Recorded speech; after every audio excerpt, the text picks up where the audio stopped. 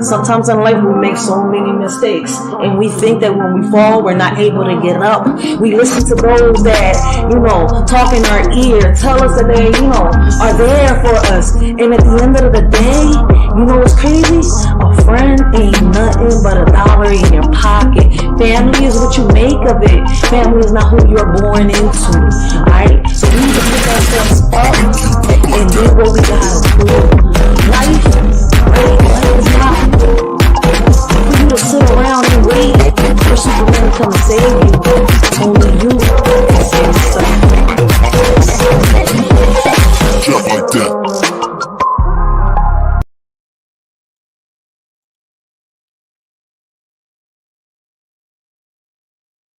Hey, what up, everybody? I hope all of y'all is having a blessed and humble morning. Whoa, it's still nighttime. I thought it was 12 a.m. It's 11:35 p.m. Oh, shit, man. I don't know where the hell I'm at today. Wait. Oh, it's gonna be getting discombobulated up in this John. Hey, what up, everybody? My bad. Technical difficulties on this John.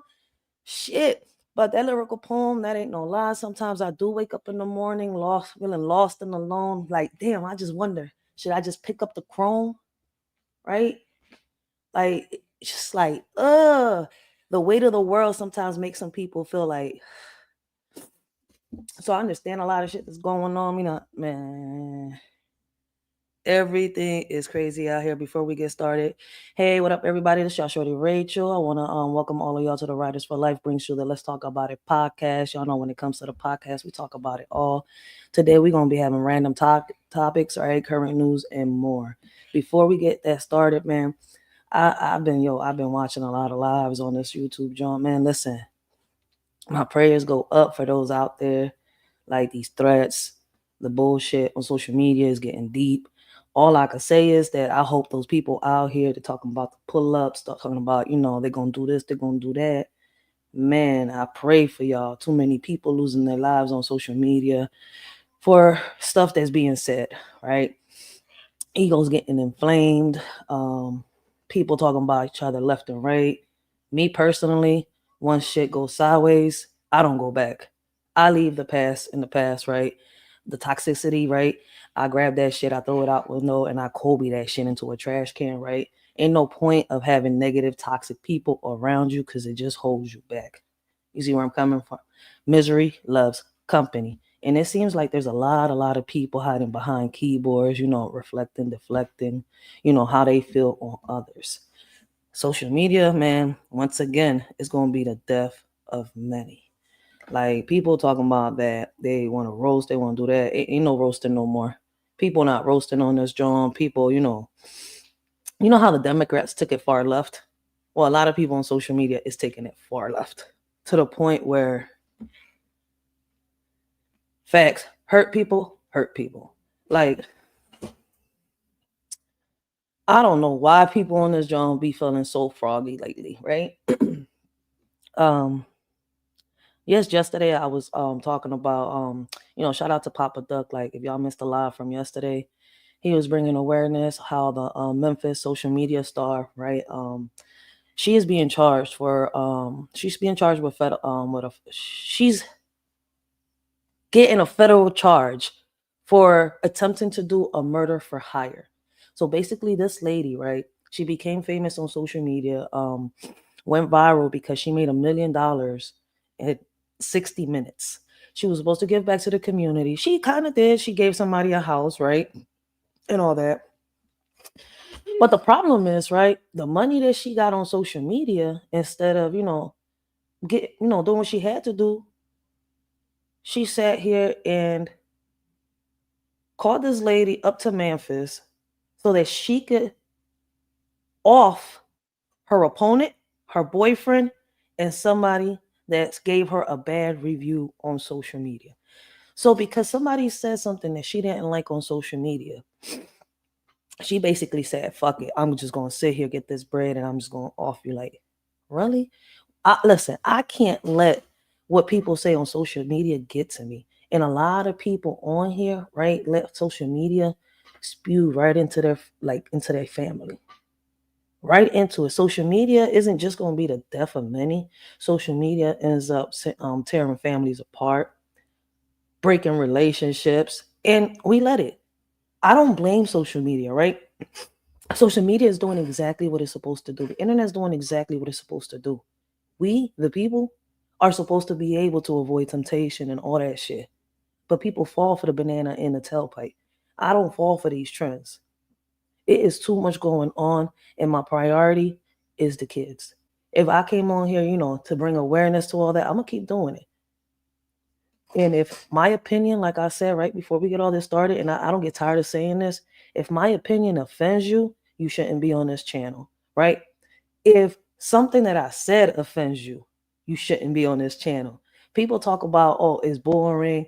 Um, People talk about they don't got time for this, but they be steady listening on these panels, right? That they be cussing people out, coming at them, saying that they wrong, saying that saying all this shit. But y'all steady there. If you don't like something, why you there? If you don't like a person, why you around them? See, me personally, I wouldn't be around somebody that makes me feel like they're offending me, that makes me feel uncomfortable, that makes me feel some type of way. The same way I am out here in these streets in real life, I am here on social media. There is no safe space. A safe space you created. You create that safe space. You see where I'm coming from? It is too much going on here for people to be crashing out over the pettiest shit. I've seen motherfuckers lose their lives out here. You see where I'm coming from? Same way that I've sat on here, right? And watched shit on the screen. Same way I've seen motherfuckers lose their lives on social media. Like they mouth just boom, boom, jab it, jab it, jab it, jab it. And all you know, the next thing you know is brains blown all over the screen. Next thing you know, somebody getting hit by a car. Next thing you know, something happening that this person's not here today because they decided to keep running their mouth. Sometimes we have to pick our battles wisely. You see where I'm coming from? Some people on this joint is emotional. That's the reason why they hide behind these screens because they feel like they're untouchable. They feel like they got all the power in the world to do whatever they want because they can't see where they're at. People might not know where they're living.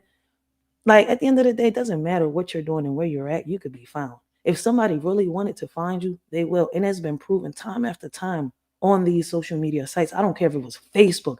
I don't care if it was Instagram, TikTok. Motherfuckers have gotten their snot boxes blown out their motherfucking faces for no reason. Blind Fury, real shit. Like I just hope, like I said, prayers go out in the air for those out here that feel real froggy, right? Them little pull ups, like I say, for me, I tell somebody once the disrespect is there, there's no going back.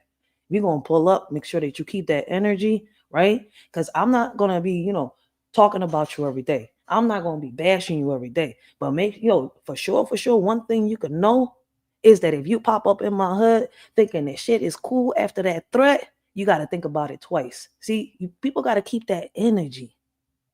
I don't go back and forth with people that disrespect me. And that's the problem here on social media, right? People give it shine. If we stop giving those people shine, they'll fade. But in social media, it's all about clicks and views, right? And that's the problem that's going on now. A lot of people's giving too much shine to the bullshit that's happening. If y'all want it to stop, don't give it light. Let it die in the darkness. Let the shadows consume it. I'm dead serious. Y'all want the bullshit to stop? Stop giving it shine. See, we're the ones that make shit go viral. We're the ones that put the trends out there. Hashtag, whatever the issue or the situation is. It's us. So the same way we start shit, it's the same way we can finish it. The problem with people is they can't take accountability for their actions and they want to pinpoint and blame others for what has happened. For example, somebody will come on here on social media and start talking some shit about somebody, right? Or ask a question, right? They don't really want an answer to. And when this person gives a reply, they don't like what this person says. So now they're screaming victim. Now they want Olivia Benson to come out and save them. Motherfuckers on this app really acting childish. That's what they do. People on the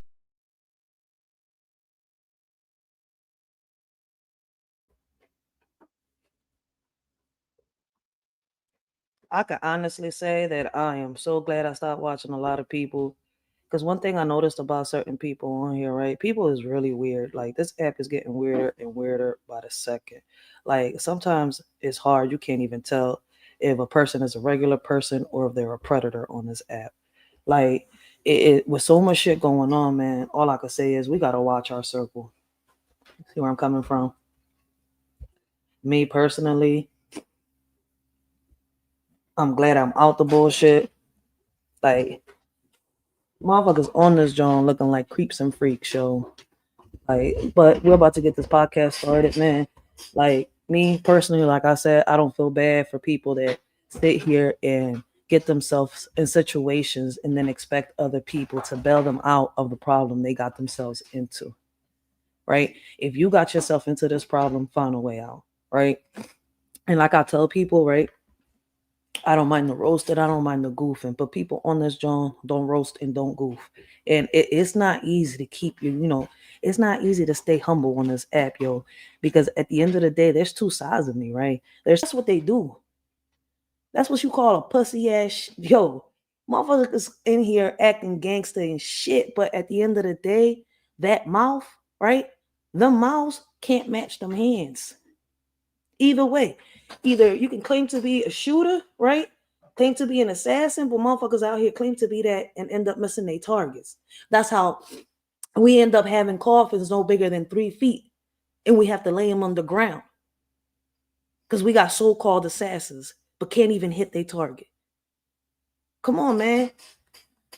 Like people got like, man, yo, people forget that people got people on here that care about them. Me personally, fuck all that police shit, none of that. Yo, once somebody hears that I'm being threatened on here, people around me is going to be on point. And that's why I say, listen, there's a lot of people on this app like that. Stop with the threats because you never know where you have to go one day. You never know where you have to step foot in. And in reality, you don't know where these people live at. One day you might end up finding yourself in somebody's hood and it's curtains. Somebody walking up to you and like, oh, hey, you remember me? You're like, what the fuck? Oh, and there was some bullshit over social media. Now you're splattered all over the streets. See where I'm coming from? Crashing out for what? People dumb on this John, man. But anyways, man, prayers out to the people on this John with the threats and much more. Hopefully, it works out for all of y'all. But we're gonna get this podcast started, man. Hopefully it works out. It works out. Like I said, if we stop giving these people shine, they will fade away into the shadows. For real, for real. So we're gonna get this current news and more started. I appreciate everybody that's in the chat, everybody that's here with a shorty, man. Let's keep the chat respectful for anybody that comes in, right? Blessings to Frankie Blanco, Realist. Make sure y'all go check out Frankie and Realist. Frankie be having some good music, yo. Go check out Frankie Blanco. Realist be having some great conversations. Check out Miss Selena. I just recently did an interview with her. I appreciate her a lot, man.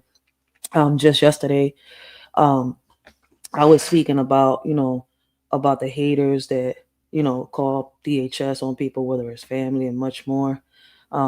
Listen, man, we got to remember, like, just because they're family or just because they call themselves friends doesn't mean they're with you. There's a lot of people that say I'm riding with you, but they're not for you, right? And as soon as they get a no, as soon as you say something they don't like, they'll sit here and try to hurt you. And the crazy part about it is, right, family will be the first one to try to hit you, hurt you by aiming for your kids and much more. So y'all got to be careful, right? With with all your surroundings, the people around you, and your kids, yo. Like just because they say they for you, I mean they're riding with you, don't mean they for you, yo. So if y'all missed yesterday's live, go check it out. I spoke on it, my situation a little bit. I'll speak on it again. But like I said, we need to bring awareness. A shorty will, touch the topics that a lot of people are scared to talk about, the topics that people are scared to touch. Like they need to be talked about. Like I tell people, man, listen, man, stand up, speak up with your chest out, yo. Say what you gotta say. Don't be scared, man. The one thing I regret back then, right, when I was young, and the things that were happening to me was happening, I regret not speaking up on time. Not, how can I say it? Not trusting certain people around me when I could have trusted them. You see where I'm coming from? And the ones that knew what was happening kept it shut. So that like kind of confused me when I was young. But at the end of the day, it's like, regardless, even though you got those that are not real around you, that hate, there are others, right, that are there. And like I tell people, right, family is not who you born into. Family is what you make of it. But on another note, right, let's get this podcast started. We're gonna be talking about Slender Man, right? Slender Man stabber begs for release from psych hospital again. So this is crazy. I don't know if y'all heard about the Slender Man stories. I thought these were just stories, little comic book stories, little fairy tales and stuff like that, like scary stories, yes. But I never thought that in reality, somebody would try to imitate this shit. But you know what? It's not something new. Like we see kids imitate, we see adults imitate. Like shit.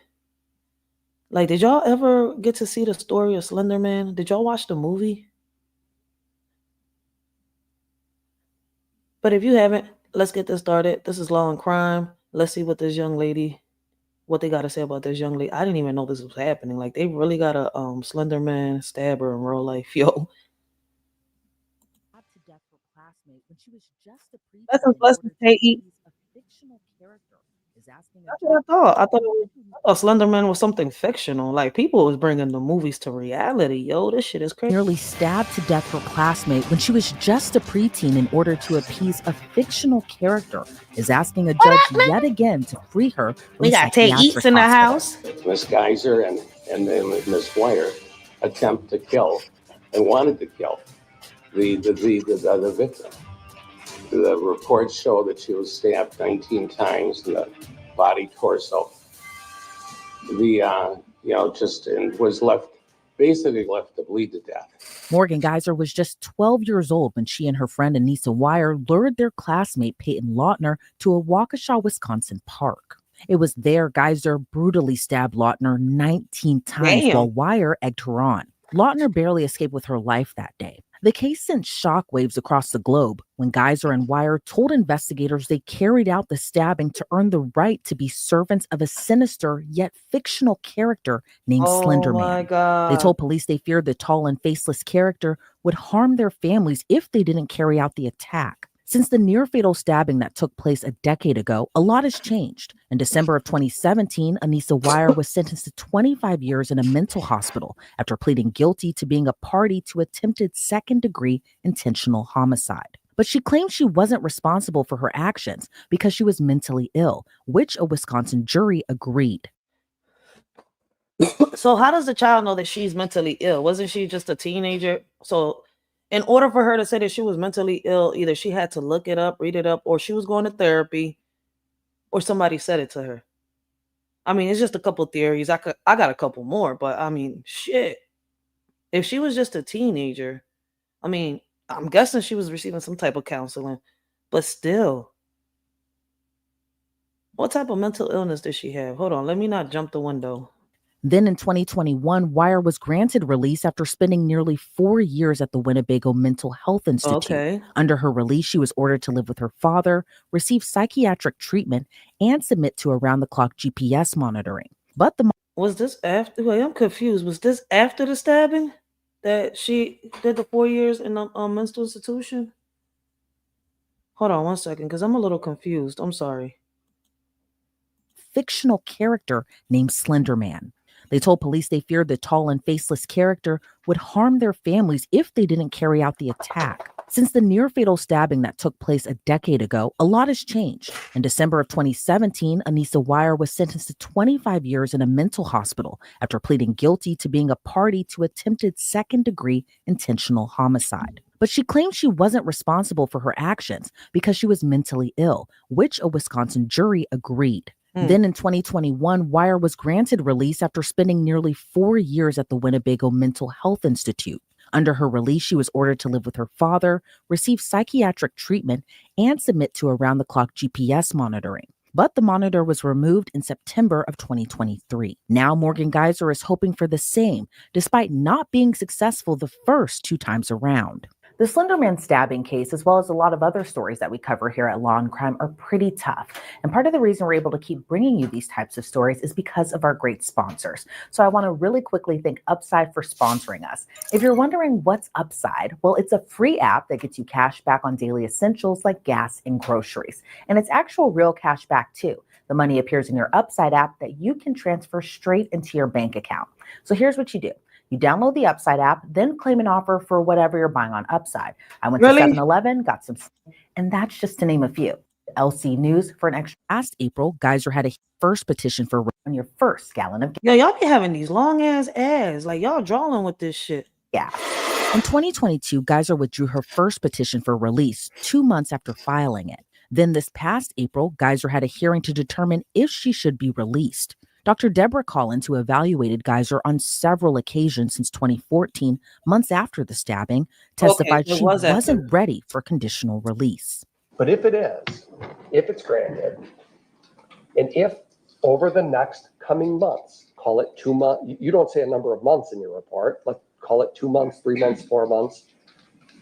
Over that period of time, if Morgan continues on the track she's on and continues doing the things that you described here, then you would say it's appropriate for her to be in the community, right?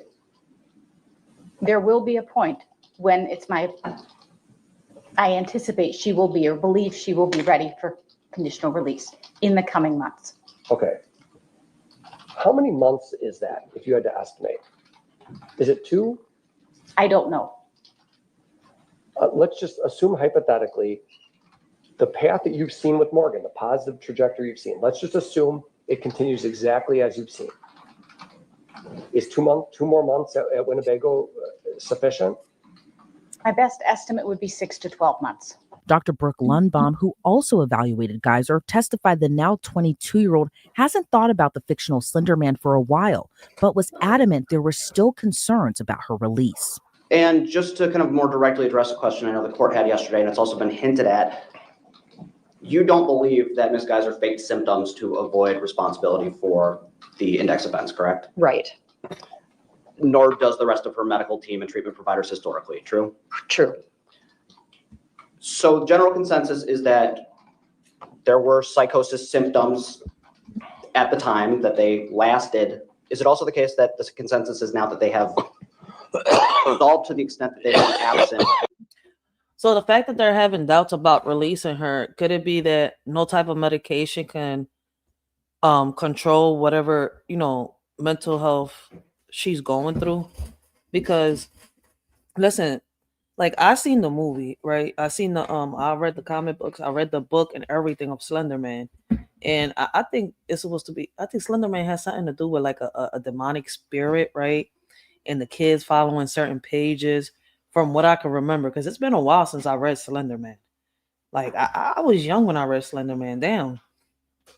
Like, for a book to inspire a child like this to actually commit what happened in that book is crazy.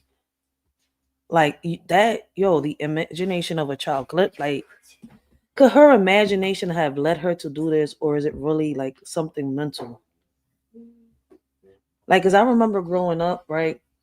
I used to hear certain adults tell other adults, be like, yo, don't let your child watch that, because you never know what they're capable of doing. They could imitate that and you could lose your child. And I'm saying, I'm like, because I remember a lot of parents warning other parents about certain movies and kids imitating what they see. So I don't know. What can cause a child to imitate, like, damn, like this? I wonder how many kids she killed, because in Slender Man, they killed a couple. The kids that got possessed. That's what I'm saying. Like, For an extended period of time. If we are looking very specifically at those specific delusional ideas that contributed to the index offense, yes, that's absolutely true, that there's been an absence of belief related to, say, Slender Man for several years. If we're talking about symptoms more broadly, there continue to be concerns.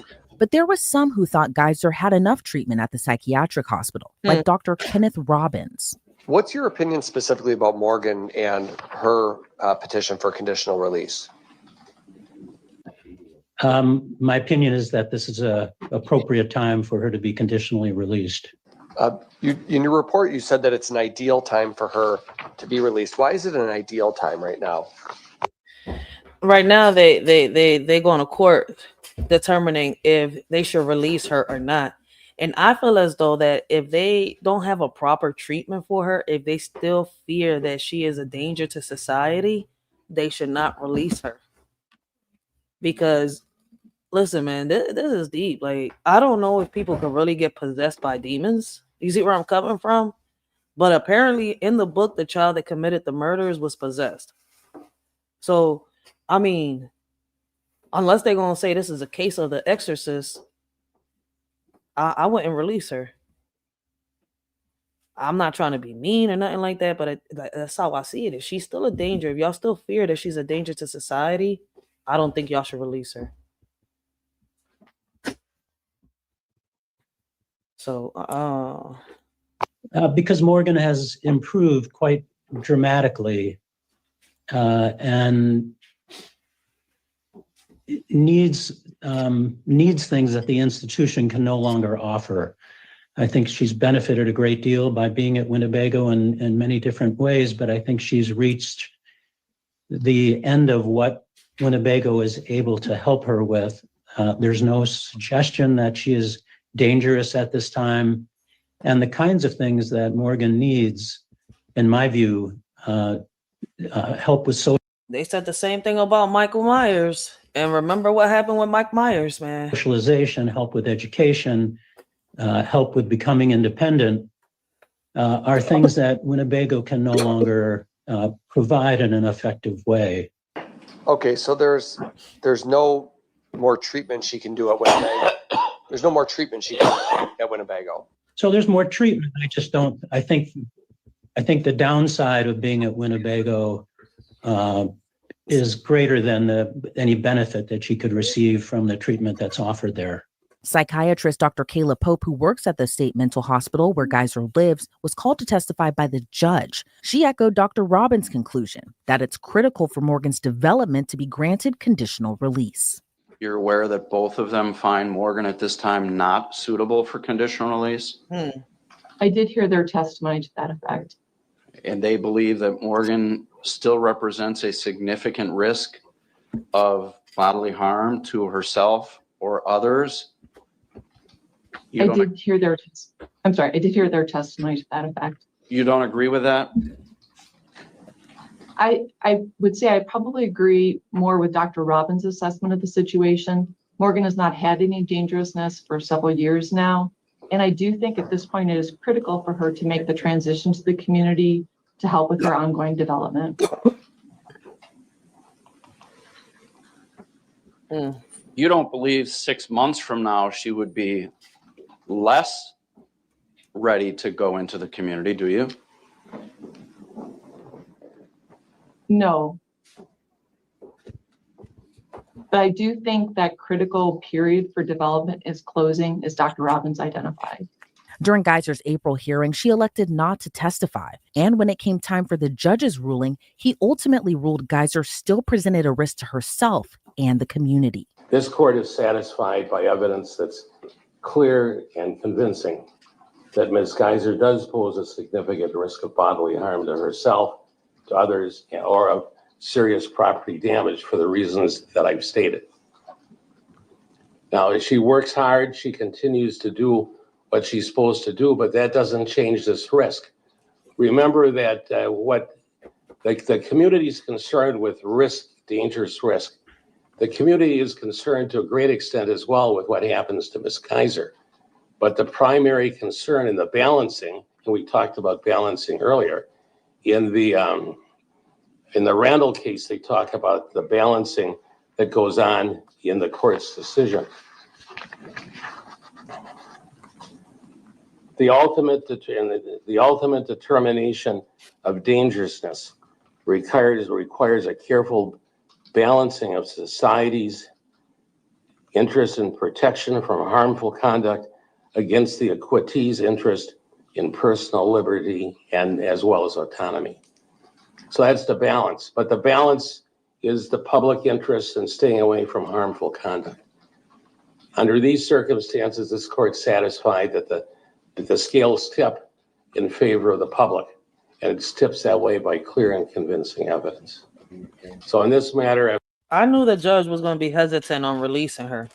It was too much. Like this seems like a case of like the Mike Myers case. Like people say that it's a real case. What happened with Michael Myers, Jason, and all that stuff. Like, so I guess they're gonna see her just like them. after hearing all of the credible evidence, which I'm satisfied was very well presented by both the state as well as by the defense, Right. I'm satisfied that the petition should be denied. Now Geyser hopes on the third time around, the judge says yes. The one-page petition cites state laws that requires the judge to appoint at least one expert to examine Geyser and produce a report within 30 days of being appointed. That hearing is set for early next month. So how likely is it Morgan Geyser will actually be released? I want to bring on now clinical and forensic psychologist, Dr. Joni Johnston. Joni, it's always so great to see you. You know, the Slender Man case was everywhere when it had happened, but now more than a decade later, Morgan Geyser is still in a psychiatric. I know. I was when this case happened. What was this like? Damn. I wasn't that young. I think I was. Damn, it's been a decade though. She said. When did it happen? Let me see if I go back. I think it'll show me.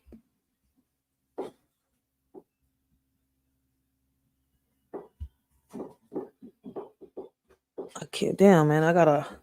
Hold on. Hospital, hoping to be released just like Anissa Weier. Joni, what's been your reaction to Geyser applying for her third chance now at release? Well, it makes sense in a way that she would be there longer than her co-defendant at the time. I think that she was perceived as kind of the mastermind. She got a longer sentence. And so I think that it makes sense that the people who are evaluating her, who've been treating her, are likely proceeding with caution. They want to make sure that if she's to be released, that she's going to be safe in the community, that she's on her way to living a life that's crime-free, and that she's able to, have some insight into her mental health disorder. And so there's a lot of factors that go into evaluating whether somebody is ready to be released into the community. And of course, safety is the number one concern. I mean, they should. This happened back in May. That's why I don't remember this, John. I was a teenager. Shit. May 31st, 2014. On May 31st, 2014, in Waukesha, Wisconsin, United States, two 12-year-old girls, Anisha Wheeler and Morgan Geyser, lured their friend Peyton Luthner into a wooded area of a local park and stabbed her 19 times to appease the fictional character Slender Man. Like, did they do this intentionally? Like, you see where I'm coming from? Or was it? But where's the friend at? Did they release the friend?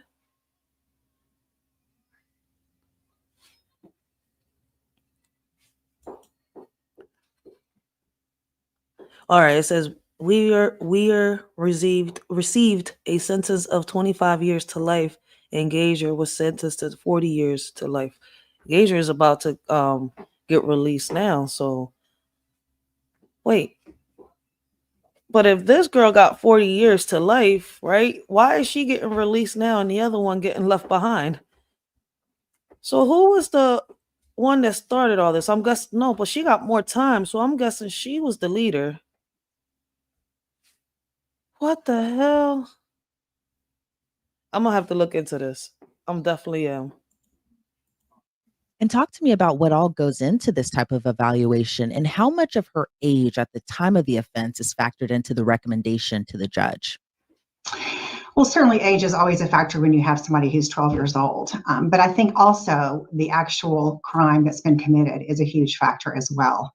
And so what's going to be happening, and what has been happening, I'm sure, is that the psychologist involved, there's always more than one, because multiple opinions, I think, are important, just to kind of make sure that one person isn't far over to one side or the other. They're going to be meeting with her, doing some psychological testing with her, and also, and in some respects, I think more importantly, really looking at her records, talking to people who've been treating her, talking to people who've been around her every day, and taking all that information and putting together some kind of assessment of whether they think she's safe to be released. I mean, it's a very, very challenging question to answer, because we can talk about statistics and likelihood and risk, but it's very, very difficult to take all of that and apply it accurately every time to one person. And Morgan Geyser applied once, then withdrew her petition. During her second petition, she had a whole hearing where a different psychiatrist who evaluated her spoke about her risk. And that second hearing happened just in April of this year. In your opinion, what makes this time different as far as Morgan petitioning the judge to be released on conditional release? And do you think that it'll be successful this time around? Well, I think that, oftentimes. So it seems like she's the one that wants to get released. It's not that they're ready to release her. That's what I'm saying. So the doctors are hesitant to release her. She's the one that, okay. So, damn, I don't know. I'm going to let the public decide. What do y'all think? Do y'all think they should release her? Is she ready? I mean, she's been institutionalized since she was 12 years old. She knows nothing but the mental institution. And before that, she committed one heinous, like she lured a 12-year-old girl into the woods and stabbed her 19 times just to make that character come to life. Like, I feel bad for her, but mental health is something serious. Like, is she really, really ready to come out into society? Is there like a way that they could test it to see if she's ready to be out in society? I mean, I don't know. I'm just wondering. That's a random thought. Released on conditional release. And do you think that it'll be successful this time around? Well, I think that, oftentimes when individuals are either up for parole or they're up for, in this situation, conditional release, they have a set amount of time that they have to wait to reapply. And I believe 6 months was the amount of time, the minimum amount of time that she could wait to reapply. So it makes sense to me. I know that she's certainly eager to be released and that she's been very clear about that. And so I'm sure her attorney has looked at her treatment and talked to her at length. And so, I'm not surprised that within 6 months she's applying again. So I think that's the first part of it. Whether she will be released, I think is really going to depend upon how her evaluators and her treatment team feel specifically, I think, about her credibility and her treatment, and also about her insight into her severe mental health disorder. I know that there's been some concern about some of the statements that she's allegedly made to some of her treating clinicians, for example, saying that she, somehow faked mental illness to get out of a horrible family situation. And, on the one hand, I think people kind of. Now that I know that she's 12 years old, I mean, I don't know. Could a 12-year-old fake her mental illness? You think a 12-year-old could fake their mental illness, babe? It's a possibility. You think so? Yeah, it's possible, but I think a child know how to explain to a parent with a mental illness. Meaning, if a child sees that they can get away because the parent think they have a mental illness, they'll play on it and use it. So that means it still would have to have been explained to them what that is. Not necessarily, because you can always Google, YouTube, anything. You're right, though. Things change. Yeah, and in 2012, the internet was really coming. You okay? You choking? Yeah, damn. I think I'm choking. You sure? Yeah, I lift my arms up. Okay. Kind of look at that and then kind of go, oh my God, this is somebody who was able to fool us for 8 years and pull the wool over our eyes. I think from a treating perspective, it's the opposite concern, because if you look at her records and what's been revealed and some of the things that people who've observed her have seen, is there's a lot of documentation that this is somebody who was psychotic for a significant amount of time. And so the concern is not, was she pulled the wool over her eyes? But one of the things we know about schizophrenia is that that's what she has. That can be a symptom of schizophrenia. So wait, okay. I'm guessing because let me go back. Okay, so if she has schizophrenia, that explains a lot. Multiple personalities.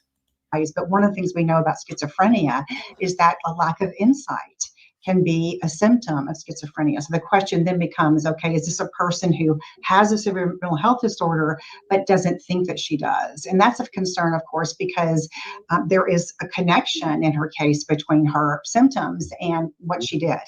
And so we want to see that she is aware, that she is actively in treatment, that her symptoms are under control, and even more importantly, that she recognizes, the risk and stressors and triggers that might cause her to begin decompensating.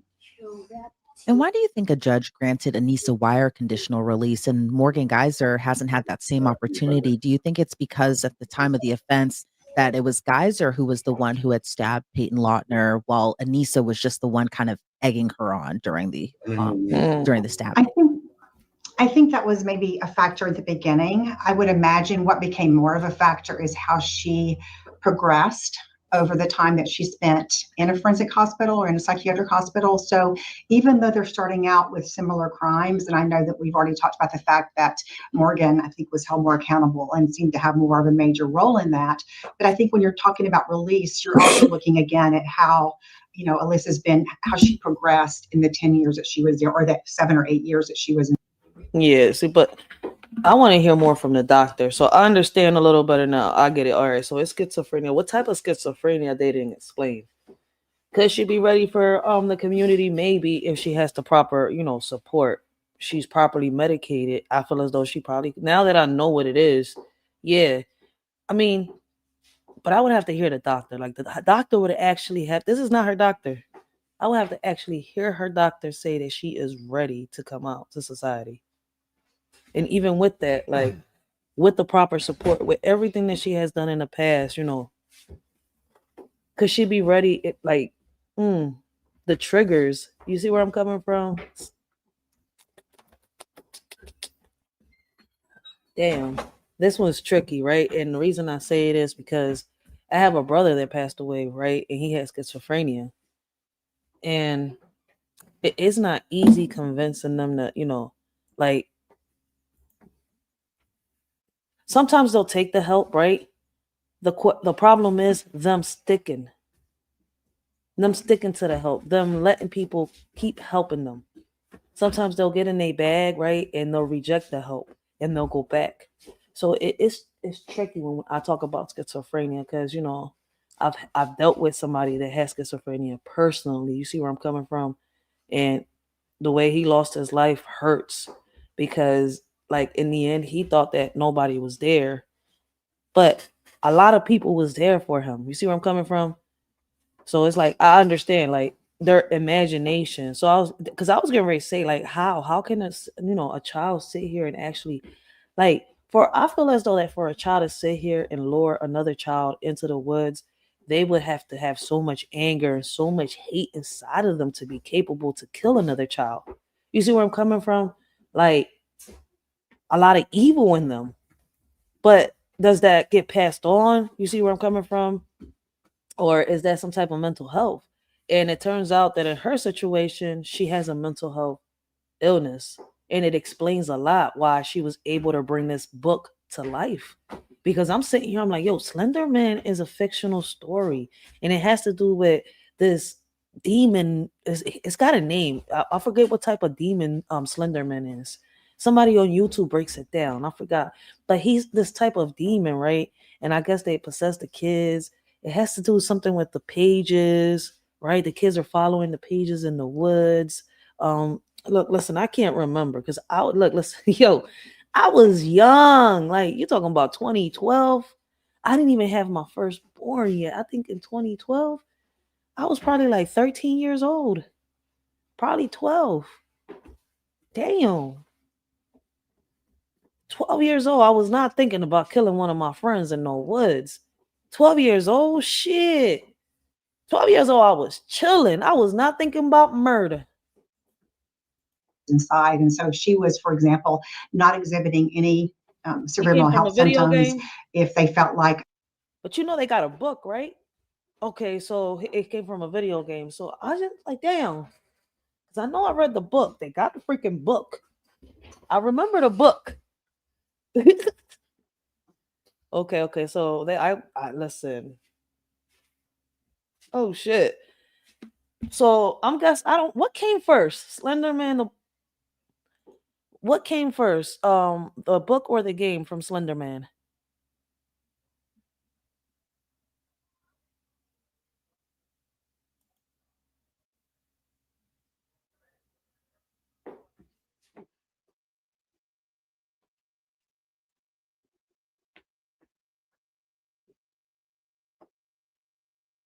All right. Let me put it like this.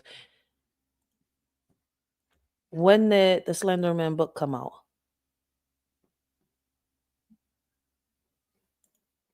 All right. The book came out in 2009. When did the Slender game?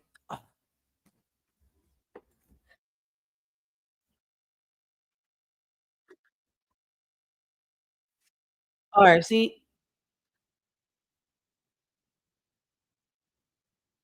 All right. So the game came out in March 26, 2013. The game came out a year after. So I know I wasn't wrong. The book came first. I was like, damn, I didn't even know about the game. Shout out to Van D. Yo, I did not know about the game. Yo, I swear to God, I did not know about the game. Yo, Van D I gotta check this game shit out. Wait, I probably did know about the game. Hold up, wait a minute. I gotta go back. Like, I probably did know about the game because you talking about it came out in 2013. So I probably did know about the game. But I know about the book for sure. I just wasn't sure about I didn't know about no game. I know about the book. I know they got comic books too. The comic books came out before the book. So I don't know. That's what I'm saying. I know that Slenderman is a demonic spirit, and there's a name for the demon that Slenderman is. There's different types of demons. Y'all know I be into my history, right? As she got away from Morgan, that there was this kind of enmeshed relationship. And as she got away from Morgan, that she began to kind of recover and she didn't seem to have a severe mental health disorder. She's going to be treated differently and she's going to be perceived differently. And in these types of requests for conditional release, how much does the judge factor in what the victim has to say? That is such a tricky one because I think, ideally victims and victims' families would always have a voice. And I think that they certainly will have a voice, whether it's as a part of the hearing or just the fact that the judge has heard them speak before or is aware of their feelings about this. I do think when you're talking about, though, somebody who's been sentenced to a mental health facility, that is probably going to be, secondary to the community violence risk and her level of treatment and cooperation. So it's always a factor. It's not going to be, I think, the determining factor. And Morgan Geyser didn't testify in her previous hearing that happened in April, but do you think this third time around she will? And what does her testifying, do you think that'll kind of help benefit her in a way, or do you think that could kind of deter her as well too in her request for release? That's going to be a tricky decision, I think, between her and her attorney. I do feel like when push comes to shove, her treatment team and her evaluators are going to have the main say. If I'm not mistaken, it sounds like the victim is still alive. And if the victim is still alive, there's going to be a problem because I don't know. It really does. Like the victim's feelings is going to be taken into consideration into this for real. So I didn't know the victim survived. So apparently she did. And whether she's released. And I think because they're the ones who've been with her and evaluated her over and over again. And so she very well may want to speak and talk about her treatment and those kinds of things. But if there are things that have happened more recently in the past couple of years that she would have to explain or talk about, her attorney may discourage her from speaking up because of that. And given just the entire situation, when I say the entire situation, I'm talking about from the time of the offense to even now, in your opinion, do you think Morgan Geyser should be released on conditional release? Well, I think, there's a couple of arguments here. One, of course, is at some point she's going to have to be released. I mean, I guess she doesn't have to be for 40 years, but I think most people would think that given the fact that she was 12 years old at the time that she committed this, that she deserves a chance to do that. So then I think the question becomes, what is going to happen to her once she is released? And so, I think that really is the big question. Is there a place where she can go where she's going to be closely supervised? Are there people going to be around her? What kind of supervision, what kind of conditions are going to be put on her in terms of social media, for example, in terms of access to TV or all those kinds of things? So I think it's not so much a matter of, do I think should she be released? It just becomes, can we release her in a way that's going to minimize the risk to the public and give her a chance? Because, there's always the argument that, okay, well, yes, she hasn't been violent toward others for many, many years. And then the other side of that is always like, well, she's been in this, kind of captive environment where she's closely supervised. So she, how could she do this or whatever? And that's true though.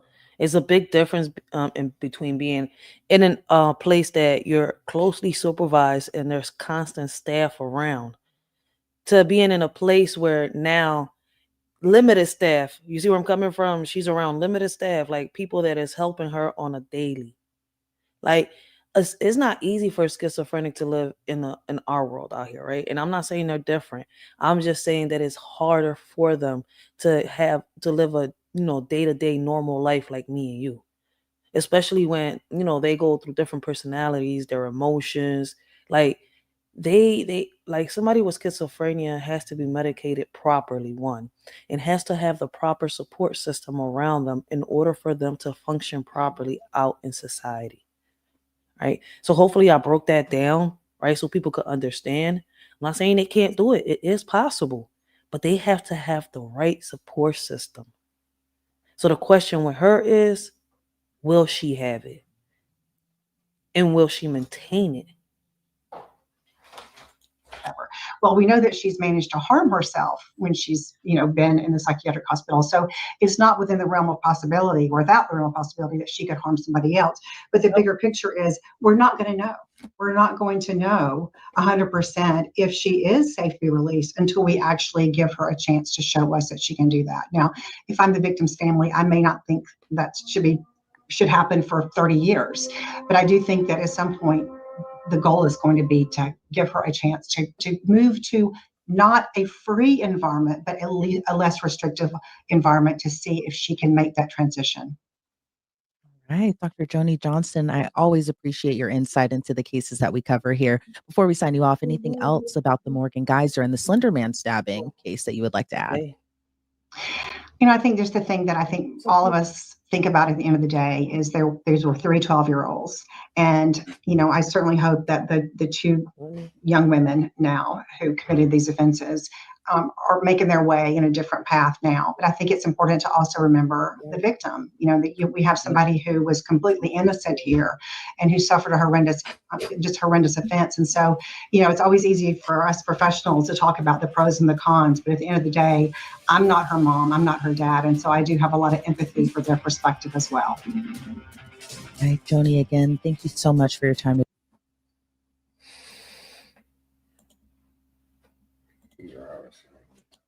Yeah. Yo, cases like this, it's heartbreaking. Like I said, I had a brother with schizophrenia, right?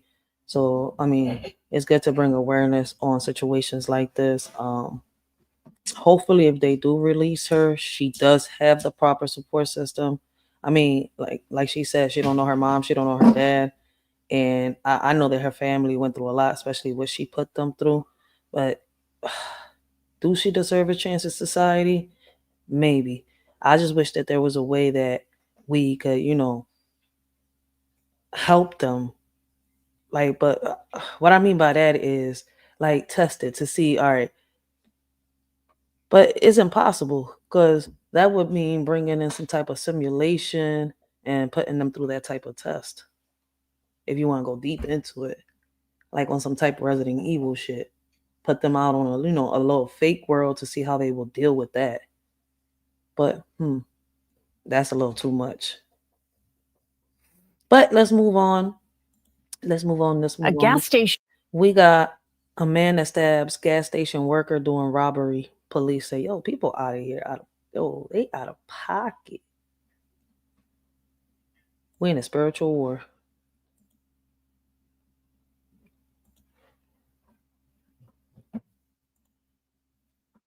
A gas station employee is attacked on the job, and tonight a reward is being offered to catch the suspect who stabbed the man several times inside of the convenience store.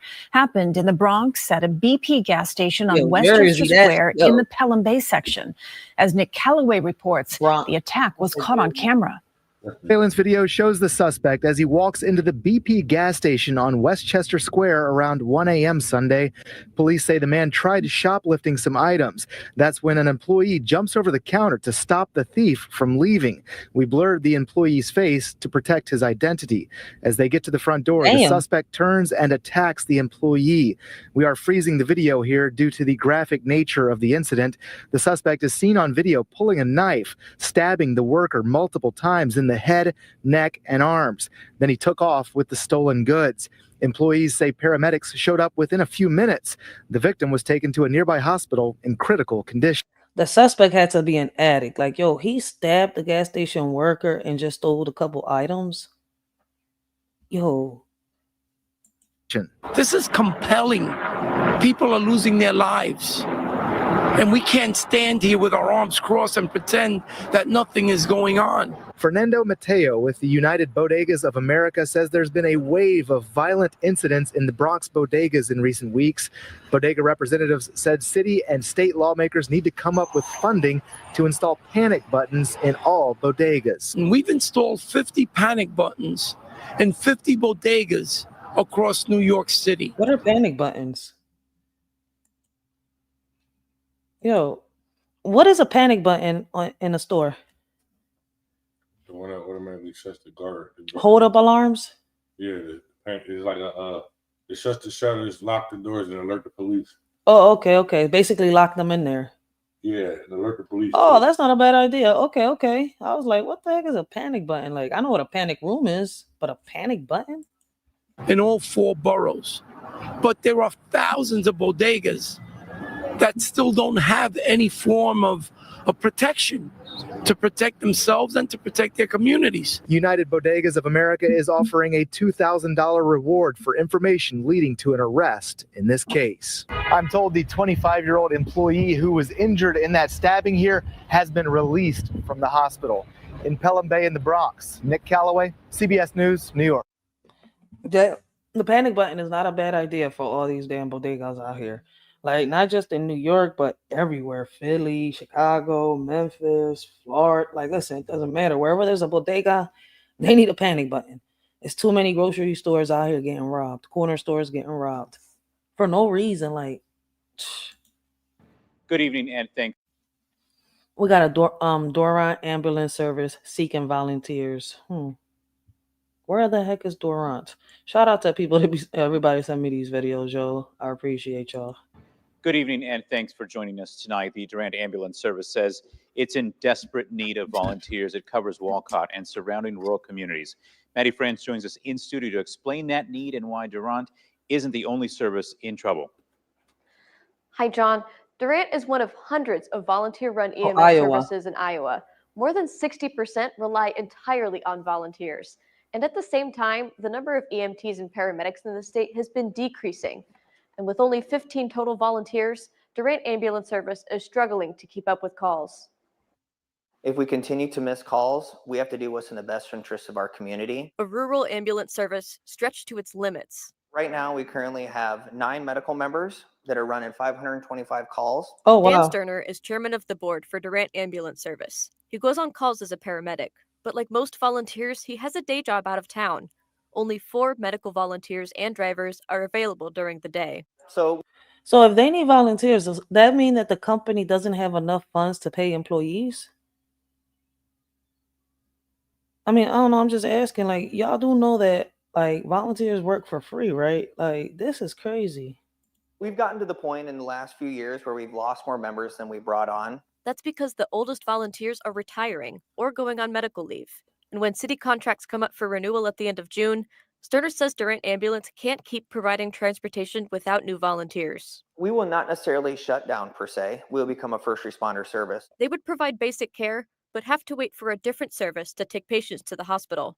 Minutes matter. And so if you're waiting for an ambulance to come from a nearby town, those are very valuable minutes that you're losing out on. So he's turning to the city. If the city takes over the service, more volunteers could be incentivized by government benefits. But he says the city would be lucky to break even. And I think collectively, we're going to have to get a committee together and ultimately decide, does it make sense for the city of Durant? The city clerk says she'll head that committee. But ideally, Sterner wants people to apply. Maybe it gets to the point where I hope that we get 10 applications and we don't have to ask the city for help.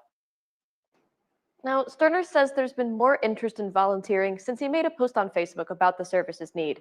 If you want to become an EMT or paramedic for Durant, the service will pay for your certification. John? Alrighty, thanks, Maddie. And Sterner says the next EMT classes are in January. New volunteers would be certified by May. Okay, so they don't work completely free. They get benefits out of this. So that's not bad. Like, I wish every volunteer job was like that. Snap, man. Moving on to the next news, we got Canton mother recounts harassment by juveniles, threats to infants caught on camera. Damn. Yo, these kids is getting wilder and wilder. Like, what's up? What is these parents giving their kids and their food?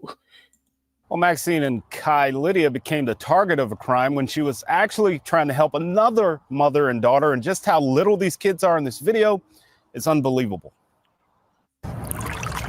Along the waterfront in the Canton neighborhood, Look how clean it is. Lydia was out for a walk with her 11-month-old daughter. Usually I walk along the waterfront so she can look at all the ducks and the geese and the boats. That's when she noticed two juveniles harassing another mom and her daughter sitting on a bench. That's when she took out her phone to document it. You see on like all the Facebook neighborhood groups, does anybody have any photos? Does anybody have any pictures of like this happened and we were attacked? And that's when the two juveniles turned their attention to Lydia, They're like, give me your phone. I was like, no, you can't have this phone. demanding she delete the picture. But things only went from bad to worse. They were threatening, harassing her and said, you're lucky you don't snap your baby's neck and a bunch of other things. The pair taking aim at Lydia's baby. Lydia ran inside Bayside Cantina, hoping to get help.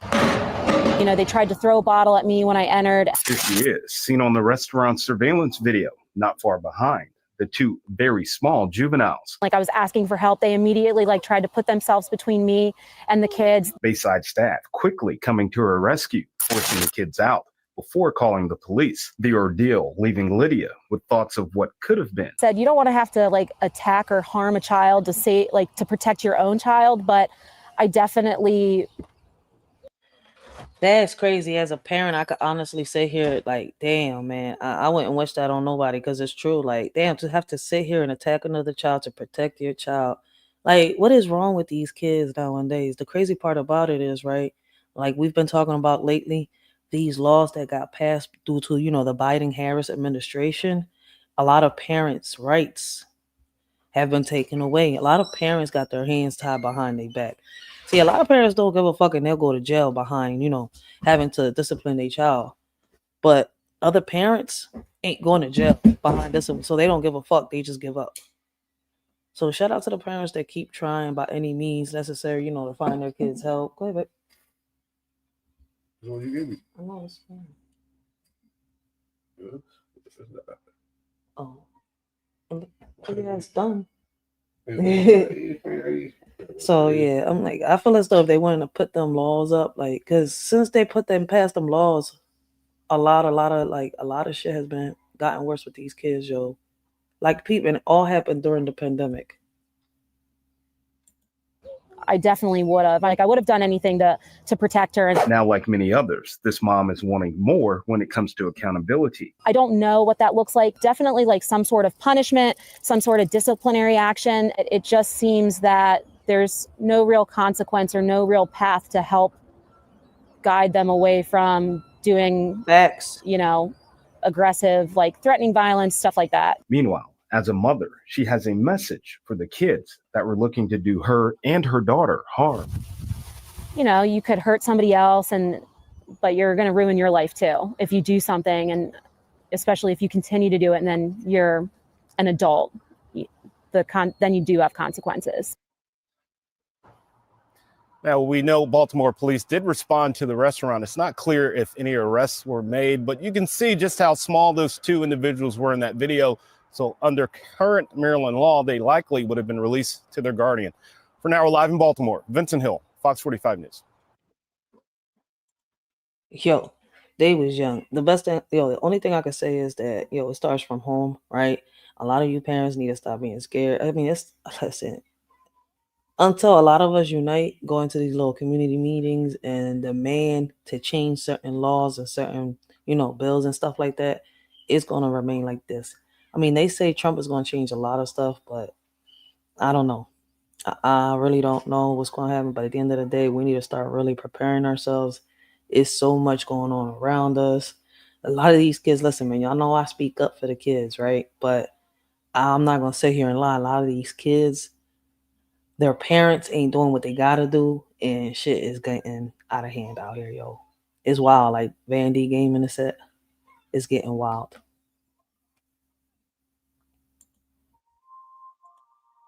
Welcome. So we got an exclusive. Cop appears to try and plant drugs on black executive, I guess. Let's see, because they cut the damn title off. Why would y'all do that? Black executive. Oh, okay. Black executive. To the bullpen.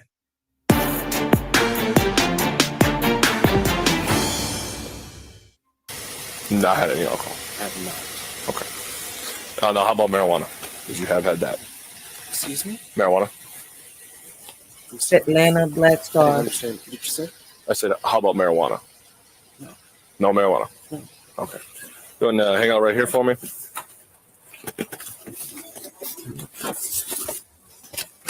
It says Lariat believes the cop was looking for drugs in his patrol car to plant in his car.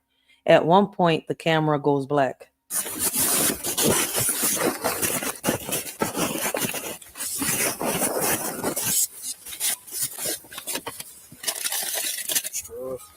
I don't think I have any.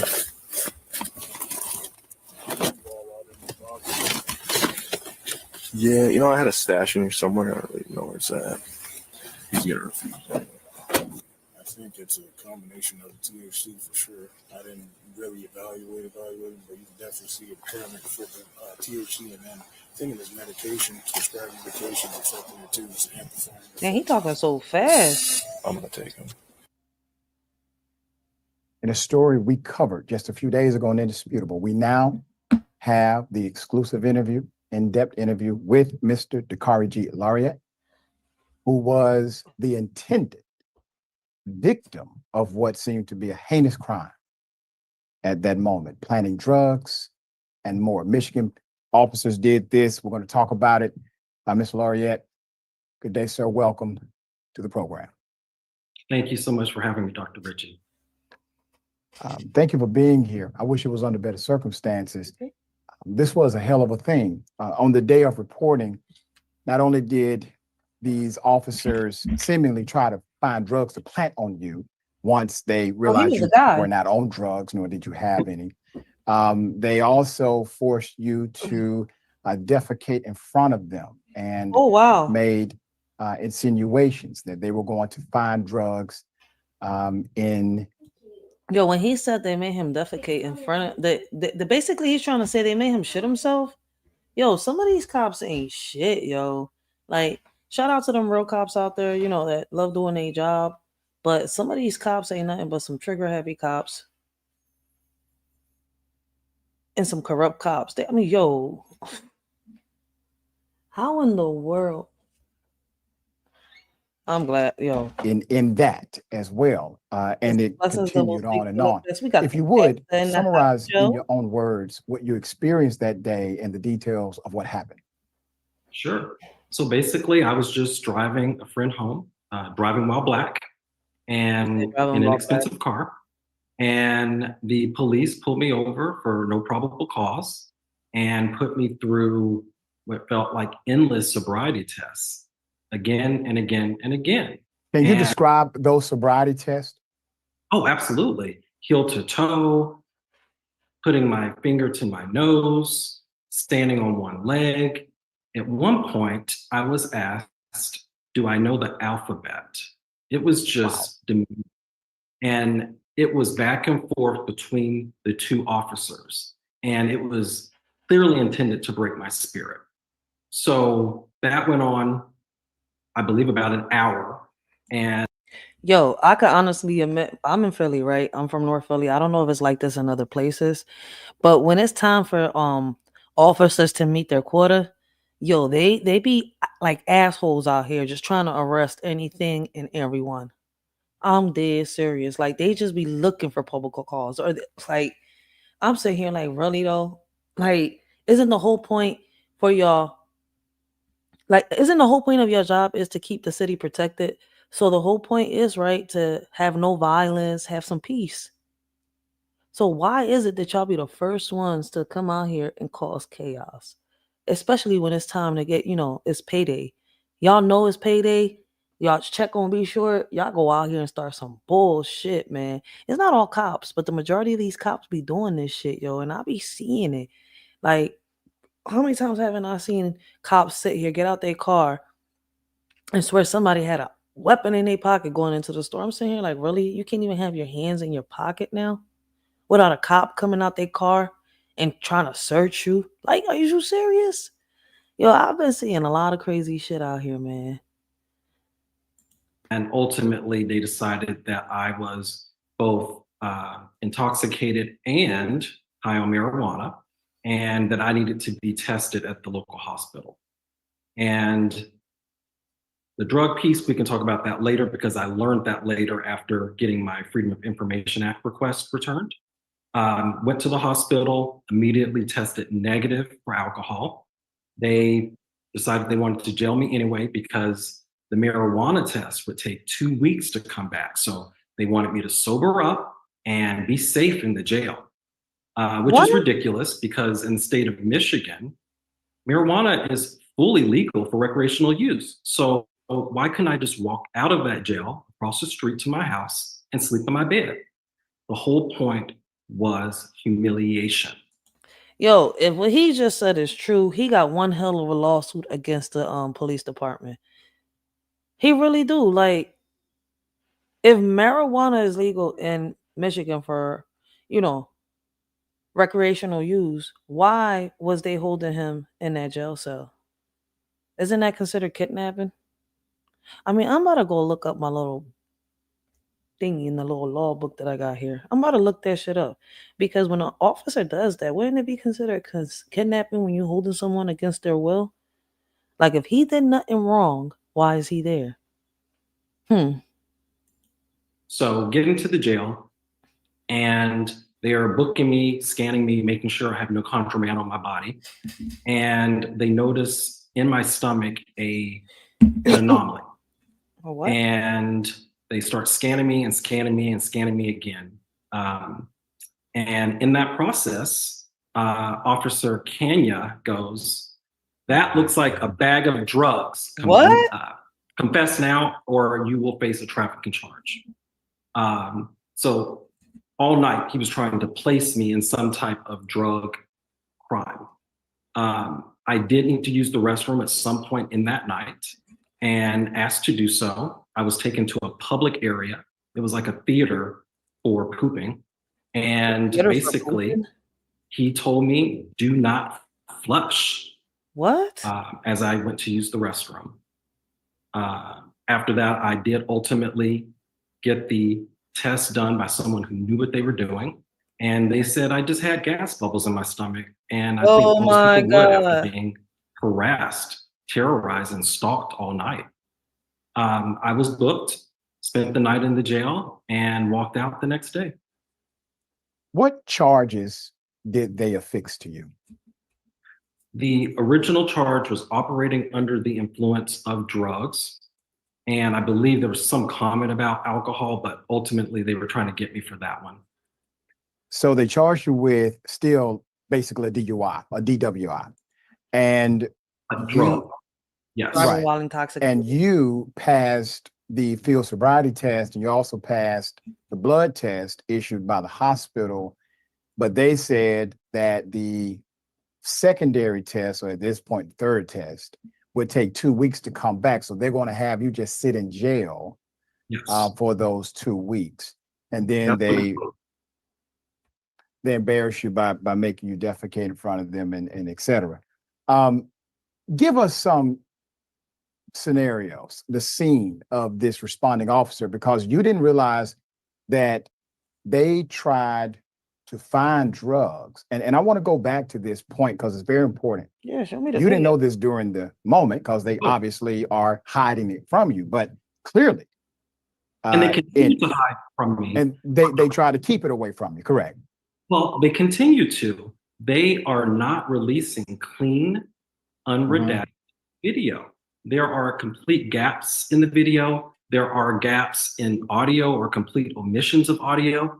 And I actually talked to the passenger that you don't see in the main video. And I said, well, what was happening in this 1 minute gap in audio? And he said, oh, that was when they were asking me if the car really belonged to you. Wow. Okay. Yes.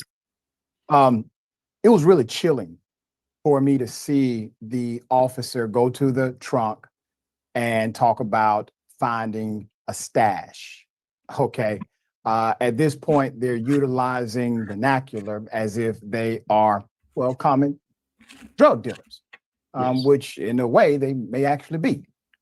So, right.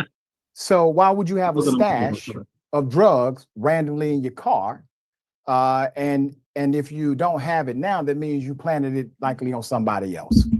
But they went to the car, and to me, it's so chilling because of how all of the officers were down with the play.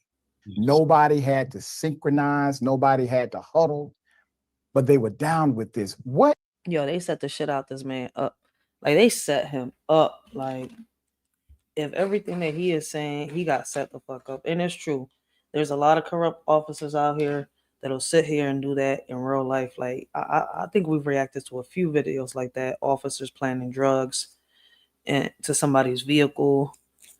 Like, that's why I say, like, listen, man, I don't know. Like, listen, I'm not mad Trump got voted in. See, I'm not mad at his policy, right? Shout out to Trump, right? He won. The one thing I don't like about his policy, one of the things I don't like about his policy, right? Because there's not many, it's just a few things. It's about how he's trying to give police officers immunity. And I'm saying here, like, how much more immunity can you give these police officers? They're already protected by law, right? And for those of y'all that don't know, y'all can go look it up, right? Or get yourselves like a law book. They have them. I'm from Philly, so I can't even say where they have them because I don't want to confuse, but they have them for places wherever you're at. They have them, especially if you got a downtown, you know, that you got a court office and stuff like that. You can get the books anywhere. But man, make sure y'all learn your laws and your rights, man, because a lot of this shit can be fought in court, man. That's why I said if everything that he is saying is true, he's got one hell of a lawsuit against the police department. What happened? To where you got access to this video, and when you did, how did you feel? Oh, I'm angry, Dr. Ritchie. You know, I was an executive at the biggest company in Benton Harbor. Wow. I'm an NYU MBA. I've never even been arrested. So where did they get trafficking from? Clearly, that's a trope. Then Kenya comes around to the car talking about fruity, fruity, fruity. All of the tests showed that I was negative. So he clearly was a homophobe. So I'm just very upset. I'm upset with Michigan State Police. They are withholding information from my attorney and me. And I'm upset, frankly, with the governor. And I'm upset with the Colonel Grady. We need this resolved immediately. We filed our complaint in June. And if I can count, that's more than 90 days. The investigation should be over. And we all saw the video. So for me, it's over. I need these officers fired. Yeah, they did gonna fire the officers. Should be under criminal investigation. Yeah, they do in gotta do addition it, to first. not being anywhere near the sanctity of an office of public trust. So let's talk about. Yeah, true that. They have to go under an investigation first. Then after the investigation, it could be determined if they get fired or not. So yeah, that is the proper way to do it. All right, shout out. My bad. The filing, the filing that you and your attorney have levied against them. In this filing, what are the specific claims made? Well, it's so interesting. Initially, we thought it really was a matter of discrimination. So while black, right? Then obviously we get the videos and we had to expand it to planting drugs and trying to implicate me in a drug crime, which would have ruined my life. Then it expands again, Dr. Ritchie, to a criminal conspiracy to manipulate the evidence and to conceal. Yeah. Well, so we have not quite yet made that third update to the lawsuit yet. We want to give them a moment to come clean and give us the evidence immediately. Did you all file in state court or federal court? This is federal. It's a civil rights violation. Good, good. We can't trust Michigan. We cannot. Yeah, that's right. Good, because it takes it out of their home court advantage. Hopefully they got all the evidence, because if they already edited certain parts of the video, like he said, I mean, would they have the original video? I mean, they should. But my thing is, will they give them the original video? They should be able to tell if the video was edited anyways. So, basically, at this point, how many officers do you know were involved? Two. Well, that's the chilling part. We thought that it was 2 dumb cops, and now I'm done. If the records department is manipulating videos, how high does this go in Michigan State Police? And what is the governor doing? I got a form letter back from the governor about 2 weeks ago that she cannot participate or intervene in these types of matters. I think she needs to get on the phone with Colonel Grady, who is the head of Michigan State Police, and figure out what's happening like today. You know, I have a different point of view than some. I think the colonel is well aware of what's happening. I believe the governor is well aware as to what's happening. You have a culture inside of policing, and even though the rules may say one thing, the culture says another. And as I say all the time, culture eats policy alive every day of the week. This is problematic. You could have had your entire life destroyed over a lie. Yes. And they would have made it seem as if they just found the drugs. Yep, their investigation was proper. And the fact that he did it or attempted to do it to you, seemingly in that video, is an indicator that they have done it to others. I just wonder, when cops plant drugs like that, do they buy the drugs, or do they take it from like this, you know, where they got the evidence room? Is that where they take it? And if they do take it from the evidence room, do the police department notice when they're missing evidence? Like, I mean, I'm just asking, because this seemed like some type of, what is it, wire type shit? Like, damn. Like, when cops actually do this type of stuff, do they buy the drugs, or do they take it from the evidence room? And if they do that, do the police department? That's a random thought. I'm just wondering. I mean, if anybody can answer that for me, let us shorty know. Oh, yes.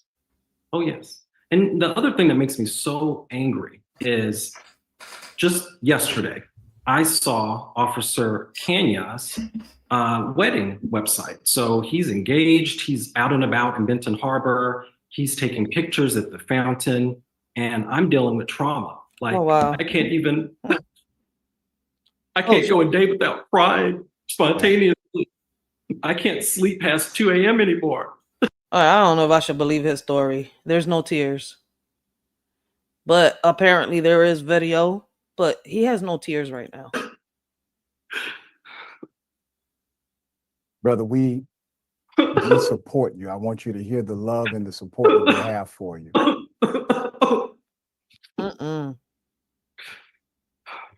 Thank you. You've gone through something that 99.9% of the population would never experience. But I want you to know you have taken control of the narrative by doing what you're doing, standing up, providing leadership, articulating the facts, being willing to talk to the public. Facts. We got the best video from your own YouTube page. Thank you. Because you advocated for justice. Yes. And you happen to be the person and it's that not needed just that justice. It's not just for me. When I was in that jail, I knew I was not the only innocent person there. That's right. This is a criminal conspiracy and it has to end immediately. Brother, your fight will change things not only for the future, but it may also have the effect of changing some things that have been done unjustly in the past, because you are creating exposure. The best way to get rid of darkness, as Dr. King would say, is to expose it to light. Darkness and light, they are not co-equals. Anywhere there is light, darkness flees. And this is how corruption permeates. It permeates in the dark, and you've been able to bring it to the light. I am interested to know, sir, how, when you did the Freedom of Information request, and you did get at least some of this video, even though there's redaction and editing, they left, whoever gave this to you, left a very key part in there. I don't know if that was done intentionally or not, but if they were supposed to erase all of the potential criminal activity of the officers, they did a bad job. Yeah, they Because did. clearly you see them going to the trunk trying to find their stash for you. How do you think that happened? Well, I had this conversation with my sister's mom, and I said, you know, there must have been an idiot in the records department that released this. Oh, She said, wow. don't think about it like that. Maybe there was an angel in the Mm. records department that let that go out and they just couldn't do it anymore. Man, is your attorney confident you can get some of these officers under oath anytime soon? Well, we'll see. If I were in their shoes, I would definitely try not to go to trial. I'm gonna put it right here. Hopefully, he gets some type of justice. We're gonna catch up on the update. Y'all could check out TYT, Undisputed for the update if y'all wish to, right? This situation unfortunately does happen a lot. I'm from North Philly, right? We do got corrupt cops too. I don't know where y'all from, but let us shorty know what y'all think about this situation. Does it happen in your city? What type of solution do you think could be brought to the tables to get rid of corrupt cops? Could you get rid of corrupt could we get rid of corrupt cops in our cities, right? Because this is something local. Could we? Because in each city, is it local or should it be federal? Is it federal? I think it is federal. Because in each city, we got corrupt cops. In each state, we got corrupt cops. The question is, how do we resolve this? And can there be a resolution to this? I feel like there could be, but, we're not united enough. We're really, really divided. 13-year-old girl in Prince. So moving on to other news, we got video captures moments before mom allegedly shoots daughter in PG County. Wow. Like, yo, I'm telling you, man, some of these mothers don't deserve to be mothers, man. There's a lot of couples out here that wish they could have kids, right? And so I don't know why these women, when they become, when they get pregnant, right? If you don't want to abort, okay, right? But at least do the adoption. Let another couple that wants to give all their love and attention to a child raise a child and give them a chance in this world. Women bring kids into this world. I don't know if it's to bait the man, right? Or I don't know, what is it? Like, but to sit here and abuse your child or kill your child just because you brought them into this world doesn't make you a mother, and it doesn't make you a woman. Like, I don't even, these bitches ain't nothing but Lilith in disguise, yo. For real, for real. Prince George's County is in the hospital fighting for her life after police say her own mother tried to murder her. The shooting happened Monday evening in Prince George's County. Fox 5 Nanasinga Bonsu is at the Seat Pleasant Police Department with surveillance video that happened moments before that shooting. And also, from what we understand, Nana, you have some new details from investigators. Yes, we do. So let me tell you, around this police department is the home where officers found the 13-year-old girl with a gunshot wound in her neck. Now, when officers arrived, the girl told them that her mother asked her to tell officers that someone else shot her. Well, it was through further investigation and surveillance video that we're about to show you that police determined the girl was shot by her mother. I actually saw them walk her down the block and handcuff her and put her in the back seat. Tina Nyblack was outside early Monday evening when she noticed caution tape blocking off one of the homes on her street. We're not sure of the details of how it happened or what happened here. So. Fox 5 spoke with her yesterday when Seat Pleasant police were trying to figure out who shot a 13-year-old girl.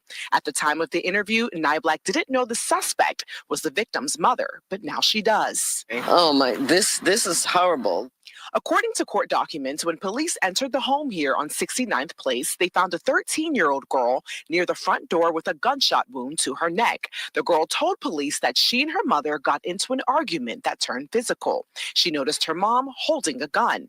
As she started to walk away down the steps is when she heard one gunshot and fell to the bottom of the stairs. The girl also told police that her mother, 32-year-old Talika Brown, instructed her to tell them that she was shot by someone who had broken into the house. So police started reviewing surveillance footage like the video on your screen, where you can see the teenage girl walking home from school with a book bag. She grabs the trash can from the curb and brings it to the side of the home before entering the house. According to court documents, between the time she entered the home and the shot was fired, no one else was seen entering or exiting the home. The girl and her mother were the only ones in the house. Investigators say Brown continued to give them conflicting stories before they arrested and charged her with first-degree attempted murder. In a statement, the acting police chief in Seat Pleasant says, "It is always tragic when we have acts of violence within our community, but it is heart-wrenching when the perpetrator is supposed to be your protector." Yo, this news reporter is not lying. Like, I'm not understanding this shit. Like, we're in an era where family members turn into enemies and friends become your haters. Like, yo, you got moms killing their kids, the kids killing their parents. Like, what in the world? Yo, we really is in a spiritual war. Shout out to the Word, man, because he speaks a lot about these, the spiritual war. He breaks down a lot of the stuff that, when it comes to that spiritual war. Listen, man. I don't know how a mother, a woman that is supposed to protect her kid, nurture, defend, teach, could sit here and harm and adhere on the angel she brought into this world. Like, do some people know that our kids, how can I say it? Our kids are borrowed. They're not really ours. We're supposed to raise them. And while we're raising them, right, to become young men and women, we're supposed to protect them, teach them, heal them, nurture them. And a lot of parents, a lot of people ain't meant to be parents. How is it the one person that's supposed to protect you be the first one they'll sit here and harm you? Neighbors like Nyblack feel the same way. It's domestic violence within your home, within your four walls where you should be protected. That's still domestic violence, parent, child. And it's just so disheartening that too much of this is happening today. Now, police tell us that the girl is recovering at the hospital, but will need additional surgery as her condition becomes more stable. Now, police also confirmed that they did find a loaded Glock inside that home when they executed a search warrant later on that night. Brown is expected in court tomorrow for her bond hearing at 1:15. Guys. That is shout out, man. Could y'all imagine a world without women? A world without men? A world without children? I mean, I've thought about it. And I mean, I don't know. What would we do? In a world without women, will there be loving compassion? Their strength and wisdom, essential for our evolution. From nurturing to leading with grace, women bring balance to every space. Their resilience and empathy, crucial for humanity's harmony. Can this world truly function without the essence of their contribution? Let's honor and respect them, for they are the heart of our civilization.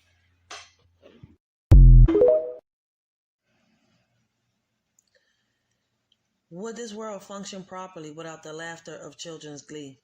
Their innocence and pure hearts, adding color to life's art. Imagine a world without their curious minds, no tiny hands to hold in times. Their dreams and hopes a beacon bright, guiding us through the darkest night. For in the eyes of a child we see the possibility of what could be. Their love and light, a gift so rare, a world without them we cannot bear.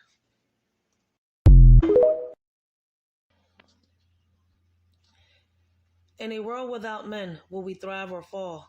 Could we find balance, or will chaos call? Strength and power they bring, but also strive. Can this world function without them in our life?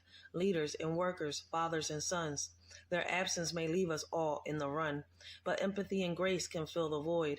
Can this world function without men deployed? Yet women have risen strong and true, breaking barriers, making their debut. Together we stand, hand in hand.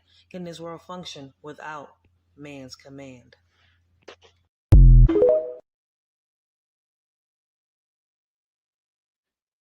This shit is crazy. The violence between men and women need to stop. Like, it's parents killing their kids. This shit is getting out of pocket, yo. Hopefully something could get done, but unless we get united, I don't see it. But let's move on to the next topic, yo. Why do you believe what you believe?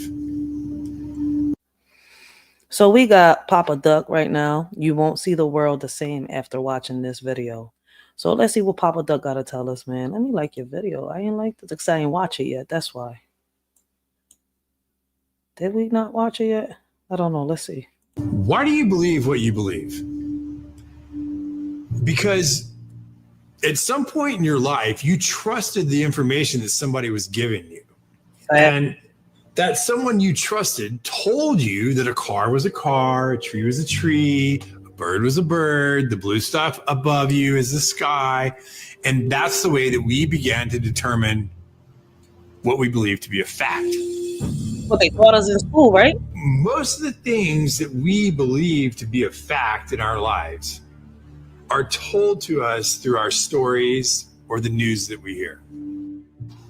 So my question would be, if they were deceiving you with the stories they tell you, would you be able to recognize that? If you pay attention to that video I just showed you, just think for 1 second, you will realize just how easy it is to control people. To tell them whatever they ain't gonna say whatever they want to hear, but to tell them lies, right?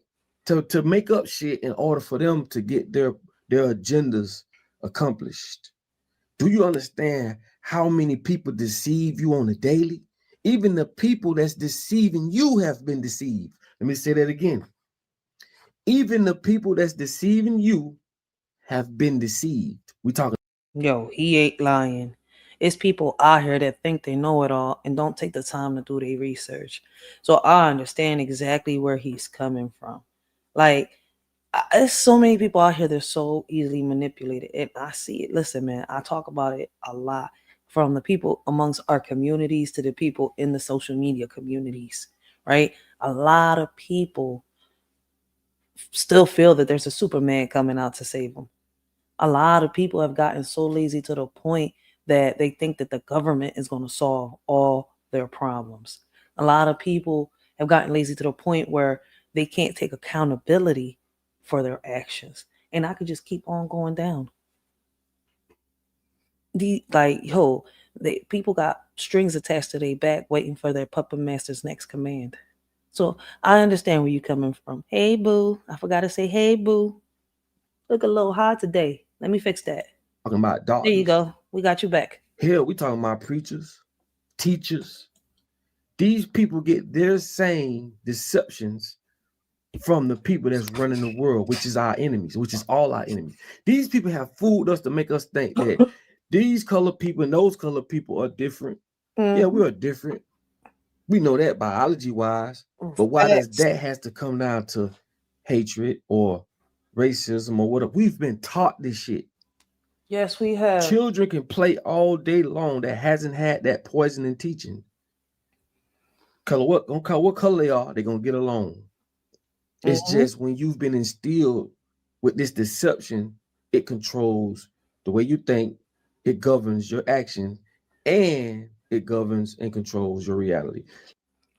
Well, shit, you ain't lying, yo. You got motherfuckers talking about that they want to make a change, they want to make a difference, but still stuck in the same phase. You got motherfuckers talking about that they want to chase a bag, but stay at home and nag. Then when you ask them what they need, they say less talking, more opinions, no prayers with division. You ask me, y'all need to focus more on revision, rely less on television. How you want a future you have no vision? This world is just like fiction. What we need is more talking, less opinions, more prayers with no division. Before you come up with a conclusion, giving people false illusions, pick up a book, do your research, learn your history before you end up in a ditch making history. Division and religion isn't working. The only way to show God our faith and love is through our actions. Our convictions is the only thing that really unite us. One God, one nation, different beliefs. There's words that can't fly with the wind. There's insults that are not violent. Meanwhile, while you're home to them, they're killing you on the inside. If I was to tell you that I didn't hurt, I would be lying. Would you believe me if I was to tell you that there's truths that lie, especially when they're telling you that they're indifferent? Getting shoved to the side because you're different. There's a hug out there someone didn't receive today. Probably because of what was said about them yesterday. Probably because of the way they was dressed today. Not realizing that the one that they hate could be the one that saves their day. But you know what? Thanks to them, it's another day in history where you get to flip the pages to your book and speak your story. And Lord, it's unholy. But you know what hurts the most? As I walk down the street and I see how easily we're divided. When we all should be united. One body, one mind, one soul, a million talents. Lord, without you, we're all divided. Forgive them, Lord, for they don't know any better. They don't know that there's someone out there that loves them. Let me break this shit down to you. When you go to the hospital, bro, they go, oh, this is high glyceride, and this is this, and that is that. You don't know what the fuck they talking about. Do you understand how easy it is to deceive you when you have no understanding or knowledge about something, no recon? Even the doctors don't know what the fuck going on. Doctors ain't doctors no more, bro. They just participants. Fact. They do as told. They are prescribers. They shouldn't even call them doctors. They are prescribers. It's all oh, for this the money. is that. That's it. We're gonna prescribe you this. Do as told. When it comes to religion, it's the same thing. You have to go to theology school. Why do you have to go to school to preach the word of God? Why do you got to get their permission to build a church? Why? We are living in a world where we've been told usually comes on this, told that, and that same shit has been used against us. You're wrapped in the reality in your mind, bro. You are trapped. That is the real prison. You think being behind bars is prison. You are trapped in your own mind. Do you understand? Could you even fathom that your whole life was a lie? You can't. It is crazy how a person can program you to do X, Y, Z, and you yourself have nothing to compare it to know the difference but common sense. And most people don't use it. Common sense. Why do you think they want to be the ones that teach everything? I keep saying the same thing because I want you to understand from a simplistic standpoint. You cannot understand nothing in this world until you really understand you are at war for your mind. Your mind is what they're after. Once they get this, you are remotely controlled. People go to work every day, right? Without even meeting their boss. People will go to work and perform tasks for their boss that they never met and won't even do it for their own husband. Won't even do it for their own wife. That's crazy, bro.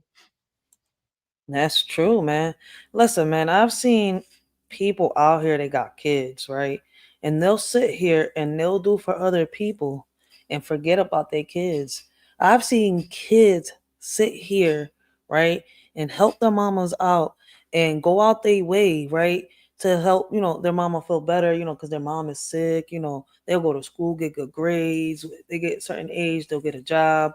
Then I've seen kids out here that don't care if their parents is, sick in bed, they'll make it harder for their parents, right? And that's why, listen, man, this world is so backwards. It's really, really backwards because it's like you could be the best parent in the world, but if, the influence outside is really bad, it's a big chance of it taking over your kids, right? Like, I wish things was different, for real. But at the end of the day, right, like I said, only we can make a change. Only we can make a difference. But a lot of people don't want to. A lot of people want this. But if a person is, if first of all, they've told us and taught us that authority is who we should obey, not common sense. They teach our kids to obey authority over their parents. This is why when kids got out of line, the first thing they want to call is who? I'm gonna call such and such on you. Where did they get that from? We damn sure couldn't do that when we was coming up. Everything is programmed and taught and told to you without no research. You know what I'm saying? We just go with the shit. Because we've been taught to just go with the shit. But if you sit and you think about it, bro, what world are you living in? They teach you depression. If your mind, body and soul and cells didn't know what the definition of depression was, you can't. Yo, I ain't gonna sit here and lie. I've always asked that, right? Like, a lot of these mental health issues, I feel as though like they're just man-made to sit here and stuff medication down people's throat, right? Like, is it really, something that's happening with us, right? Or is it that we're being made believe that this is really happening, right? Because why is it that if we change certain diets, right? Like, for example, I was told I had bipolar depression, right? That I had to take medication in order to deal with it, blah, blah, blah. Then I found out that changing my diet would help me out with my bipolar depression and my depression. So once again, is this something that they're teaching us, or could they sit here and fuck with your brain cells, by putting something in the food that you're eating? I mean, it's been said that it is possible, right? But, that's just a theory and that's allegedly. But let's see what Papa Duck gonna say. Can't even apply it. All words have emotions attached. They teach you the emotions and the effects of this word. This is why words are spells. People put spells on themselves by the shit they say. Shout out to the word, yo. I can't do that. Then guess what? You're not, buddy. Oh, you depressed. Oh, yeah, I was diagnosed with depression. And you start acting out those characteristics of a depressed person, of what they say a depressed person was. If I taught you that depression was a great thing, you know what you'll be saying? Have a depressed day. Sound crazy, but that's how fucked up things are. And I'm trying to teach you how to use this. They're trying to teach you how to let them use it. I'm trying to teach you how to use it. Listen to me, man. You at war for your mind. And you got some people that are really hard down, be patriotic and so American and so this, and will capture you based off shit they've seen off TV. Because every time somebody in TV is a fugitive, what they do, they get on the news.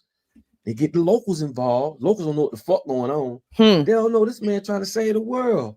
But on the news, he's this, he's that. If you see him, he's armed and dangerous. Don't you know the FBI got money they put up to promote and to produce movies? They use Hollywood, right, to get in our minds.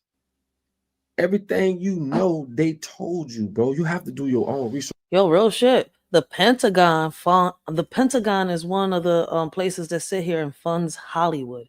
And if y'all don't believe that, go out there and do your research. Don't go by what I'm saying. Just go out there and do your research. Like I said, I'm not here to convince nobody. We're here to bring awareness, right? Shout out to Papa Duck, yo. I appreciate everybody that has been in the chat. Everybody's been conversing with her shorty, right? Apologize if I haven't, checked the chat. But, yo, shout out to everybody in the chat. Let's continue, yo. This shit is crazy, yo. He's spitting some gems. He's speaking facts, man. And listen, like I said, I pray for Papa Duck and everything he does. About this stuff. And this is what gets me. We've accepted a white Jesus from day one. Our mamas, our grandmas, like everybody, white Jesus, white Jesus. But as soon as you speak of an African deity, motherfuckers are like you just slapped the taste out their mouth. That's a hell of that gives you a notification of how strong indoctrination is. Yeah. That's crazy, bro, when you think about it.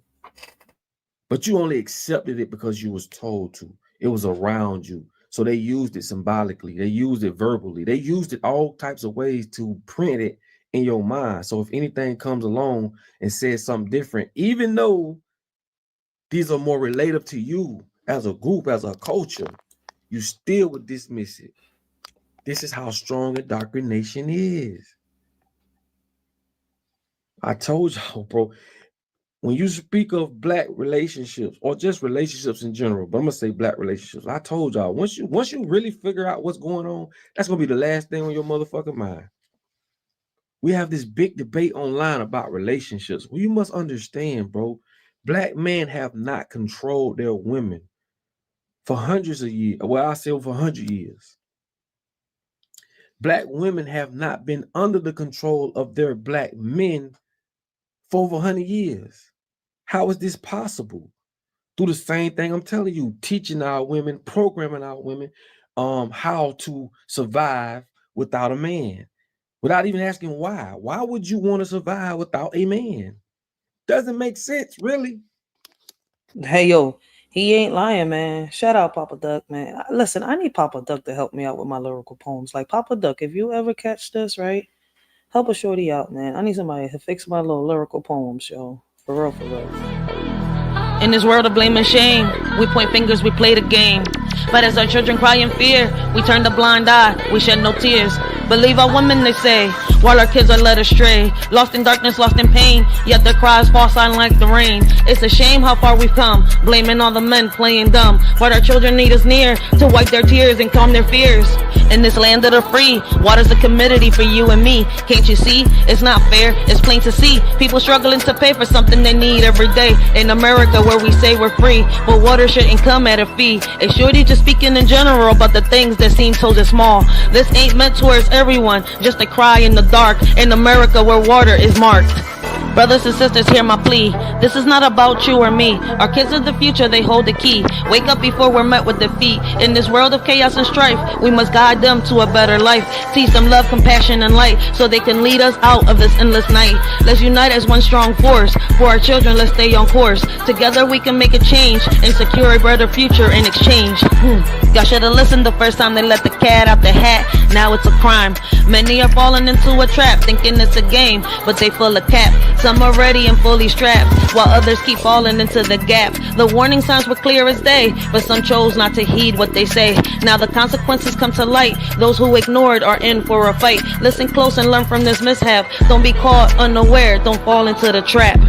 From the wisdom of my elders, I learned women are strong, independent, and firm. But sometimes we need a helping hand to conquer challenges and make a stand. Independence is crucial, that's true. Yet together, with a man, we can pursue. Respect yourself first and foremost, so others will treat you like the most. Ladies, growing up, remember this advice. You're capable of anything you devise. But partnership and respect go hand in hand. Embrace your strength and make a stand. Memories of the past I couldn't see, now I understand. The wisdom they gave me, respect yourself first, that's the key. To earn respect from others is how it should be. A man's worth measured by how he treats his queen. Love and romance in the air, a beautiful scene. A woman's power to uplift or demean. In her hands lies a man's dream. Lessons learned from an OG so true. In matters of the heart, they know what to do. Love and respect intertwined like glue. In a world where old-fashioned values still ring through. Peter Pan, Peter Pan. Peter Pan was a fairy tale. Now males want to be females without fail. Women want to be a man, it's a twisted tale. Flipping scripts and roles, they set sail. Fighting for roles, turning to moles. Making hits with their agenda goals. Targeting our kids, it takes a toll. To them it's a bliss, to us it's a black hole. They ain't trying to miss. Their agenda is the ultimate twist. Infiltrating young minds with their list. But we won't let them persist. I'm with women's rights, but what about men's too? Equality for all, it's long overdue. We want progress, we need to see both sides. Blame and shame won't help us unite. Don't label him a deadbeat without looking in the mirror. Sometimes it takes two to create rupture. Let's have conversations that include everyone. Empathy and understanding, the battles can be won. Men face struggles too, let's not forget. Their mental health matters, let's not neglect. It's time to break down walls and build bridges instead. Together we can strive for equality ahead. You scream for the police every time he come around. Then scream child support abuse, playing victim in this town. Enjoy that check, boo, but remember what goes up must come down. The only time he's worthy is when he bails you out the mess you found. You play the game, manipulating hearts without a doubt, but karma's knocking at your door, there's no way out. You point fingers and shift the blame around, but in the end, it's your own chaos that you found. You dance with danger, living on the edge of lies, but the truth will catch up to you, no more disguise. The man you rely on to clean up your mess is so profound, will soon see through your facade and leave you astounded. Using a child as a weapon, it's a shame. A woman who lacks self-respect, I can't acclaim. Real men fighting for what they believe in, never in vain. Standing 10 toes down, bringing awareness to the pain. Respect is earned by how you carry yourself, not by tearing others down for personal wealth. Real men don't back down, they fight with honor and stealth against injustice and falsehoods that threaten our health. Let's uplift each other instead of tearing apart, supporting one another from the start. Real men stand tall with courage in their heart, fighting for justice and truth, playing their part. Here's for the men who share their truth, never afraid to stand tall in their boots, respecting our women, fighting for what's right, supporting our kids day and night. Real women out there blazing trails, men by their side never looking pale. Rights for all, let's keep the balance true. Men have a voice, let's listen to. In this crazy world where battles are fought, let's remember the men who give it all they've got. Respect to those who speak their stories loud. Together we stand strong and proud. Together we stand, united we'll rise, setting an example for young eyes. In every step we take, in every plan, guiding the next generation's hand. Leading by actions, not just by words, teaching them to fly like birds. Showing love and respect in all we do, for they're always watching, taking cues. Hand in hand, let's pave the way for a better tomorrow, starting today. Our children learn from what they see. Let's show them how great they can be. Let's be what our children need.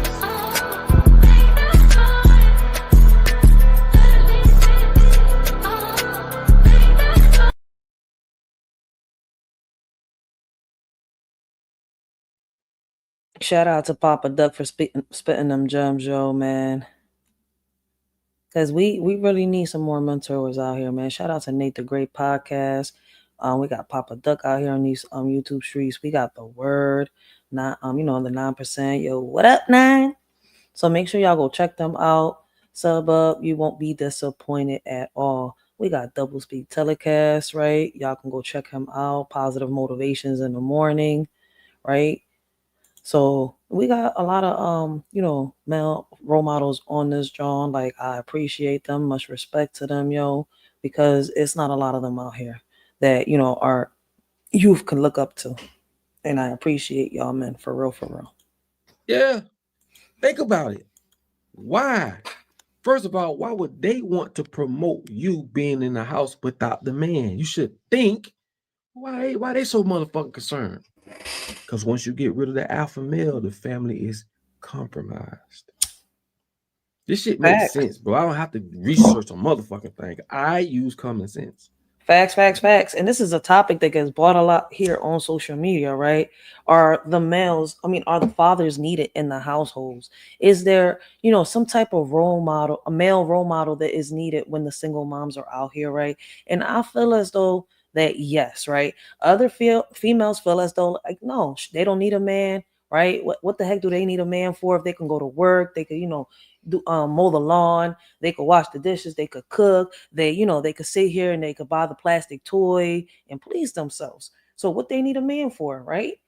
So, but then to me, like, listen, I get it. Like, if you and your baby pops fell out, right, and y'all not getting along, fine, all right, do what you got to do as a woman. You could be independent, right, but let the father be a father. You see where I'm coming from?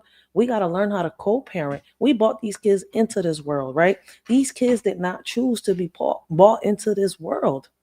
We brought them into this world. So if we bring them in here, right, why are we bringing them to suffer? That's why it's like, damn, man. You know how many times I've been asked, do you want to have any more kids? No. Because I'll be bringing more kids into this world to suffer. I don't want no more. I'm happy. I got 3. You see where I'm coming from? And the 3 that I got is hard to handle. Imagine bringing more into this world. I'll go crazy, right? I love my kids to death. And I swear to God, I would lose my last breath for my kids. This world is so cold, right? And so cool. And it's getting colder by the day. It's getting colder by the day. It's like, I don't see the point in bringing any kids into this world. Not now. Not at all. Maybe in the next world. For real. But in this world, I'm good. Because at the end of the day, it's like, I see it. Like, if you're not woke enough to see that our kids are the target, right? Because they're easier to manipulate, then I don't know. I don't know what to say. I don't know what's wrong with you. Like, by now, you should see it. By now, a lot of us should be uniting. More women should be coming together, but they not. The hate is causing so much division. The envy is causing so much division. The love of the money is causing so much division. Not only does it shows our own people what that does to us, it shows other nationalities what that looks like. That's why everybody frown upon us.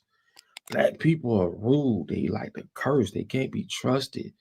You know, they shouldn't be allowed to do this and do that. Why? Because the screenplay in real time, in real life, is being shown to other nationalities and they see it. They see the projection. The projection. Like a projector, they see the image. They see what we do. And we are coerced to do a lot of these things and not even know it. I'm telling y'all, man, you're at war for your mind, bro. And the sooner you realize that, bro, the better. But it's just that easy for a group of people. And I'm talking about a small group of people. Yo, he is spitting so much. But yo, hey, Papa Duck, I'm gonna need you to stop saying bro in these videos, right? Right? Because it's a lot of us women watching you and we're not bros, right? I'm a female. Like, stop saying bro in all the videos. Like, I'm agreeing to this and I'm saying here, like, I'm not calling you bro. But you're calling me a bro. I'm one of your viewers. Like, I'm not with that he, she, them type thing. I know I'm a woman. All right?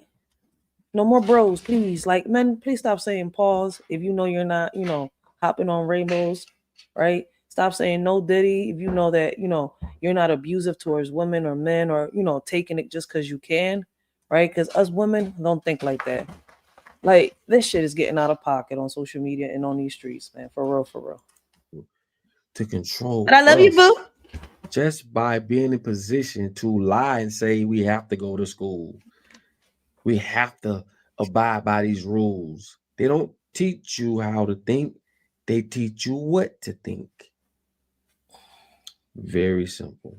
So hopefully you learned something in this video, man. All I try to do is get you to use this brain, because the more we allow them to do for us, the more they can control us. And it's just that simple, bro. That's it. They don't want electric cars because it's helping the motherfucking global warming. They've been using global warming so much. They don't want electric cars for that. They want electric cars so that it can be placed on the grid. So that they can cut that bitch off. They can literally buckle you down in that motherfucker and drive you straight to them.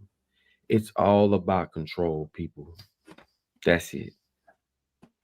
They want to control what you do. And if they control what you do, that means your life, your one only life, is governed by someone else. Yo, that's some real shit. It's like that movie that the Obamas made. What is it? The End of the World or something like that, right? I don't give me. Damn, I can't even remember. I think it's called The End of the World, right? And it's crazy on one of the parts they show how they control the, like, they stopped all the cars. They can control anything that's smart here. Smart TVs, smartphones, right? Smart cars, smart houses. It can be controlled. That's why me personally, I want a regular house. I don't mind a regular phone, a regular laptop. You see where I'm coming from? Fuck all that smart shit. I don't need it. I don't need that to survive. Listen, in reality, none of us need money to survive. Yo, but a lot of people sit here and, listen, money is the root of all evil. I get it. But me, listen, I've told people got mad. I'll rip $100 bill right in front of you on some real shit. Because I could make that shit within the next hour. Money comes and go. But the ones you care about, once they're gone, you can't get them back.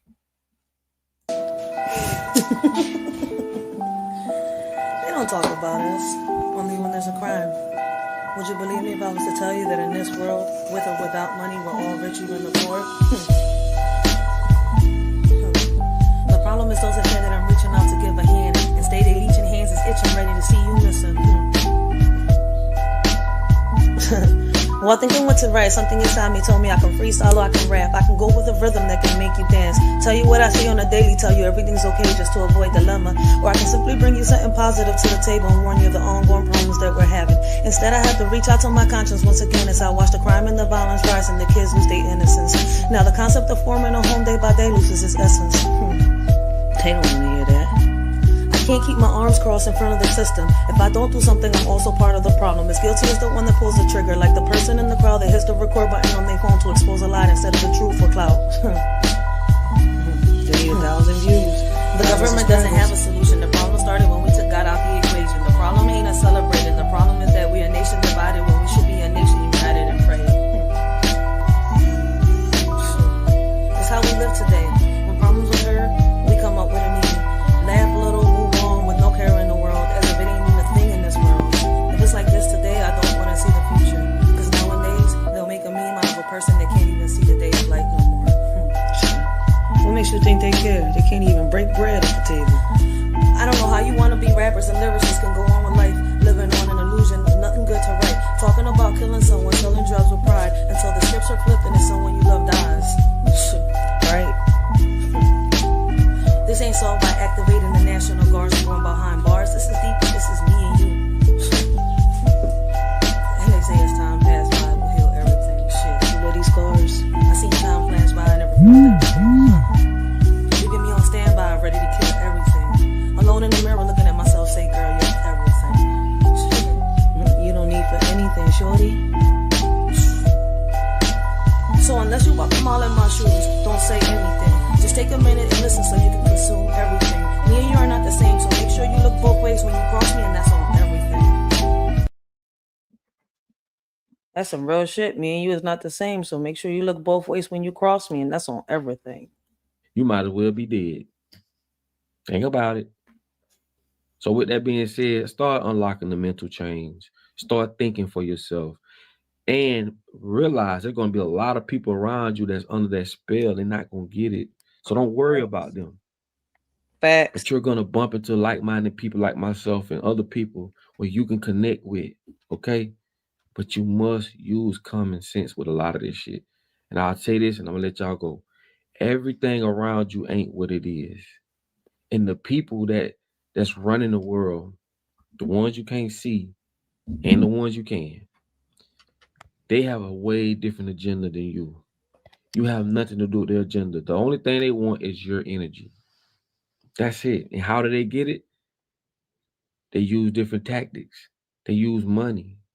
You know what I'm saying? Influence, laws. They use all type of shit to make you do what they want you to do or comply to what they want you to comply to. And this shit ain't got nothing to do with God. Please leave God up out of this. This is a war from man to man. Okay? You at a war for your mind. Listen, man, I love y'all, man. Like I tell y'all all the time, man, in order for you to be found, you must first be lost. Let's get it right. Yo, shout out to Papa Duck. Make sure y'all go check him out. Y'all ain't sub up. Make sure y'all do, yo. He has been spitting some gems. He speaks nothing but the truth, yo. I appreciate everything he does. And like I said before, time after time, I pray for everything that he does. Like, yo, prayers out for Papa Duck, man, because he be going through a lot, yo. But moving on, man. We got officials ID suspects to hit and run. Now to breaking news. Authorities are giving us an update on the search for a driver who struck several nurses outside Penn Presbyterian over the weekend. Hey, look at our mayor. Shout out to Cheryl Parker, yo. The mayor's speaking right now. Let's listen. In our city, and I was just sharing with the nurses that it was about 7 a.m. when I got the call from Kevin Mahoney alerting me to the tragedy. At that time, 3 nurses here at Penn Presbyterian Hospital answered an emergency call, and they were rushing to provide aid when a car pulled into the hospital emergency room area with a gunshot victim who needed help and care. Now, the brave men and women who you see standing behind me and the nurses I greeted on my way up, they were coming to the aid of a gunshot victim when suddenly a driver of the car, a Jeep, sped off, striking the nurses along with the gunshot victim as well. Now, one of the nurses,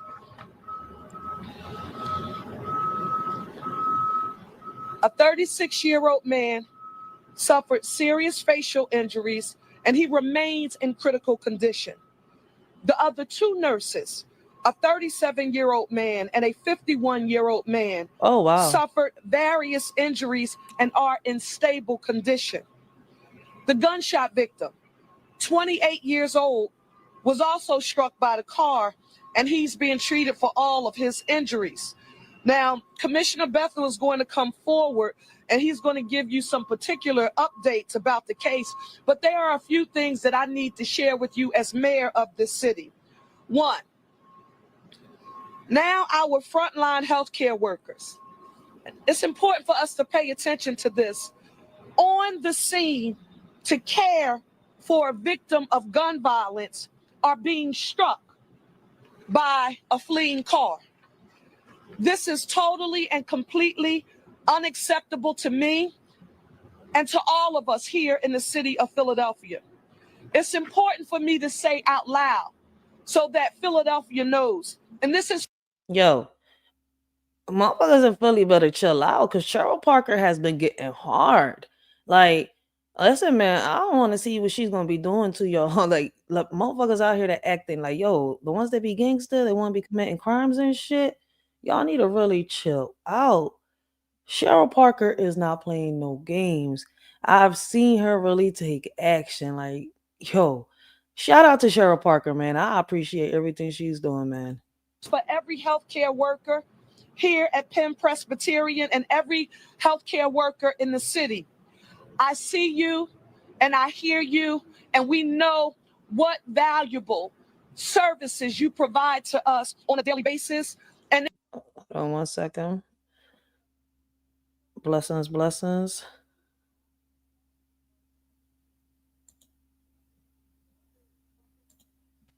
You saw me? What the? Oh, shit. Blessings. Hey, hello? Hey, how you doing? What's up? Hey, what's going on? How you doing? I'm fine, thank you. How about yourself? I'm fine. How you doing, Michael? My bad. It's my first time seeing you here. It's okay. It's all right. Thank you for having me up. I appreciate you. No problem. I'm sorry. What you talking about? What you going on about? No, we're reviewing and reacting to current news right now. Current news? What's your thoughts on the current news right now? Right now, everything's out of pocket. You're not wrong about that one. You're not wrong about that one. Shit need to be done. I mean, listen, they saying Trump gonna fix a lot of shit, so we just gonna see what happens. I'm not sure. So I mean, you know what? I had a lot of faith in Trump back in 2016. I'm not gonna lie. I had a lot of faith in the guy, but you know what? It's these Jews. We need to be careful with the Jews. yeah, You gotta watch out. I'm hearing that. Yeah, it's not my first time hearing that. I'm telling you right now. All right. All eyes are on Israel right now. Eyes are on Israel right now. You Just talking be about careful. like, that war stuff that's going on and stuff? I'm just talking about literally everything. Yeah, okay. Everything. Yeah, okay. I get you. All right. That's a fact. It's just Christ is king. Christ is king. I'm listening. Christ is king. Believe that. All right. On God. Are you a father? Are you a believer in God? I don't have a religion, but I believe in God. I mean, I walk with God by my side. You see where I'm coming from? Like, but I don't have a religion. I definitely don't do that. I don't believe in the Bible, just in God, nothing more, nothing less. All right. I mean, I'm not. Listen, I can't tell you what to do. I can't tell you what to do, but just I just like pray. learning for real. Pray. Yeah. I know. Yeah, I believe it. Listen, I can recommend if you want to, actually, if you really want to learn a lot, look up Nicholas J. Fuentes. You said Nicholas J. Fuentes? My bad, I was writing it down. Yeah, Nicholas J. Fuentes. He has a show on Rumble. Oh, okay. Yeah, called America First. So there you go. You can find him on Rumble. You can find him on Twitter. If you have Twitter, he's at Nick J. Fuentes. Yeah, I gotta Yeah. What you said it was a Rumble account. I just don't. Yeah, he's got Rumble. Did you find him on Rumble? No, I got a Rumble. I just don't be on Rumble like that. So. Okay, hold on. Are you on Twitter or no? Yeah, I got Twitter. I definitely got. All right, Twitter. hold on. I'm gonna give you his link right here. Hold on. That's his Nick J. Fuentes right there. You in the back chat or in the comments? That's the back chat. Okay, let me get back there real quick. Hold on. Here, I'll post in the Wait, for everyone. Yeah, post there we go. There we go. Nick J. Fuentes right there. Just look up on him. Watch some of his videos. He's very smart. He's a very smart guy. Okay, for those just in case anybody that catches the replay, this is who he's talking about, right? It says Nicholas J. Fuentes. No, that's not. Wait, hold on. Hey, Lisa Kovac. Yeah, right there. Okay, yeah. There you go. Okay, yeah, that person right there is not him, but yeah, that's his account. That's his account. So if you click on his account, you see where it says Nicholas J. Fuentes? Yeah, that's him right there. That picture right there. Whoa. That right there. Yeah, that's him. Where are his videos at? Damn, they changed Twitter on me. Wait a minute. What happened? They changed Twitter on me. Damn, yeah. Oh, snap. You're probably better off going on Rumble. I mean, if you go on Rumble and look up his actual episodes and stuff. Because I'm over here wait, I know he gotta have videos. Wait, let me check his media. Here we go. Wait, he still just got uploads. That's it. All right, that's him. So is this him? That's his Rumble. Okay. Oh, he's just got pictures on Twitter and stuff. Yeah, Twitter. Yeah, you're not gonna really find all his videos, all his actual episodes on Twitter. Yeah, I'm gonna have to go to Rumble. Yeah, all right. I sent you his Rumble in the private chat. That's to his Rumble account. This one right here. Yeah. All right.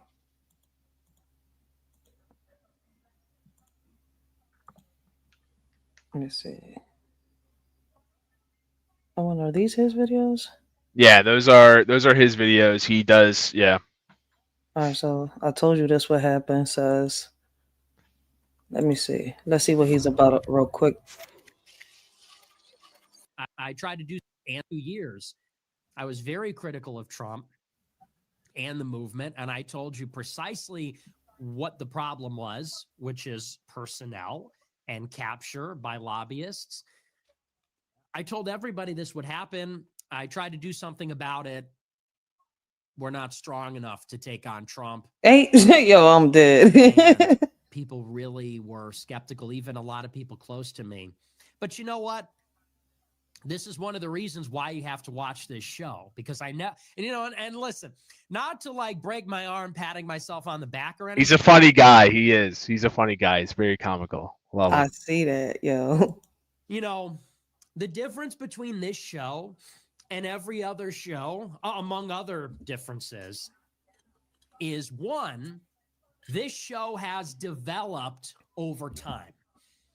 If you have been watching this show for 8 years, you have seen how we have really developed these ideas based on what is happening in the country and based on events as they unfold. In other words, you're not just getting the same talking points, because that is really what you get from Shapiro, Crowder, really any other show. And I do watch them from time to time. You get talking points day in, day out. the same set of Republican talking points about small government, individual freedoms, the Second Amendment, pro-life, whatever. You get the same handful of arguments. Yeah, it's a repeated cycle.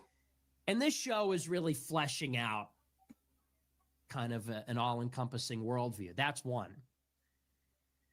But two, the other thing is, I've never rested on my laurels. You know, I could have just done the show about Jews for 8 years. A lot of people think that's what I do, but if you watch the show, it's really not.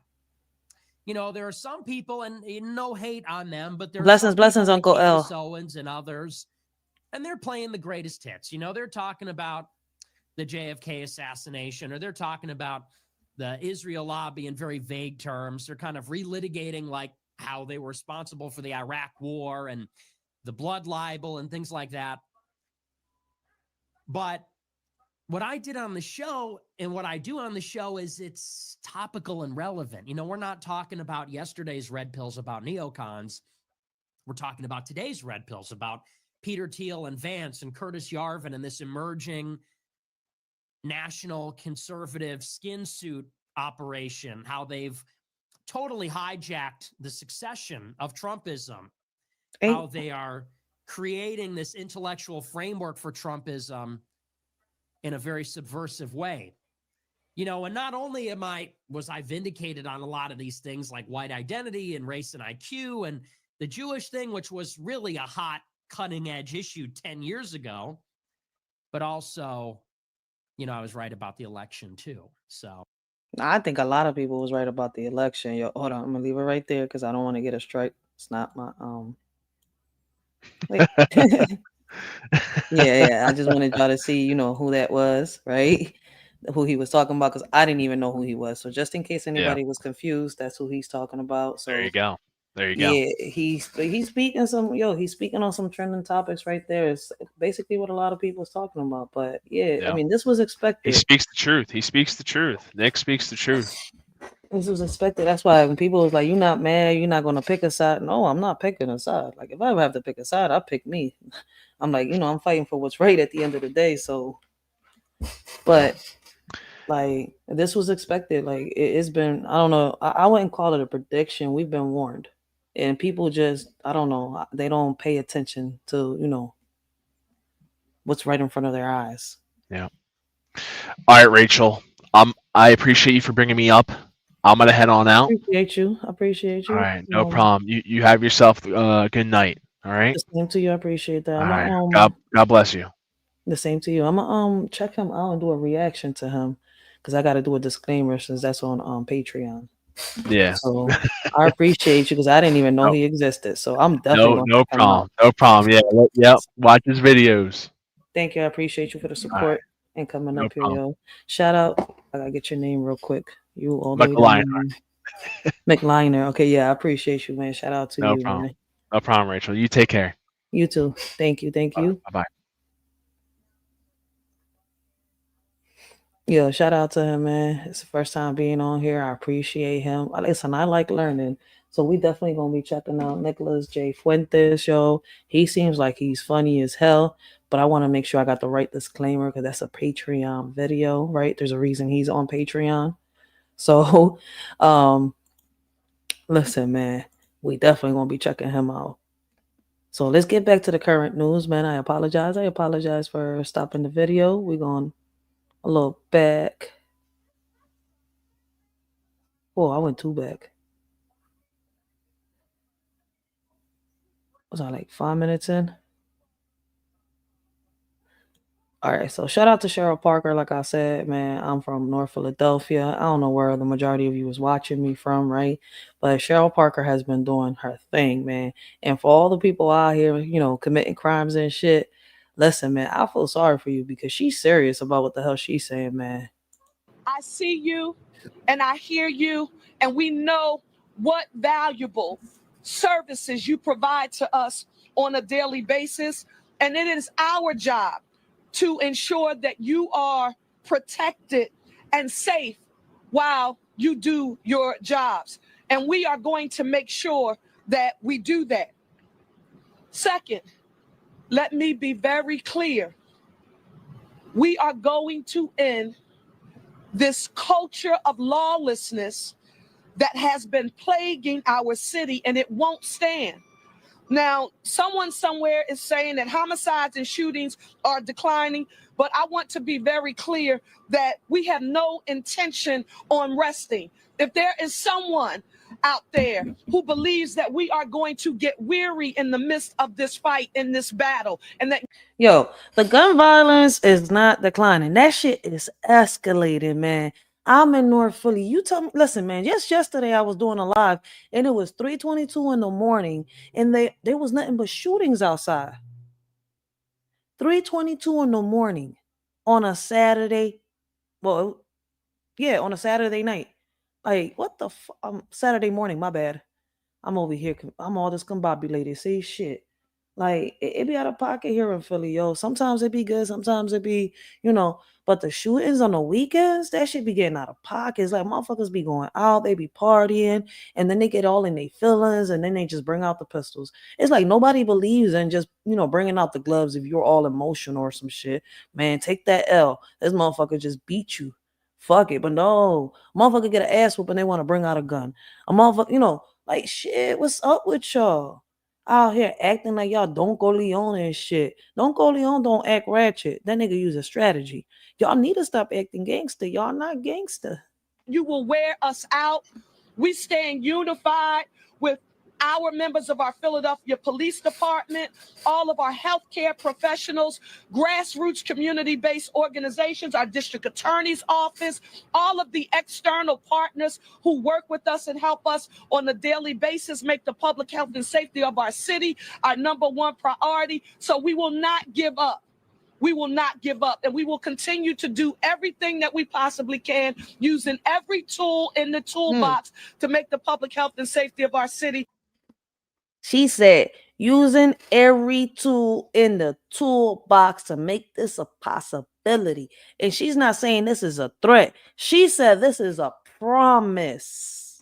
Our #1 priority. It would take a We're woman going to do this. it. I want to All say the to you, men we had Commissioner as mayor. Bethel, and members of your executive team, thank you so very much, sir, for your leadership. To the detectives who worked on this, to the rank and file officers who worked on this, and to all of our external partners, the district attorney's office who's present here on today. Thank you. The city of Philadelphia cannot do this alone, but our partnership will ensure that we won't stop this fight until there is nothing else for us to fight. Thank you so very much. You'll now hear from our commissioner.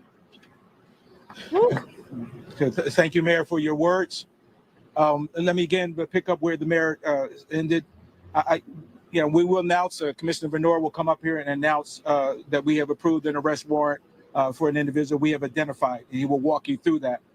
I do want to take this opportunity. When I woke up Saturday morning, I couldn't believe what I saw. I could not believe that in a community that I've born and raised in, spent many a time on Penn's campus. I hate when they say I cannot believe. I mean, I don't get shocked no more. Like, when I hear this shit, I be like, oh, snap, man. Like, I wish it stopped, but it's not going to stop because, like I said, motherfuckers out here acting like they gangster. So-called assassins that miss their targets. Like, how in the world y'all end up shooting all these nurses? Why? For what? Draw all this attention. I'll be telling you, man, listen, I know it's not just in Philly. A lot of these criminals are just dumb as shit. I keep telling him, man, these motherfuckers is not Don Corleone. People out here trying to get gangster, be like mafias, like, cartel people and shit, man. Y'all not them. Y'all need to get y'all shit together, man. What I watched this hospital and the nurses and the staff and the doctors and everyone here, what they do every day for this community, the lives that they save in this community, and the fact that someone have the audacity to run over 3 nurses and severely injure them. Right? They have been on the front lines with us since the day I walked in the police department 38 years ago. He ain't lying. If y'all been watching me for a while, shout out to the, my day 1 subscribers, my new subscribers. Make sure, if y'all haven't subbed up yet, sub up, man, because Listen, I'm trying to get used to the scheduling thing, but the way my life, my normal day-to-day life goes, I can't make promises, but I be trying to schedule a live. So I don't normally schedule lives. So make sure you subbed up if you ain't subbed up. Cause like I said, I just pop up. But I appreciate everybody that's here. But I keep saying it. Our real heroes are not these doctors, right? Listen, man, shout out to the cops, right? Shout out to a lot of doctors out here that do surgeries and save lives and all that. But for me, it's these nurses, right? If it wasn't for these nurses, these doctors wouldn't be able to accomplish these surgeries and much more. The nurses do way more than what these doctors do. And I'm not saying that doctors don't save lives, but a lot of doctors nowadays just care about the money. Right. So shout out to them doctors that are out here saving lives because they want to. That's their passion. Right. The same thing I say about the teachers. Right.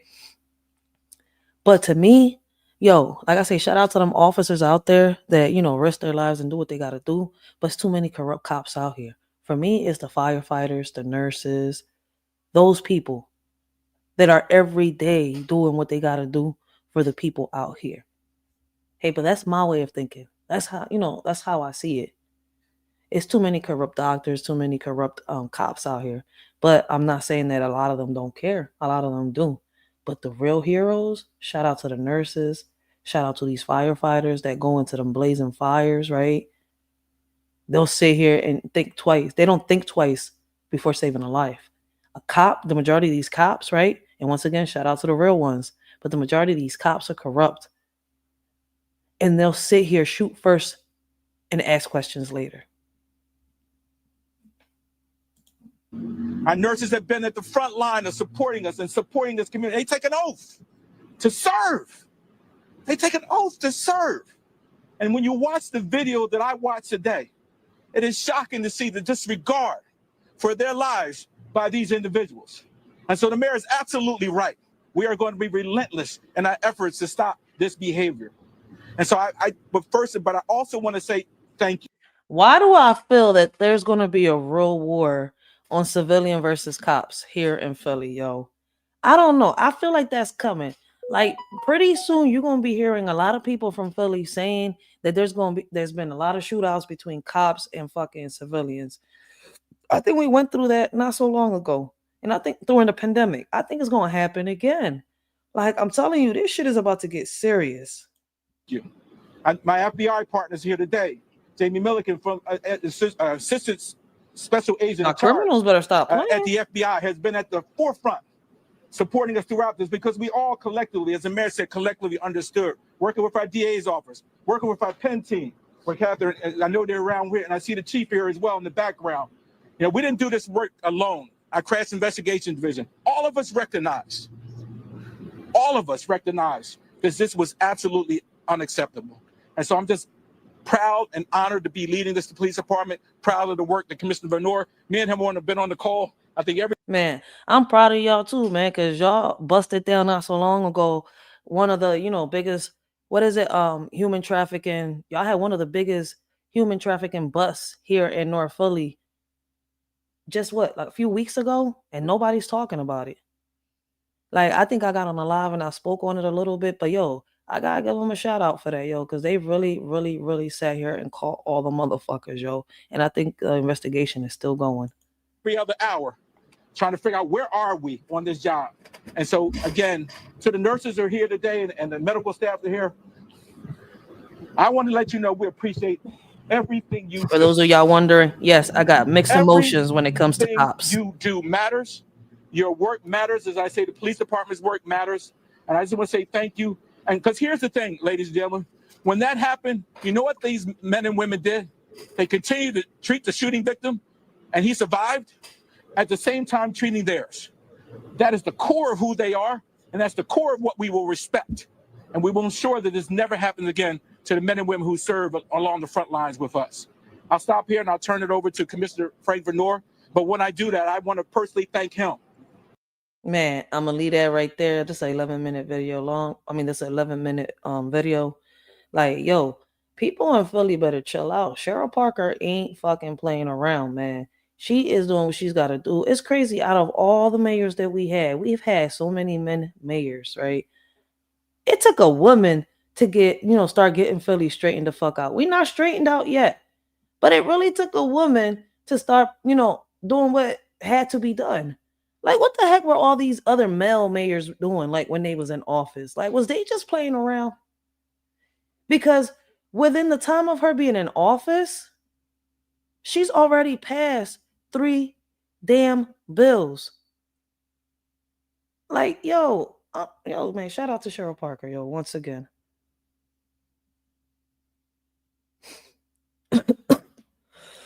Tonight, a wild crash in Port Richmond captured on surveillance. Well, we've seen that. Why is that video still there? All right, let's move on to the next one. Good evening. A Eula ISD mother says she's upset after she picked up her autistic son. We've seen this one too. Why is this video here again?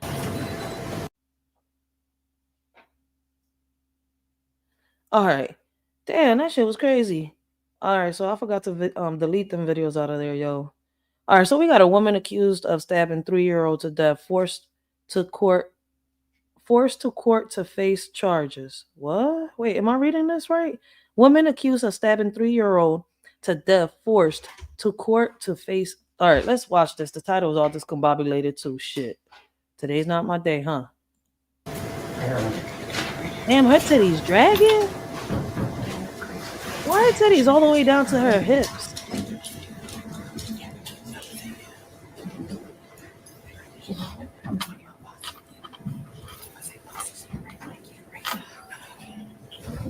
And they say, believe all women, huh? Like, yo, look at this face right here. Look at this Lilith bitch, right? I'm sorry, yo. Like, really, yo? Like, you stabbed a 3-year-old to death? I think we reacted to her case before. So it's like she's getting a sentence now. Damn, this show was 5 months ago. But I appreciate y'all sending me the videos, but I think we've reacted to this. So she's getting charged. All right. So 5 months ago, she was getting charged. Damn, this video is a little older. Shit, we've been acting to current news.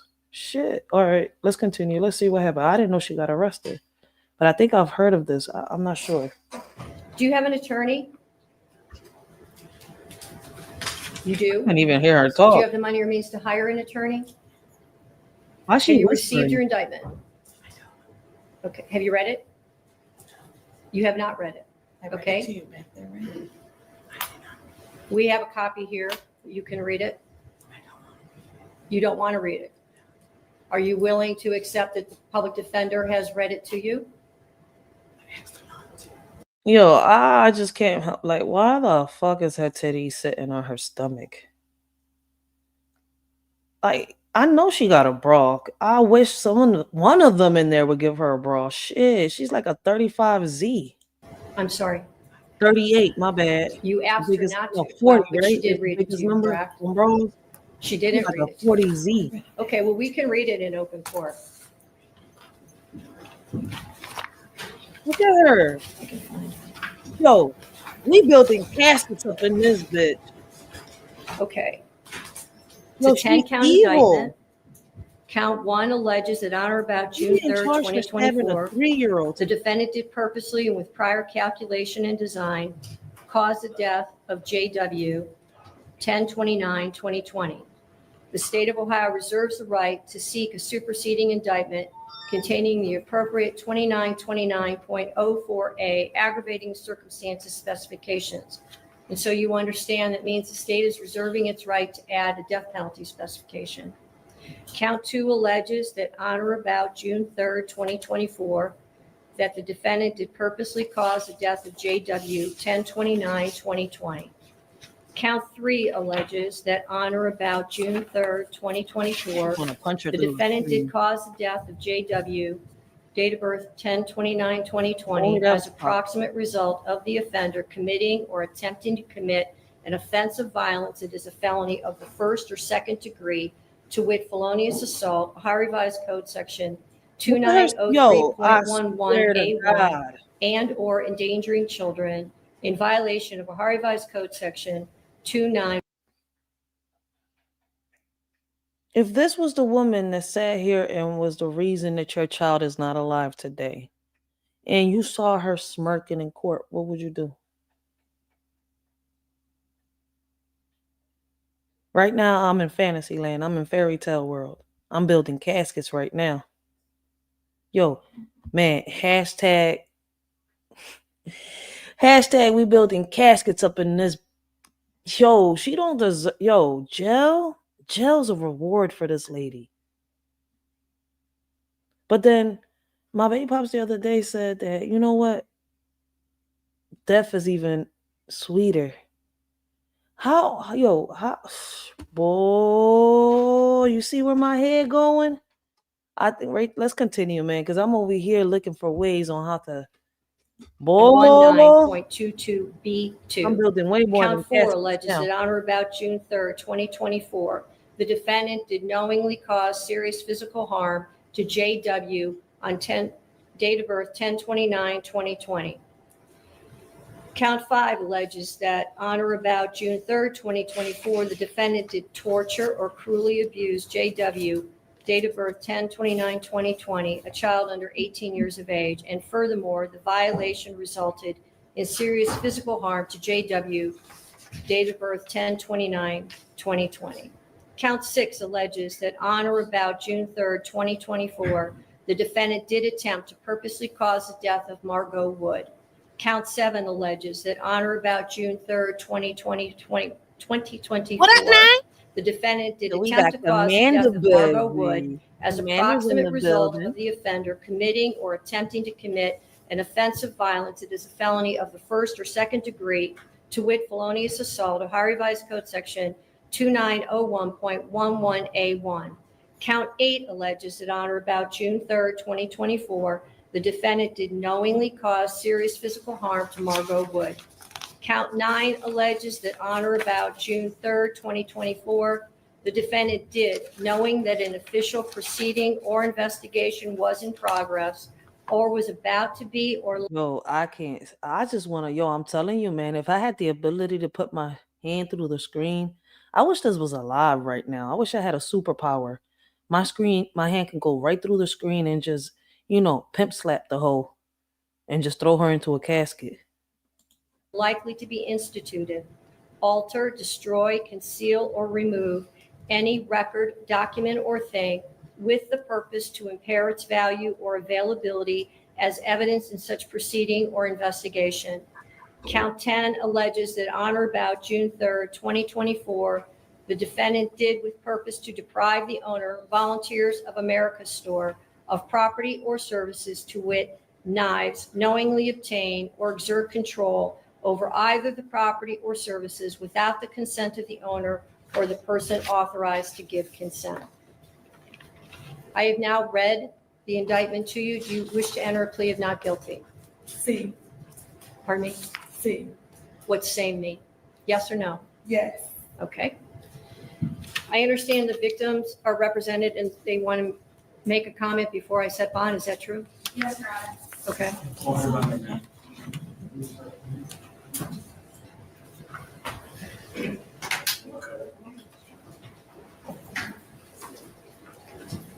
Good morning, sir. Could you start with your name? My name is Jared Wood, father of deceased, husband of Margot. Your Honor, that day, 1 week ago, she took everything from us.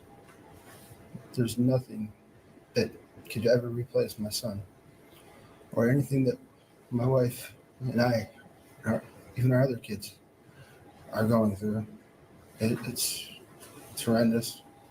And I really wish no bail, period, or extend it to the max limit possible that you can, at the very least. Just do whatever you can. Yeah, you ain't lying, Commander. Oh shit, the camera came on too. Where was the little boy's father to protect him? I saw the dad interview and he has to live with failing his child. That's real shit, man. That's not a real dad, yo. What up, man? She need mental help. It's a fucking epidemic. But you know what's crazy, right? Since the pandemic started, right? Once again, it goes back to these bills, these laws that they passed, right? Biden/Harris. I mean, a lot of stuff with what they did with the HIPAA law affected the kids affected the teens, affected the adults, and it affected the elderly. And they took away a lot of programs, right? Along with mental health. So it's worse since 2020, exactly because they passed them bills, they passed them laws, right? So basically, when they changed them bills, the HIPAA law and that HIPAA bill and stuff like that, it affected a lot of people. A lot of people is not able to get resources that they need. There's a lot of programs that got taken away. So a lot of these people that have mental health don't have the resources that they need because a lot of these resources were taken away. Especially, that's why I said, I'm like, I noticed that a lot of people, right, don't notice that during the pandemic they passed so many bills and we didn't realize it because we were worried about, the jab and what was going to happen, the government shutdown. Remember, it was a lot of riots, a lot of bullshit happening during the pandemic. So it's like, but I don't know what else to say. Like, we really got to pay attention to what's happening around us. Like, can a lot of us really say that we know what's currently happening around us in our communities?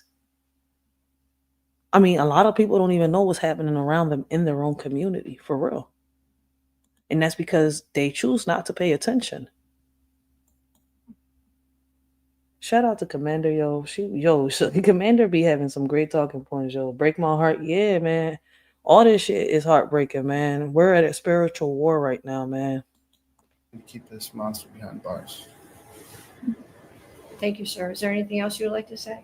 That'll be it. Thank you, Your Honor. Thank you.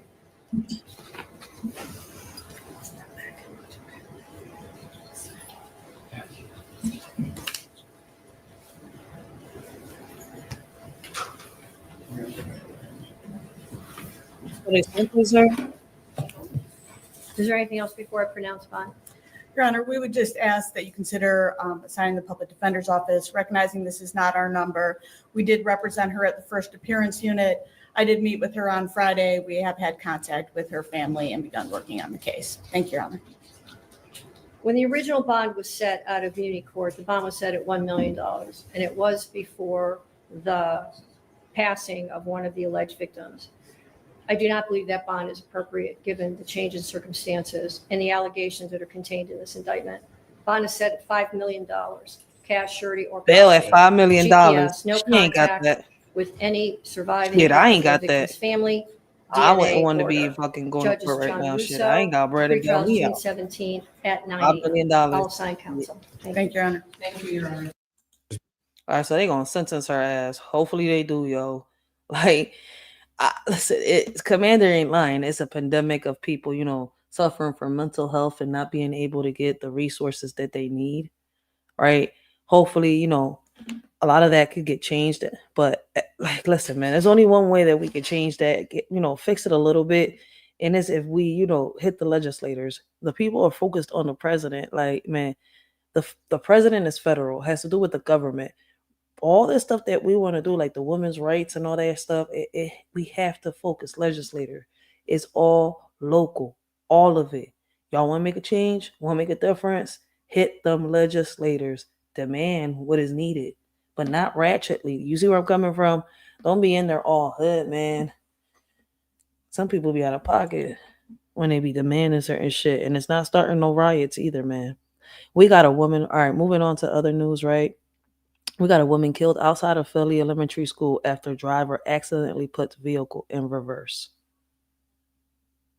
Damn, like, what the people, I'm glad Sherwood Parker is doing something about the double parking, about the speeding and all that shit, man. Because people out here is like, I swear to God, they gave, I don't know how certain people got their licenses out here and they're driving. Because some of these people do not know how to drive. They need to go back to driving school. For real. Half of y'all got y'all damn licenses as a gift. Like, I don't even think they tested y'all. Because why is it there's so many kids are getting hit and ran? Like, this is why, like, here in Philly, right, on Erie Avenue, right there on Marshall and Erie, we're trying to introduce a stop sign. And if we can't get the stop sign there, right, because I got a petition, if most of y'all haven't noticed, is running down there in my description box, right? And if you're from Philly, right, and you're around that area from Erie, I suggest you do it, man, because during the morning hours when kids are getting dropped off, and the afternoon hours when the kids are getting picked up, people is driving. I swear to God, people look like they're driving under the influence around them hours, because it's like y'all don't see these kids coming out of school. Y'all don't see the parents trying to cross. Like, people don't care. So we're trying to prevent an accident there, and hopefully we get, we got signatures so far. So I appreciate those that are signing. Though we try and reach over 500. Like, for me, 5,000 signatures if we could, so that we can do that, because it's time to start standing up and speaking up. And like, for me, I use the petitions to back me up, so that way when I go speak to the mayor, the senators, and all of them, I'm like, look, listen, man, I got parents that are worried. We need this done. So I don't know what city you're from and what state. The same thing that we're doing here in Philly, y'all can get it done over there. Like, I appreciate all those parents that came together. We got these class dojos, we got cameras in the school buses, and much more. But man, shit is getting out of pocket, yo. Like, these drivers need, I don't know. I think they need to call everybody in and get their licenses revoked. Test everybody all over, man, for real, for real. Breaking news. A woman was struck and killed by a vehicle this morning in Southwest Philadelphia. Police say it happened on the 6700 block of Regent Street. The driver that hit the woman did stay there on the scene. Action News reporter Katie Catro live now in Southwest Philadelphia with the latest on the investigation into how this happened. Katie. Sarah and John, it was emotional out here earlier this morning. We saw people consoling each other. As you can see behind me here, investigators are still out here on scene. Moments ago, we did see police tow a vehicle away as well. Now, they briefly spoke with us here on scene, and here's what they were able to tell us so far. Police say this all took place around 7:30 this morning here on the 6700 block of Regent Street in front of Catherine Elementary School. Look at that. Police say a woman dropped off her child to school this morning. Police say when she tried to drive away, she accidentally put her car in reverse instead of drive. That's when the driver backed into a woman walking behind her and killed. What in the world was she focused on that she didn't notice that she put her car in reverse? And she's in front of a school zone. Like, what was she paying attention to? And that's what I'm saying. Like, I feel as though this was a parent that was stuck on her phone. Because the majority of the issues, right, with people that are getting into accidents right now, either they're drunk, right, or they're stuck on a goddamn phone while they're driving. I've seen people arguing on the phone and texting on the phone and get into accidents here in Philly, yo. And I'm sitting here like, really though? Like, what was you thinking? Like, your eyes should be on the road, not on the phone while you're arguing with whoever the hell you're arguing with. People do the dumbest shit, I swear to God. Her. Now, at this point, police have not released a name, and they say the driver did say on scene, as you mentioned, and is cooperating with police. Again, back out here live, you can see that police are still out here on scene as they are continuing their investigation. This shit is crazy, yo. Let us really know what y'all think about that, man. We're going to move on to this is, yo. It's a pandemic. It's not just hashtag mental health. I think demons is just taking over people's bodies. For real, man. Police are searching tonight for two men believed to be behind a string of burglaries in Southwest Philadelphia. Surveillance cameras have captured the suspects in the act at 3 different stores. Authorities say the thieves got creative to break into the businesses. Each time they entered through the outside cellar and the basement doors. It is much like, yo, what a mask at? He had a mask on, but you could still like, yo, we got the dumbest robbers nowadays. The night in the big story on Action News is a search for 2 burglary suspects in Philadelphia. Police say the duo has now stolen merchandise and cash totaling about $15,000. Action News reporter Walter Perez live for us in Southwest Philadelphia with the full story. Walter. That's right, Shari and Rick. We spoke with 2 of the owners of those businesses who say their profit margins are really thin and keeping these shops afloat is not easy. That's why they're hoping that these suspects are found and arrested sometime soon.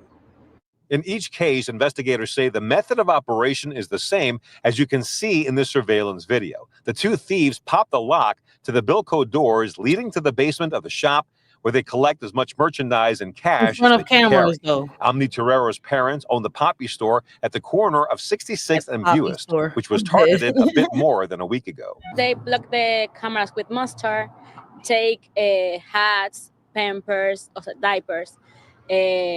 What else? Lighters, the money that I have from the day before, and the money that I have in the cashier. Several days earlier, They took lighters, diapers, beanies, I guess, like she said, hats, Pampers, shit that they could sell in the streets, instead of investing in their own merchandise and selling it themselves. Like, yo, Pete. it's believed the same men robbed the Usetta grocery store on Elmwood Avenue. The owner tells us they got away with $7,000 in tobacco products alone, adding that tobacco is not covered under his insurance policy. Tobacco is not covered under a lot of insurance policies when it comes to a lot of these stores. Mr. Usetta says, quote, you have to protect yourself from the thieves, but there's only so much you can do. A thicker lock, a stronger door, and pray I can stay in business. As of tonight, investigators are linking these criminals to at least 3 similar robberies over the past few weeks, including the TMP Food Market on the 7000 block of Woodland Avenue. But it's possible they are responsible for others as well. And it's estimated they've gotten away with approximately $15,000 in cash and merchandise. The victims we spoke with say these are the kinds of crimes that make it difficult for people who play by the rules and try to contribute to society. Looking right into the camera. To work and do the things that we need to do. We don't want any trouble with anyone. We don't hurt anyone. So it's a very difficult for the owner. I swear that this era has the dumbest criminals ever. It's like they was all looking into the camera. We could see who you is. Peekaboo. Yo, I don't listen, man. Like, we're in the era, like, for real, if you're going to sit here and commit a crime, right, you know that every store has a camera. Why in the world you don't cover your face? Like, I'm telling you, dumb-ass criminals. I want to start out by saying, yo, teenage boy arrested after 5 found dead inside home. This happened a month ago, too? Oh, snap. What the hell? Damn, the little young boy was shot out. He killed it. All 5 of family members? Let's see. A repeat from this morning for some of you.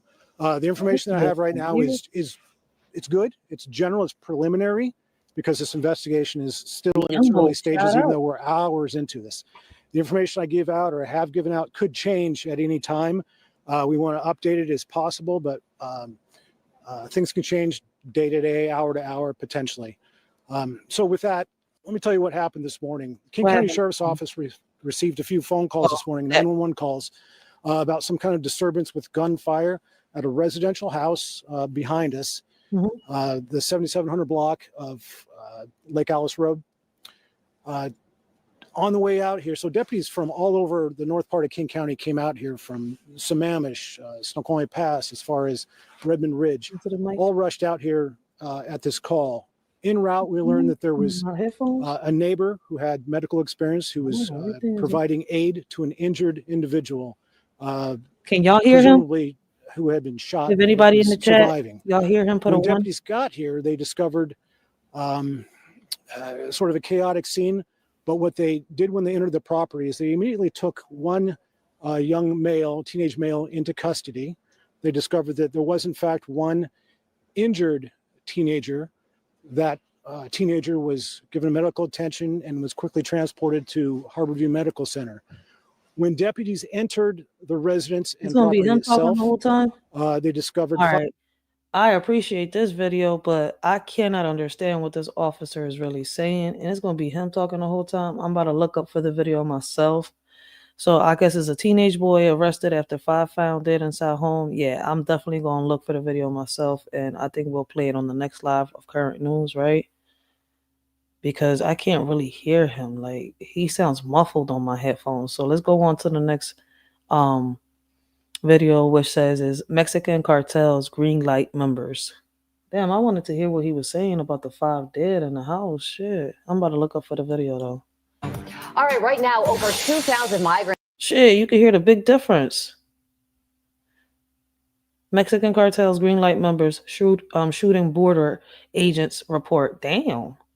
The cartels is hitting people at the border? They're headed for the U.S.-Mexico border over fears they'll be denied entry under a second Trump presidency. And with those migrants making their way here, a new internal memo reportedly reveals Mexican cartels are giving members permission to, quote, shoot at U.S. Border Patrol agents. Irene Armendariz-Jackson is a small business owner. Oh, so this was happening before Trump became president. Oh, wow. The cartel was getting serious. Who in El Paso, whose husband is a retired border agent. And Irene joins us now. Irene, good morning to you. Thank you so much for joining us. So it sounds like these migrants feel like their best chance of entering this country is under Kamala Harris, which is not what she's saying on the campaign trail. How do you feel about that? Well, I mean, I think they're wasting their time because I do believe that America has opened their eyes, especially the Latino community, the Hispanic community. We're tired of seeing these people come and abuse unfortunately, they're taking advantage of the situation, right, with the Biden-Harris administration. We're tired of spending money on them. Over $571 billion have been spent on these people. And man, she ain't lying. Kamala spent all this money. Biden and Kamala spent all this money on them. We got elderly in the streets, right? Like they're homeless. Like a lot of the elderly lost their homes. A lot of elderly, were having issues with their checks. Man, we talked about this shit time after time, right? Like a lot of this money could be going into funding these schools, right? More, a better pay for these teachers, especially with the way shit is.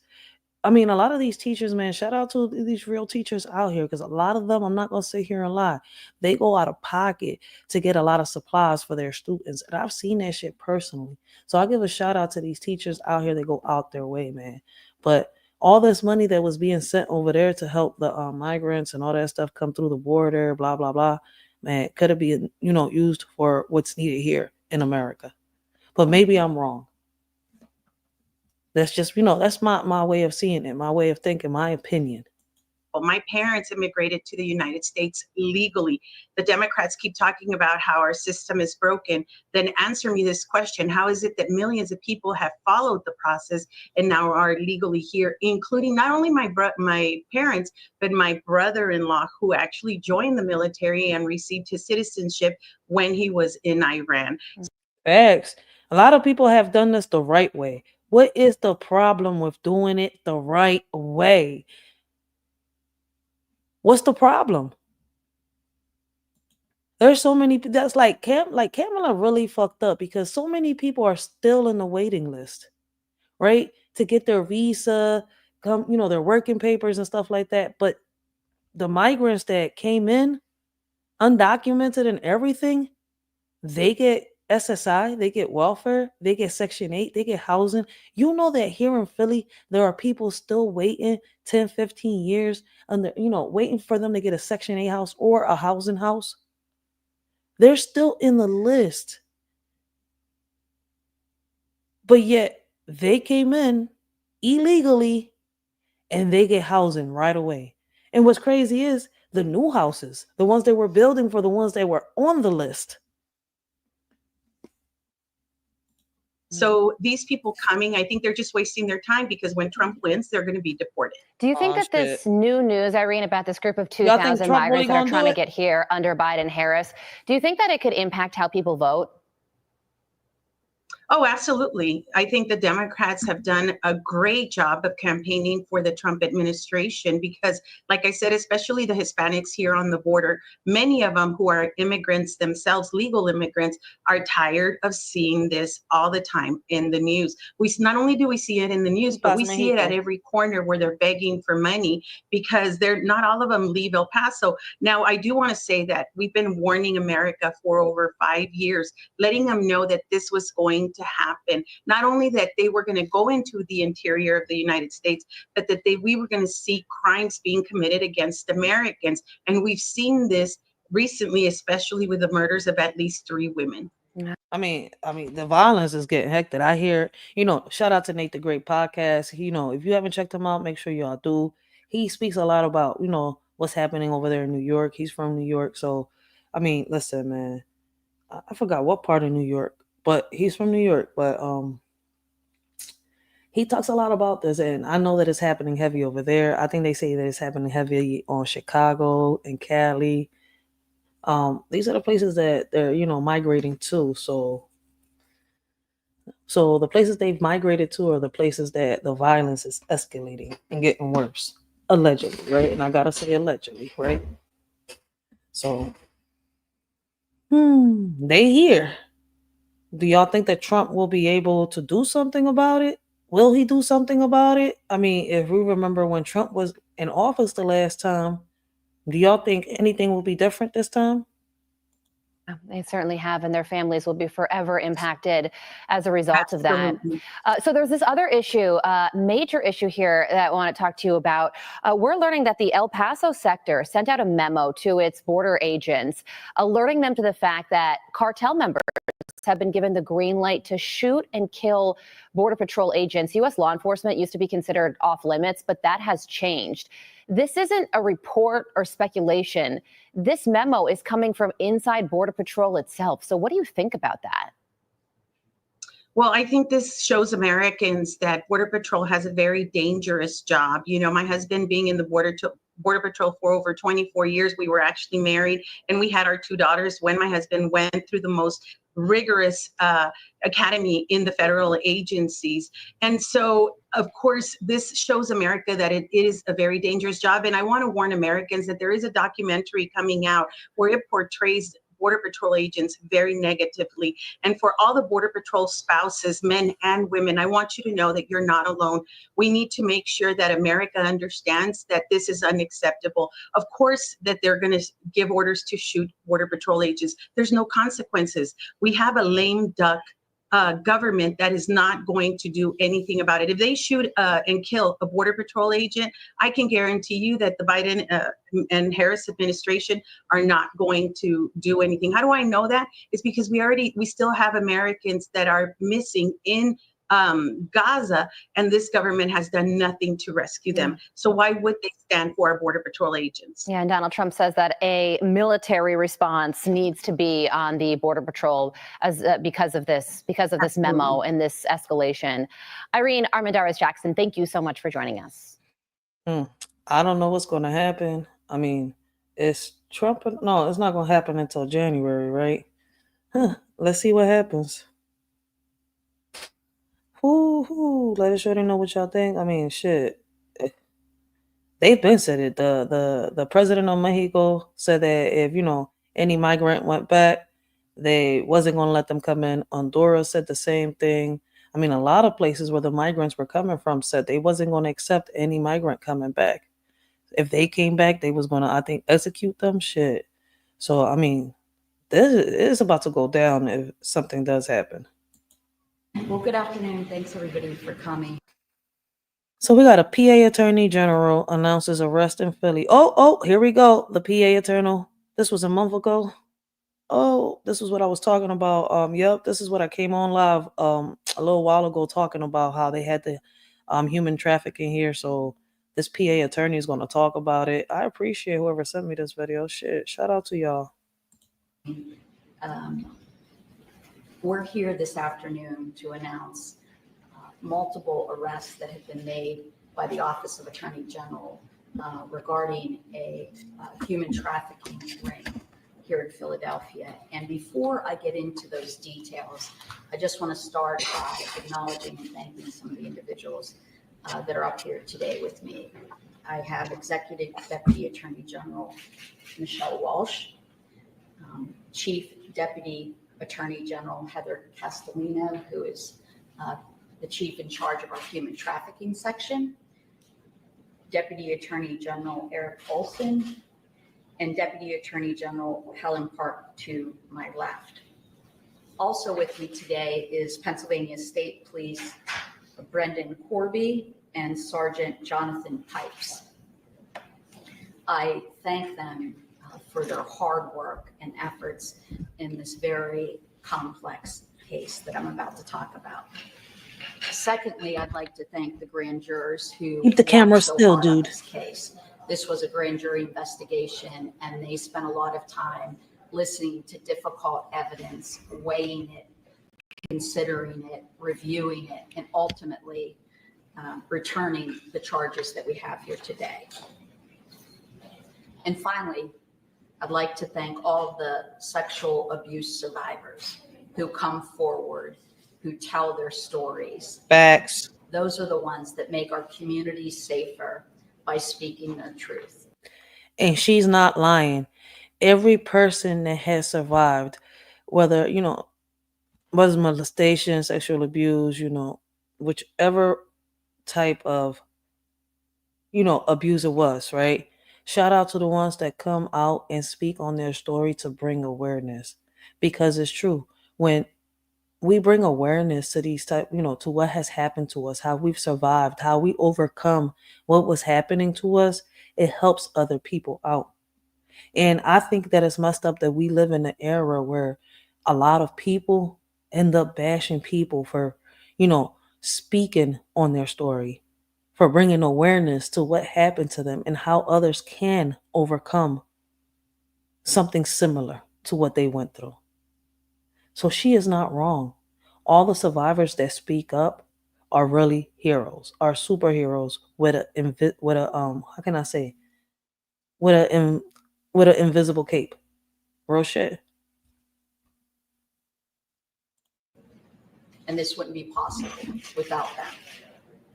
So as I said, today I'm here to announce the arrest of multiple individuals in a human trafficking ring that was operating primarily out of the Oxford Circle area home in northeast Philadelphia since at least 2012.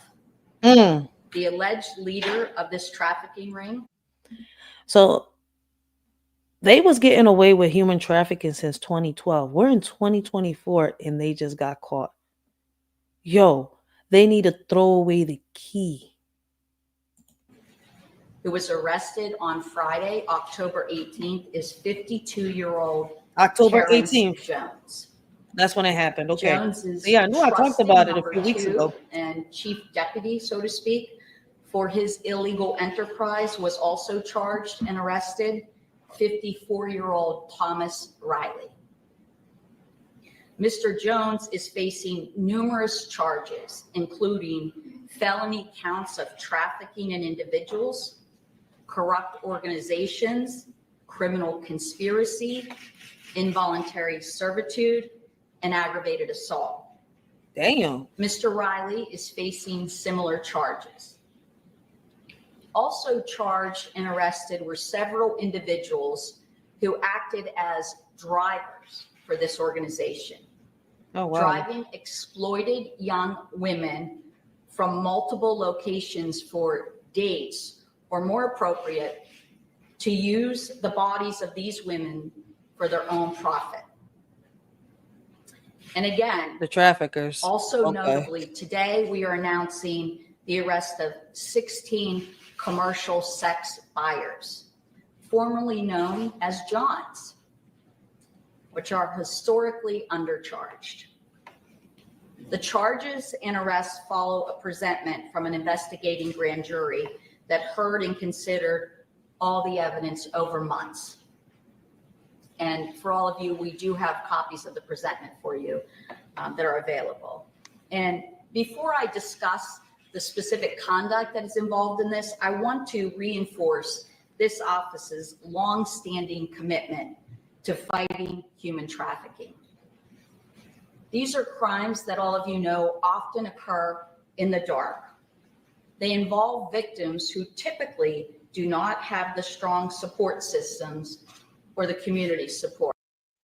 She's speaking some facts right there. But you know what I think is crazy, right? And it's just a random thought, right? It would take Cheryl Parker to become mayor for this bust to happen. This guy's been active since 2012. He's been trafficking women in and out of the northeast side of Philly for over a decade. Wow. Often they are dealing with addiction issues or previously existing traumas. And that is how these predator traffickers, like Terrence Jones, thrive. Our office is committed to shining a light and exposing these terrible crimes. Because if the public can understand how someone like Terrence Jones conducted the criminal operation for more than a decade, there can be hope for more intervention and prevention in the future. Awareness is key when we're talking about human trafficking. Because while the specific facts, which you will hear soon, are different in every case, the trafficker's profile or MOs are often very similar. And I will note, of course, at this point, Mr. Jones is presumed innocent, and the facts that I'm discussing are just allegations. The conduct in this case is disturbing. It is cruel and it is callous. I hate that he's innocent until proven guilty, but with all the evidence they got on him, why not just lock? See, man, that's the one thing I hate about the law, right? The loopholes and all that shit that it has to it, man. With all the evidence you got on him, man, throw that man behind a jail cell, lock him up, and throw away the key. I swear to God, man, like it's like I be telling people with all this technology that they got, right? Y'all telling me y'all can't solve all these cold cases? Well, all these cameras y'all got on these streets, y'all can't solve, a missing persons case? Man, I don't know. Maybe I'm tripping, but I'm sorry. That was a random thought. I apologize. Terrence Jones and his co-conspirators took advantage of young, vulnerable women and exploited their suffering to line their own pockets. Yes, they did. Make no mistake about it. This Abusers. case That's is what they are. about greed and control. But thanks to the hard work of the individuals standing behind me, the Pennsylvania State Police and the attorneys, that danger to society that he had been wreaking havoc for decades, he will now be fully accountable when we're finished. And let me begin. I think this case is most easiest to understand in thinking about one example that I can share with you. There was a victim that testified before the grand jury. And what she told the grand jurors was that after leaving a sober home in South Philadelphia, she was struggling with her substance abuse disorder and was looking for money to feed her addiction. She saw an advertisement online for escort work and reached out and spoke to an individual named Julie. The victim told Julie that she was leaving a recovery house, to which Julie responded that the dates she would visit would have party drugs to share with her. So basically what we have here is a man that was a part of human trafficking, right? Basically, he was preying on women that had addictions.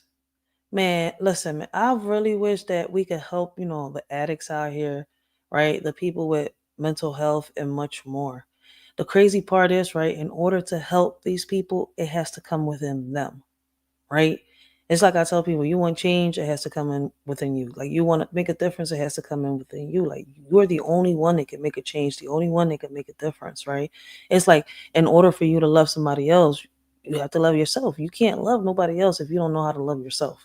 In order to respect others, you have to know how to respect yourself, right?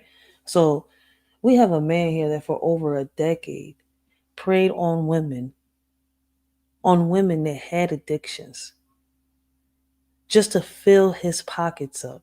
And he didn't care what he did with them, how he used them, how he manipulated them. And it's crazy because I think some women want to change. This lady had an addiction. She wanted to feed it. She went and took an escort job. That's how easy he sat here and took advantage of her. Blessings. We on Lock Nation, yo. Make sure y'all go check out We on Lock Nation. Great conversations, great topics, yo. You will not be disappointed, yo. But I hate situations like this, yo. Like, I wish there was a way that we could, handle all this. But, this is how I guess it's meant to be. But we could break this cycle. but people say they can't. Julie also told the victim that a driver that Julie sent would be by to pick her up and take her to prearranged dates, sex buyers. And he would wait and pick her up after the date. Julie also stated that Julie, would tell the victim how much money to collect from each buyer, and that the victim was to give all the money collected from the buyers to the drivers. The victim did believe that she would get some of the money in exchange for the sex she provided to the buyers. Appreciate what that. the victim did not realize I appreciate was that. that Shout out the to Ms. person B that for she the was cash talking app. to, Julie, was actually Terrence I don't even got my Jones. cash up on my phone. That's why that The junk victim came in through believed text that she message. was speaking to a woman. Yo, I was in this joint like, who the hell is texting me at 2:57 in the morning? And Cash App is. I appreciate that, Ms. V. I appreciate that. Sounded like a woman, and it was actually Terrence Jones who took great steps to hide his identity. On the first night, Jones sent a driver to pick the victim up, and the driver took the victim to 4 or 5 different locations where she was given illicit drugs and performed commercial sex acts for the buyers. Wow. The driver then took all the money that she got from those buyers, drove the victim back to his house where he raped her, telling her that since he was letting her stay at his house, he needed something in return. Because she left a sober home and had nowhere else to go, she felt trapped. And that's how most women feel when they're alone out here. And I think a lot of men too. Like, believe it or not, a lot of men that are like, not all men, but I see a lot of men, and we're talking about addicts. Okay, so let me correct that. Let me fix that. Right? I think that's how a lot of men and women feel when they're addicts, and like they feel alone, like nobody cares. But it's like I say, yo, man, it has to come within them to change. Right? I've dealt with not just people that has had mental health, right? I've dealt with people that have had addictions in their lives, right? And I'm sitting here like, how can we help them? Because it's like sometimes something in their life triggers them and they go back. Some of them do want the help. It be the triggers. You see where I'm coming from? And it's like, damn, this disease is like unbeatable. And then you look at it, right? The addiction of crack and all that didn't start until like the 80s, right? And probably a little before that. But before that, there was no pandemics of crack cocaine and heroin and all that stuff. So it's like, or was it? Was there a epidemic of opioids before crack? I gotta look because I think I might be wrong. I might be putting my foot in my mouth because I think it was a pandemic of both. But which one came first, the opioids or the crack? That's where I'm mixing it up at. But either way, right? I feel bad for these women because they're easy target. She went online. I mean, she went online, right? And answered this ad on Facebook, I guess it was, or wherever it was. And it was an escort job. Boom. She went to see if she can get hired. Boom, boom, boom. Bull takes advantage of her. It's crazy how the easiest targets are the ones that suffer from mental health and addictions. The question is, how can we bring a solution to the table, right? When they're the ones that have to find change within themselves. This is a topic that I'm sitting here like, damn, how can we help them? What solutions can we bring to the table that will work? How do you help an addict, right? Especially the ones that don't want to be helped. And did not feel free to leave. This victim's experience was similar to others. As all human traffickers do, he dehumanized these young women and used them as a commodity to further his trafficking enterprise. After recovering this victim, the Pennsylvania State Police We launched a unlocked me. Okay, hold on. I long-term, just saw your large message real quick. My bad. I'm multitasking on the screen. You talking about Instagram, right? Let me see. Let me check my Instagram real quick. Hold on 1 second. I don't know why. Why didn't I get the message? I should have gotten the message. Let's see. Yes, sir. Yes, sir. Tomorrow, yes, sir. If you look at your chat on the live, I wrote on your chat. I said I'll be there. Bet. I got you. I got you. Yes, sir. Yes, sir. I got my alarm clock set. This is crazy, man. Like I never knew that. Listen, man, I be around Northeast Philadelphia. I used to work around Northeast Philadelphia. Like this man had a whole ring in that community, a whole human trafficking ring in that community, and people helping him is the crazy part. Like, yo, you gotta be careful with those around you, right? Because you never know who the hell can get you caught up in some shit. Like, you could think that you're cool with this person, but yo, you know that a lot of people end up being an addict because they was spiked. And what I mean by them being spiked is because they was chilling with somebody, they went to a party, they was either, like, for example, smoking some weed, right? Somebody probably crushed up some shit, put it inside the Dutch, right? And you hear, you smoking, you thinking shit, cool and blah, blah, blah. Next thing you know, you high as a kite, don't even know why, different high. But it's because somebody had put something in your weed. Now, boom, you're spiked, right? And a lot of people's addictions are created like that. I know 3 people that ended up becoming addicts, right? Because somebody that they trusted ended up drugging them. And they didn't even know that they was being drugged. Imagine you chilling with somebody and they're the reasons you become an addict. Like, that's crazy. Does it happen? Yes. Can you avoid it? That's the question.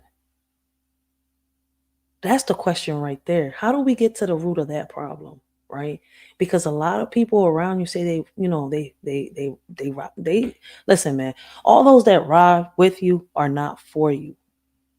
A lot of people say I love you, and them same people that say I love you end up stabbing you in the back.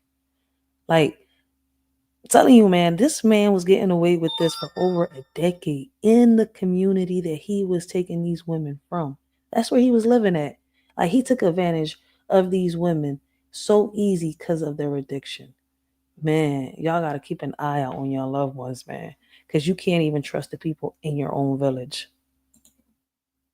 Scale investigation into this organization and discovered that it was allegedly being orchestrated by Jones from his home I on gotta check my Dixon email real Street quick. in Hold the on. Northeast. My bad. Jones recruited and exploited over a dozen young women for his sex trafficking operation at locations throughout Philadelphia, its suburbs. Yeah, I forgot to say this, man. Shout out to Ms. V, man. Make sure y'all go check out Ms. V. If anybody, I got any mods in the chat right now, can y'all please leave Ms. V's link in the description box down below. MTGV Crime Podcast Show. She has a great podcast going on. The way she be breaking it down. Make sure y'all go check her out, yo. Like, I got caught up in saying what I was saying that I forgot to mention her. Like, listen, man, I appreciate Ms. V. Like, she has a great, like, y'all need to go check her out. Y'all will not be disappointed, yo. Like, shout out to Ms. V. And South Jersey, primarily targeting vulnerable young women who were already grappling with some type of substance use and who said they struggled to stay clean and sober. Jones presented himself in virtually every online or phone conversation to the potential victims as a woman with the fake name of Julie or Julia, even changing his voice to sound higher pitched, like a female.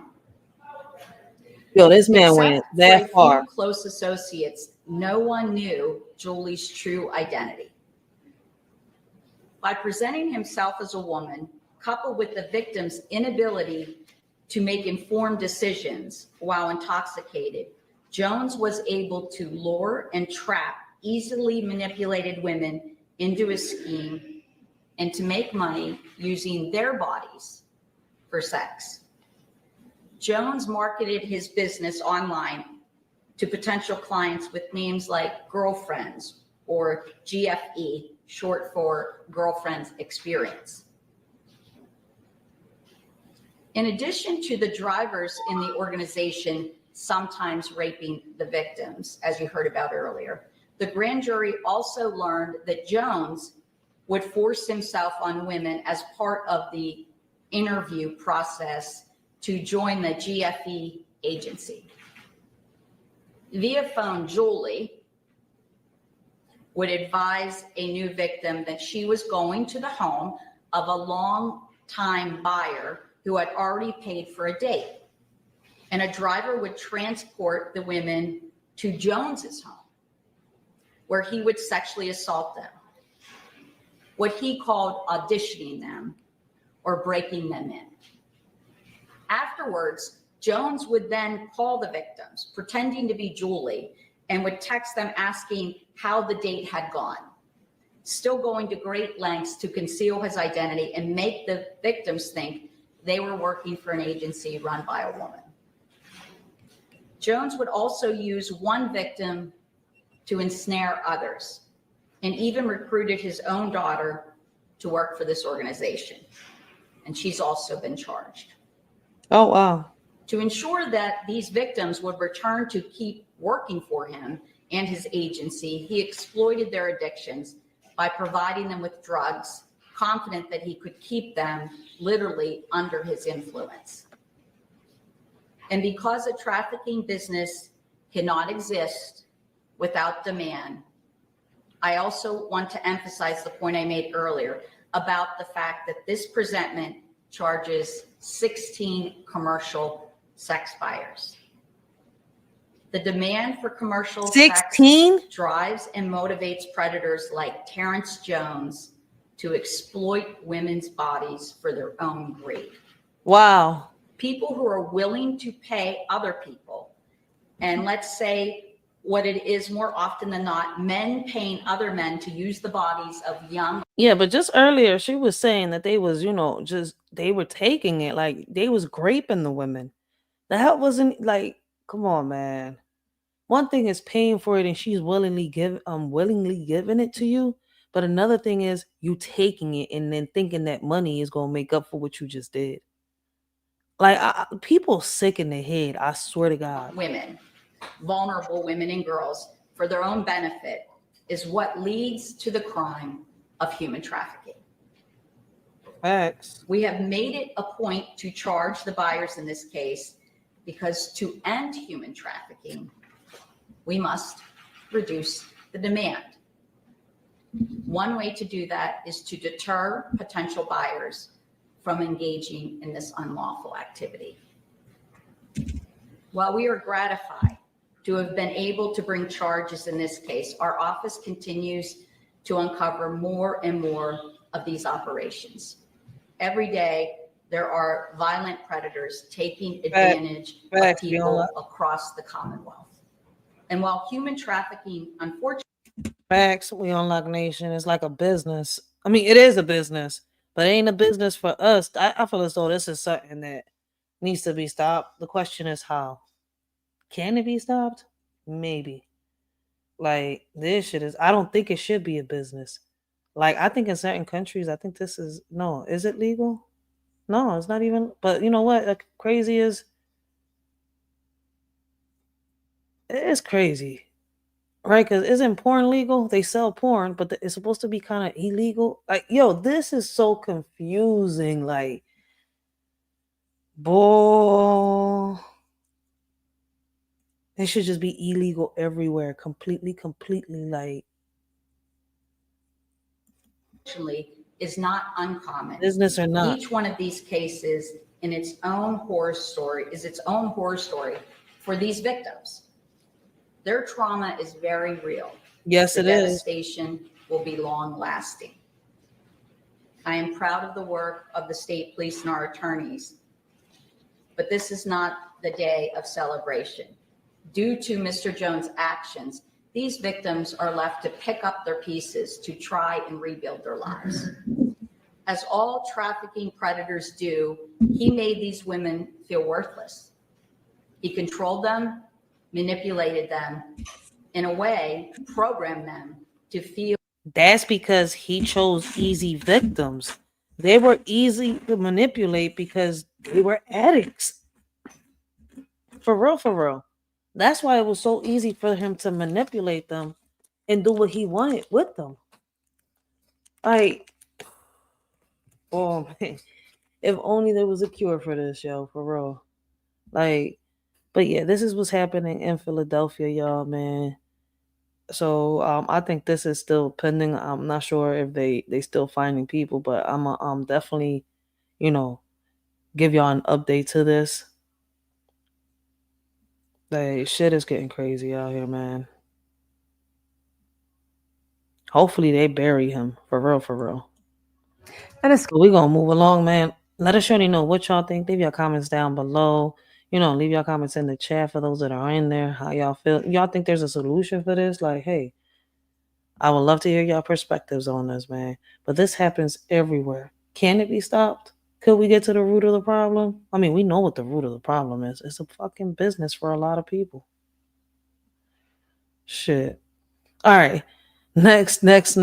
We got women arrested for instructing child to murder infant through Roblox in Escambia County. I don't know where Escambia County is at, yo, but this is something that's been happening, for the longest. We got men and women using Fortnite chats, Roblox chats, right, to either lure children to, it's kind of like, oh my God, to lure children to, for them to molest them, grape them, do whatever they want them. Like, kids have gone missing due to this, right? Damn, man. It's like, how much more awareness can we bring for people to wake up when it comes to these situations? Parents, man, link them Google accounts, right? Like, if you're going to have your child to have their own phone, their own Google account, right? Their own social media, link them Johns, man. Don't sit here and just leave your child out here, throw them to the wolves, right? And then wonder why these things are happening. Let me tell y'all something, right? Social media is where these predators lurk the most. Why? Because they could hide behind an avatar. They could pretend to be somebody else. They could pretend to be a kid. And that's how a lot of them do it. And that's how they lure a lot of these kids from these games, from these chats, right? Into away from, their safety and close to them for them to be able to do what they got to do, right? I'm trying to find the right words because, I can't get hyped up on this. I can't get too emotional, right? Because if I say some messed up shit, YouTube will strike me. So, man, hopefully y'all understand what I'm trying to say, man. But as a parent, you have to be that detective, that police officer. Monitor your child, man. For real, for real. Because these things can really get avoided if it's like... These things can really get avoided if parents do monitor their kids a little more. You see where I'm coming from? But I feel as though that while your child is a certain age, they shouldn't be on these social media apps. Kids should not be on the internet at a young age. Like, we should try to keep them off of these apps as much as we can. And if, your child is not with you while on the app, they shouldn't be on the app. But hey, like I said yesterday, right, when we was reacting, I think we reacted to a video, and I think in Australia they passed a law, right, where children under the age of 16 are not allowed to be on social media. It is illegal in Australia for children under 16 to be on social media. And I think that should be done everywhere. That's not a bad idea. They gonna be mad? Hell yeah. They gonna raise hell? Hell yeah. But I think we need to, ease them off of these things, man. Like, bring back the programs and have these kids occupied. Like, the IQs is dropping, man. We got to get them off these iPads. But, moving on, my bad. YouTube has issues. Yes, it does, man. Like, yo, woman arrested for instructing child to murder infant through Roblox in Escambia County. Like, she really influenced a child. Like, did she? I gotta look this up furthermore. I gotta do some deeper research. Did the child murder the infant? Escambia County woman is charged with attempted murder. The sheriff says she coached a 10-year-old girl, trying to get her to carry out the crime against a baby and the adults who cared for her. WEAR's Haley Samples joins us. And Haley, a tip to the sheriff's office led them to Tara Alexis Sykes, who they say instructed that 10-year-old to commit a series of crimes. Yes, Escambia County authorities opened an investigation on this case on October 17th, and they arrested Sykes the very next day. Now, Sheriff Chip Simmons tells me this disturbing case is unprecedented in the county. To say it's disturbing is not saying enough. Those words describing 36-year-old Tara Alexis Sykes. She's facing attempted murder charges. I've never seen circumstances quite like this. The arrest report says Sykes communicated with the child through gaming platform Roblox. It also states that Sykes' intention to commit murder started on September 1st.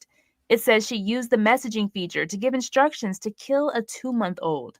Sheriff. Yo.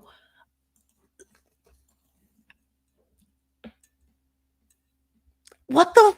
Like, she's gotta. Listen, man.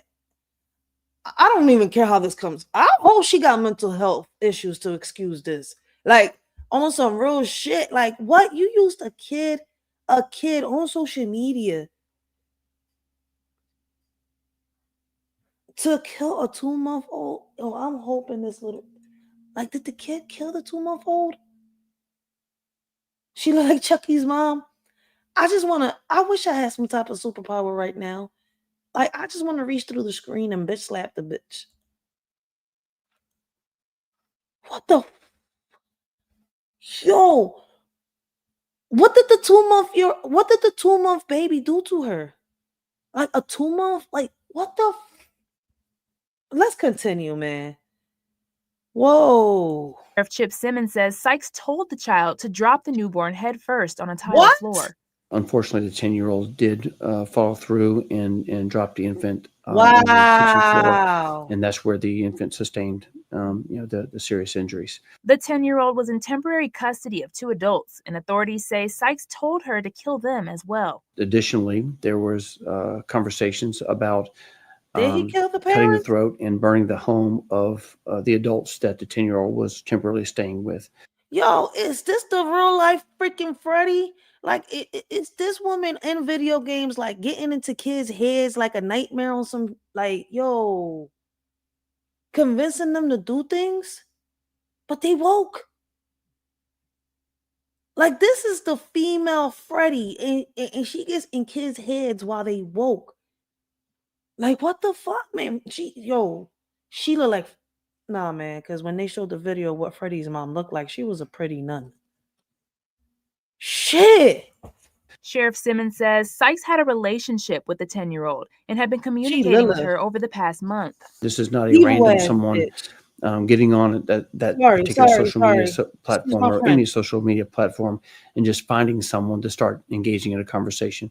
The relationship had already been established well before the social media platform communications. Sykes was arrested Friday at her home on the 2000 block of I'm not even Tomlinson sleepy Road. no more. She faces charges of I attempted woke murder up. and aggravated child abuse. Sheriff Simmons says the 10-year-old who carried out some of the actions could also face charges. We're still having conversations with the state attorney's office on what, if any, charges the 10-year-old will have. Saturday's arrest was not the first time Sykes had been charged with abuse. She was also arrested in May on the offense of child neglect and endangerment.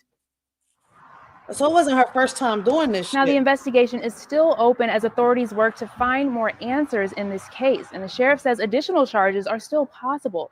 Yeah, a 10-year-old should know better, Commander, but man, you got to sit here and realize that's why the kids are the target, because they're easily influenced. You see where I'm coming from? Like, still at 10 years old, hey, I can't, like, listen, man. You got to realize she was targeting a kid sitting here playing Fortnite. You see where I'm coming from? Like, I've heard stories, like, the majority of the kids that be playing these type of games, right, are either autistic, got ADHD, right? We got regular kids that do play Fortnite. But the majority of these kids that are into Fortnite, Roblox, and Minecraft and all that stuff, right, are autistic, ADHD. They got, listen, they keep them occupied with that. And I've noticed that a lot of parents do that. That's why I'm saying that she was wrong, because we don't know what this 10-year-old was going through or what was happening in this 10-year-old's head. And then he's here playing, these little violent games. Like, trust me, Fortnite and Roblox be having these little shooting games. And I'm like, they look goofy as shit.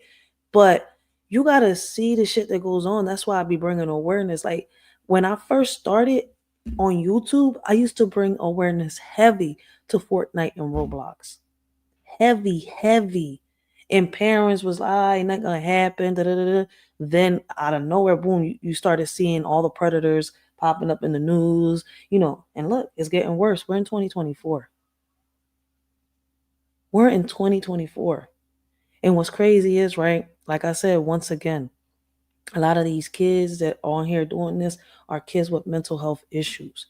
And I do believe that a 10-year-old, right, if he's in the spectrum or if he's suffering from something, or, they are capable of doing it. Not all 10-year-olds, right? Should a 10-year-old know from right and wrong? Yes. Should an autistic child know from right and wrong? Yes. But look at the way that this is being done through social media. And what's crazy is, right, we've seen kids imitate and mimic things that they see on social media. Like, that's what I'm saying. Like, the kid is wrong, right? Because we don't even know what the child is going through. But yes, the kid is wrong, like doing what the fuck he did. He should have known from right from wrong. But this lady using a child to, make her sick fantasy come true, that's crazy. Like, damn, man. I don't just blame the child. I blame the adult in the situation too. But for now, Sykes is being held at Escambia County Jail with no bond. Reporting outside the Escambia County. But what happened to the kid? What is y'all? This is why I said I'm gonna go deeper into this. Like, is y'all gonna get the kid some type of, like, is he gonna go into a mental health facility, or is he gonna go into, jail? Is he gonna do time? We know what I'm gonna look deep into this. What the hell? That's crazy. They're stealing your stamps. I just broke down saying someone. Government employee accused of EBT fraud as food stamp theft is on the rise. Shit. They hacking everybody food stamps, man. If you're getting food stamps, be careful, man. If you get a notice saying that, your food stamps is gone and you just got them, you've been hacked. I stole all my money. Thieves are getting away with millions of dollars. Food stamps wiped off of your EBT card in seconds. I knew I had money on my card. From this DHS worker allegedly caught changing PIN numbers to buy groceries for herself, to skimmers waiting for you to swipe at the counter. A big inconvenience. The Shade Room is getting down to the bottom of it and what the feds need you to do before you use your EBT card again. I'm Justin Carter. This is TS. I mean, did y'all ever send back all the people that got their food stamps stolen from them in 2023, 2022? I mean, because there was a big pandemic and nobody's speaking about it. This was being talked about a month ago. Damn, it took y'all 2 years to bring awareness to, that people was getting their food stamps robbed. Damn. SR investigates.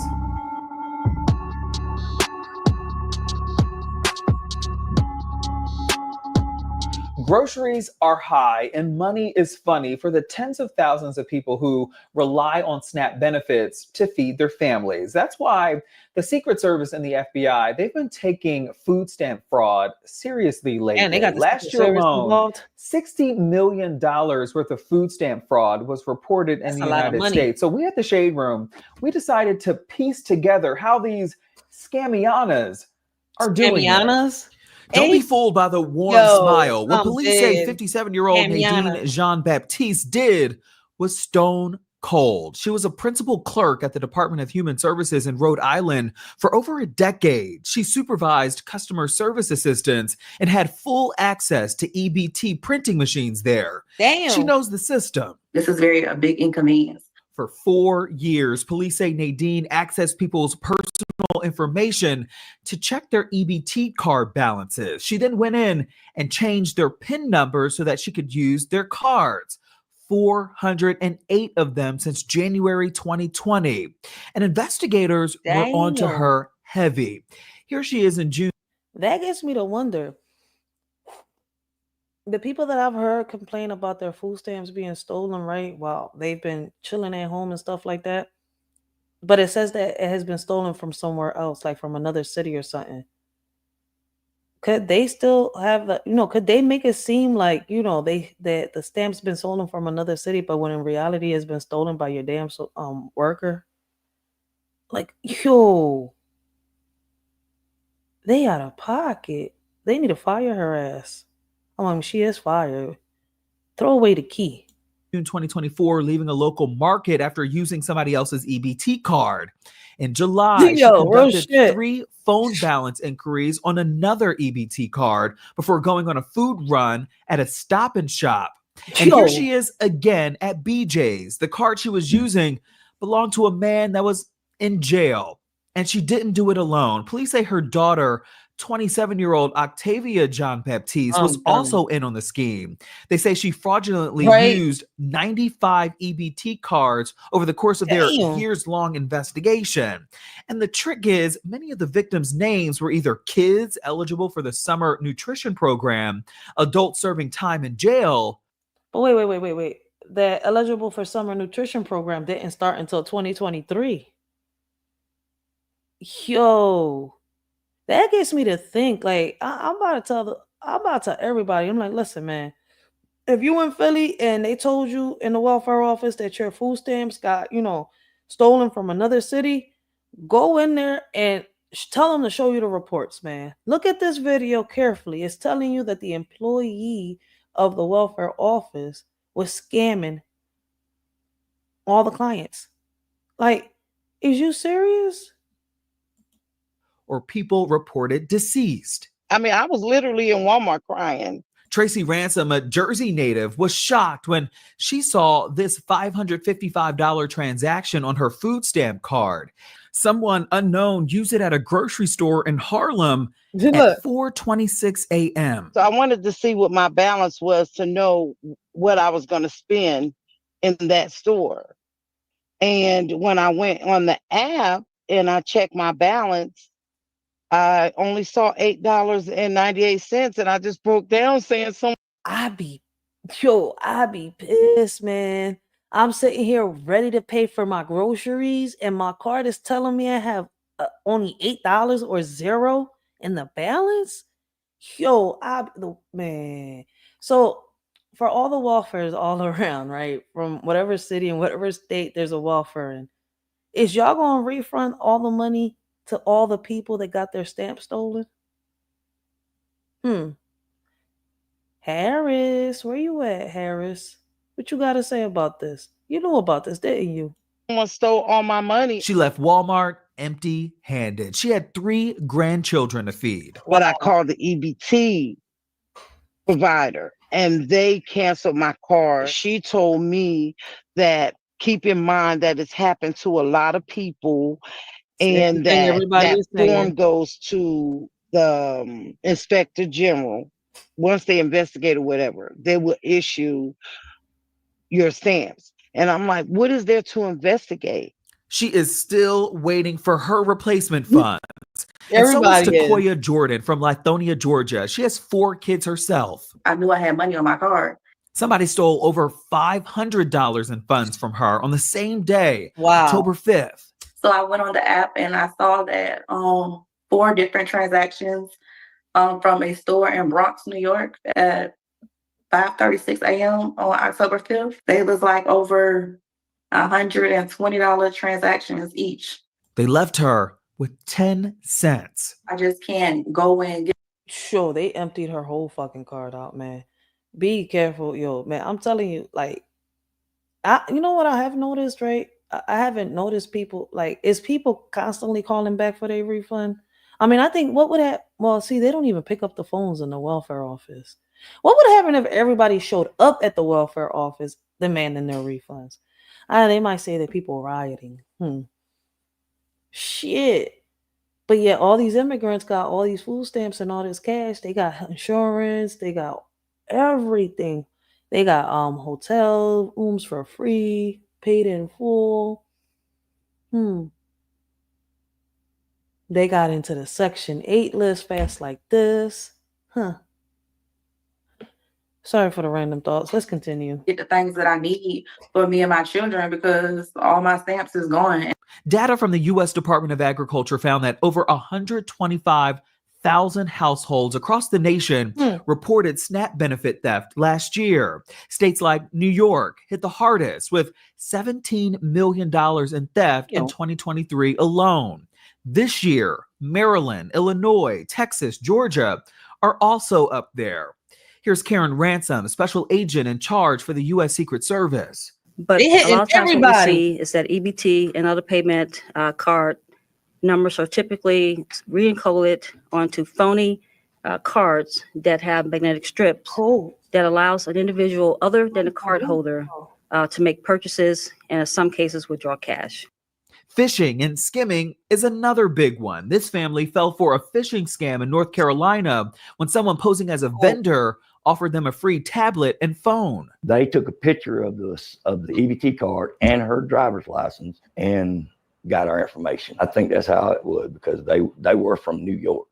These Romanian nationals were charged back in April, accused of installing skimming devices at ATMs and cash registers, cloning the cards, then using them for cash withdrawals. I still haven't heard anything back from anybody about replacing the stamps or anything. And that's the problem. Recipients are saying that it's taking weeks, if not months, to either get a replacement card or replacement funds, which they say.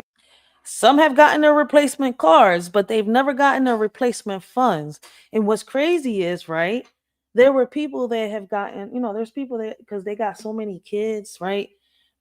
There's families that have gotten, stamps. They get like 800, 900, maybe 1,000, right? That's a stack, right? In stamps. And they've gotten their cars swiped. So he said New York got hit the hardest last year, right? New York, Philly should be following right after that because Philly got hit a little hard last year when it came to that. Like, you heard a lot of households complain about the same thing. We're in 2024, and like I said, a lot of people are complaining, right? Because they still didn't get the refund back. Like, it's been months. Like, a lot of people went a month without eating because they didn't have no cash, right, to sit here and buy the food, right? And then others, there's people on here that get food stamps, right? That you can work and still get food stamps. I hope y'all know that, right? There's people that get that work certain amount of hours, right? And they get food stamps, right? But they still, even when they go shopping, right, they still have to add cash. I've seen it. They have to add cash to their food stamps. Like, listen, I've seen people have $300 food stamps in their car, right? Because that's what they get from the government, and still have to put in $500. Like, listen, man, all this shit is crazy, man. They robbing everybody. So when is people gonna get their refunds, right? And what's crazy is a lot of people with SSIs, right? They've had their little prepaid cards and stuff like that. Had same issues. So I'm wondering when they're going to bring awareness to that, because there's a lot of people with SSI that are still waiting for their refunds too. Like, damn, man, my check was supposed to be in today, but apparently no check, or their check, the money in their car got stolen. Is unacceptable. Now, the federal government says the best line of defense in making sure that this doesn't happen to you and that you can get your money back is contacting your state's Department of Human Services. You can also call or submit a report to the Inspector General's office with the information that's listed. Oh, that's right there. For anybody who's been through that, look, I don't know, maybe an email might work better for y'all. Because I know in Philly, they don't pick up the welfare phones. They don't. Them Johns be ringing and ringing and ringing and ringing. Same shit with the SSI. You be hours on them Johns before they sit here and answer the call.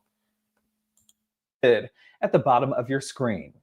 For TSR Investigates, I'm Justin Carter. All right, we're going to move on, right? Yo, this shit is to crazy. anyone.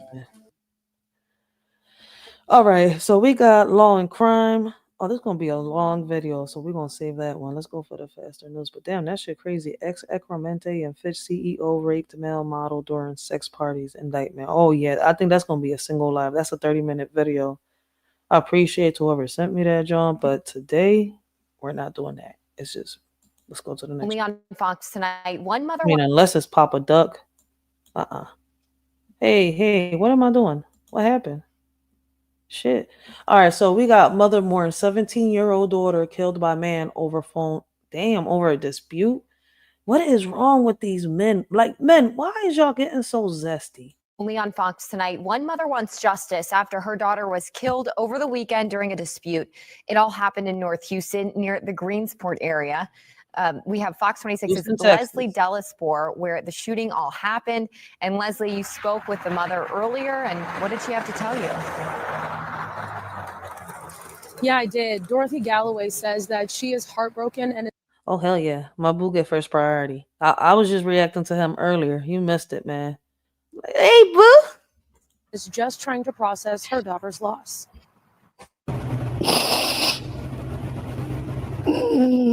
These are the tears no mother wants to cry. 1 minute I'm crying, the next minute I think about her happiness, I get happy. The next minute I might be crying again. Dorothy Galloway is grieving the loss of her 17-year-old daughter, Lauren Galloway, a bright light in her life. Live wire. Why did the man kill her? She was a live wire since birth. Always happy, family oriented. Everybody's, if you would have met her, you was gonna be auntie. And she was always happy. You know, party. She loved music. She liked to rap.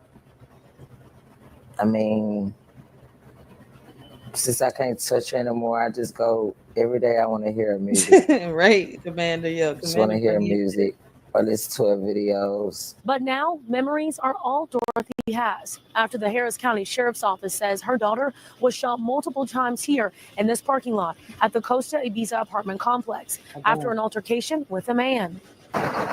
Lauren's mother says Lauren's friend told her the argument started over a phone and the man who pulled the trigger was not Lauren's boyfriend.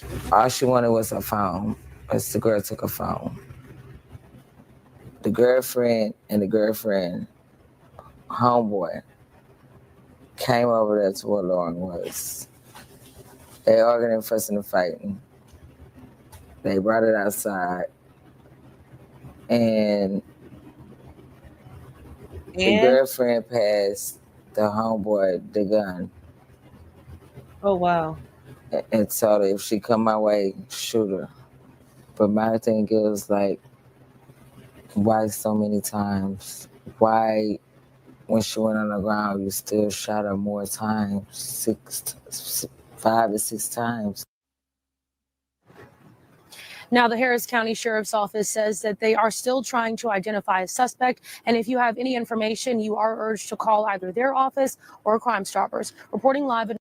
Damn, a dispute over words led to somebody losing their life. And that's what I don't get, man. Like, yo, a lot of you men could walk away from situations like this, yo, for real, for real. Like, I don't know how deep it was, but I don't think that it was deep enough for her to get shot down like that. And from what I see, the girlfriend was being messy. So a lot of y'all men really stop, like, get out y'all feelings, man. Walk away from certain situations. Like, I don't know what went down. Some females could start a lot of shit. I'm not going to sit here and lie. But whatever the reason is, man, as a man, walk away, yo. This is crazy, man. We got parents call for Camden School Board president to resign due to outrageous conduct with the student. What? Oh shit, Camden School Board president to resign? What type of outrageous conduct did he have with a student? Oh shit, man. Listen, man.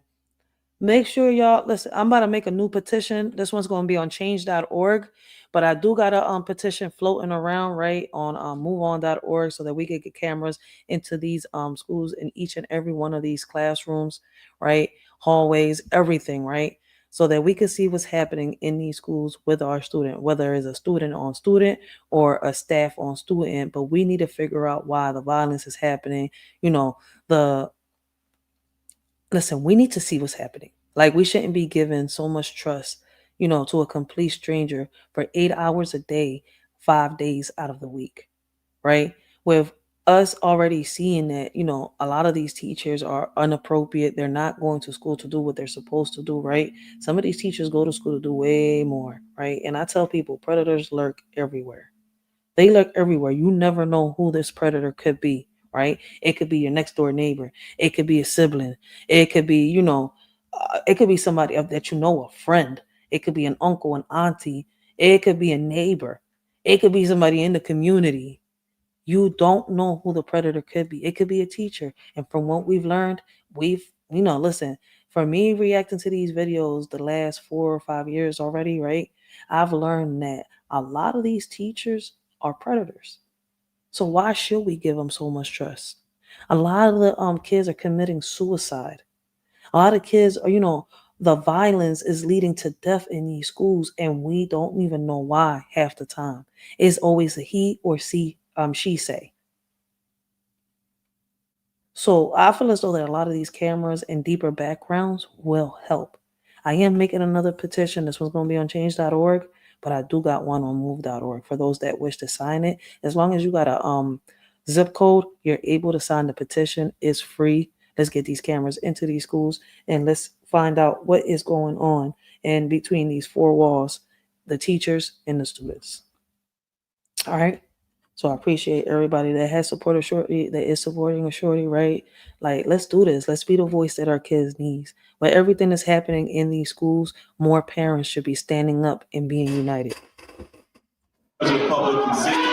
Anger inside Camden High School tonight. School board president Wasim Mohammed helped remove a woman from the board meeting as she became upset at attacks on the 56-year-old. At the same time, in the back of the room, more chaos. The crowd huddled around chanting.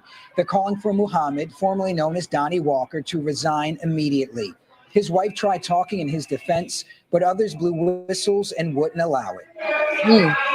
The district reached a $2 million settlement with a former student who accused Muhammad of sexual assault 30 years ago. A few months ago, a jury in a civil case found that he recklessly and intentionally committed extreme and outrageous conduct. Wow. It did not believe he sexually abused the middle school girl. Yo, wait a minute. So he had a prior record to this, and they had a settlement, and recently he had similar conducts, but outrageous conduct with a student. Yo, he did the same. Why was he in the school? Why was he around any student if he had a prior record to doing outrageous, you know, to having outrageous conducts with? This is why I said we need deeper backgrounds with these teachers, principals, counselors. I don't give a fuck what they are. When it comes to our kids, their safety comes first. See, we got to get the background checks, right? To sit here and sit in a classroom, right, with our child when something goes down, right? And if we don't get, you know, the background done, you know, we can't be in there. But yet these teachers got backgrounds, you know, they got jackets on them and they're still teaching.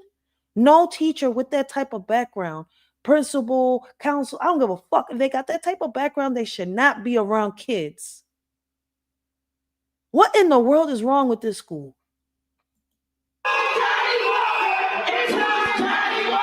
The former student's attorney showed a photo of the victim in 8th grade to the crowd and then read a brief statement from her. Every day is an intentional effort for me to function as a mother, wife, and educator. I am plagued with memories and nightmares. The school district didn't directly answer the question of would it ask him to step down, but it released a statement in part saying, while we humbly acknowledge the challenge we presently face, the Camden City School District remains committed to a successful start to the 2024-2025 school year. Wow. It went on to say, we are confident that together we can overcome these challenges and create a thriving environment for everyone in our district. Can we ask you a question? Can y'all wait till after the meeting's over? We got closed session. We're in a closed session. Just real quickly, is there anything you want to say to all this? Absolutely. We tried getting comments from Muhammad. They also locked us out of the hallway. We weren't able to get close to the superintendent. Off the stage, off the stage. Eventually, Muhammad's attorney. If he was innocent, he would have wanted to prove his innocence. But no, man, he did it before. What makes them think that he ain't do it this second time? So just because y'all not sure, I mean, parents ain't out there on an outrage for no reason. Attorney stood in front of the cameras and said he's not stepping down. How does your client stop this from being a distraction for the rest of the Well, I think it's going to come up, but eventually he'll have to overpower that. We're told a recall petition is underway to remove Muhammad since the school board doesn't have the authority to force him out. Aaron Baskerville.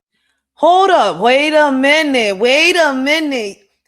He has a prior record of having sexual misconduct with a minor, a student at that. And he's in a school and you're telling me you don't have the authority to remove him if he's not willing to resign? You're telling me that it is okay to have a child predator in these schools. So they're okay with this. And y'all wonder why there's people out here talking about, we're warning y'all, we telling y'all before 2026 come, pull your kids out of the school system. Shit, I'm taking heed to the warning. I got one in the school system. Baby pop, listen, fiance, hubby, baby daddy, wake the fuck up, man, and make this decision with me because I can't make it alone because we're together. Listen to your baby mama. Listen to your life, like your daughter says. We need to pull our child out of the school system. See, I have rights over the other one, but I share rights with him. So he has to make the decision with me. I don't want to make it without him. For real.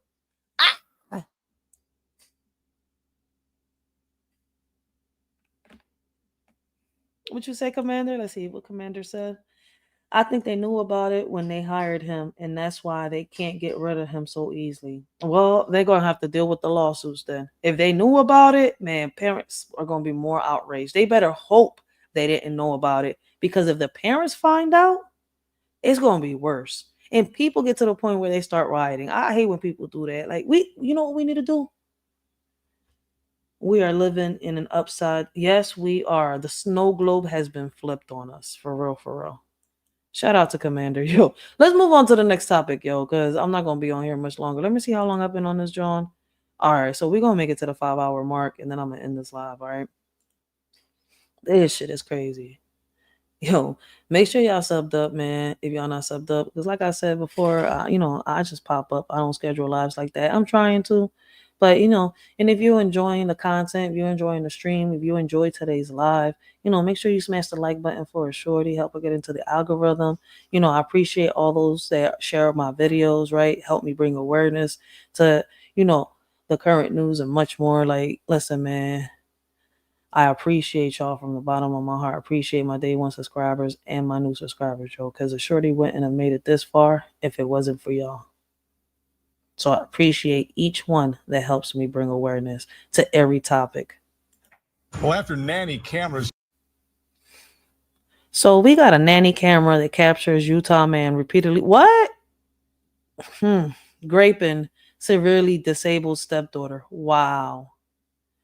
Yo, we building caskets up in this John, man. For real, man. If that, I'm telling you, man. Like, man, if some shit like that happened to my child, all I could say is 911. What's your emergency? Yeah, I need an orange suit, an officer over here to bring me a pair of them pretty little bracelets, right? Because I just committed a crime, and I ain't taking it back, and I'm not apologizing for it. Got me fucked up, man. I look pretty in that orange suit. Griselda, you taught me some shit. You know what? I'm going to keep my comments to myself. Captured the Utah man repeatedly raping his severely disabled stepdaughter. We've uncovered a little bit more about his past. Awful story here. We told you about 52-year-old Brian Urban. He was convicted here in Utah for 5 counts of rape and forcible sexual abuse. He was sentenced to the maximum Utah law allows Ashley Vigil died not long before he was actually sentenced. Yeah, our Amanda Gilbert live after talking to her family and also supporters. Amanda? I was the only reporter there as dozens gathered outside the West Jordan 3rd District Court. And they say now that Ashley is gone, they will continue to be her voice. Brian, right now you are under arrest. Long before he ended up here, Brian Kenneth Urban entered Paula Vigil's life in 2014. When I first met Brian, he seemed like superhero. I told him my life is a lot of men doctor's appointments and surgeries. Paula was taking care of her daughter Ashley, who had a rare genetic disorder known as Rett syndrome. And they said there's very little likelihood that she will see her 11th birthday. But Ashley made it to 31 while safe at home. Together, wow, we could be anything. She could be anything. Yo, that was a blessing, man. Her condition, they didn't think that she was going to make it that far, and she's made it this far. That's a blessing. I know that as a mother, she feels blessed to have, her child to make it this far. And it is. Listen, man, I have a brother that suffers from spina bifida, and apparently to the doctors, he was never supposed to, walk, talk. But my brother's 25 years old right now, and he's walking, he's talking. Even though he writes like a kindergartner, he has problems with his speech. But he's walking. He's not bound to a bed, like they said. So that is a blessing.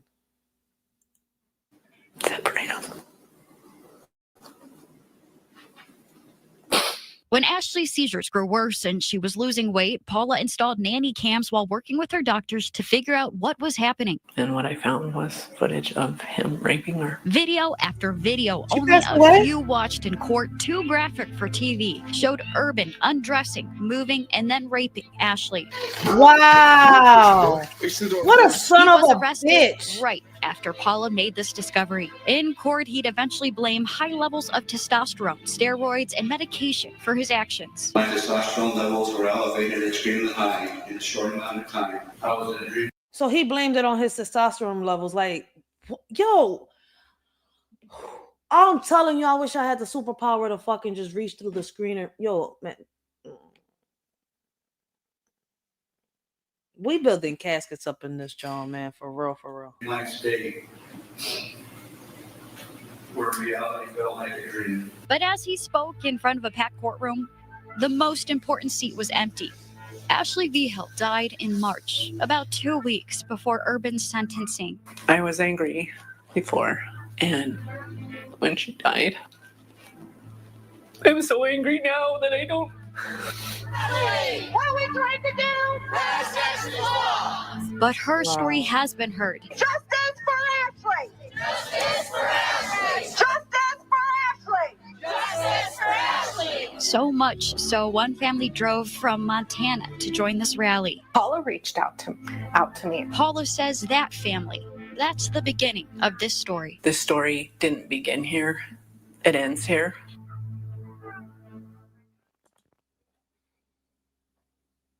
My condolences go out to her mom, man. Like, I cannot believe, like, what crosses through these men's heads? What crosses through these women's heads that sit here and take the innocence of a child? That was an angel. And he just sat here and took every inch of her pureness to feed his ego. Sick fucking bastard. Whoa, I wasn't trying to share. Yo. Let's move on. Yo, I wish we could do something when it comes to the pedophiles. I wish that we could bring a good solution to the table, right? To bring an end to this. For real, for real.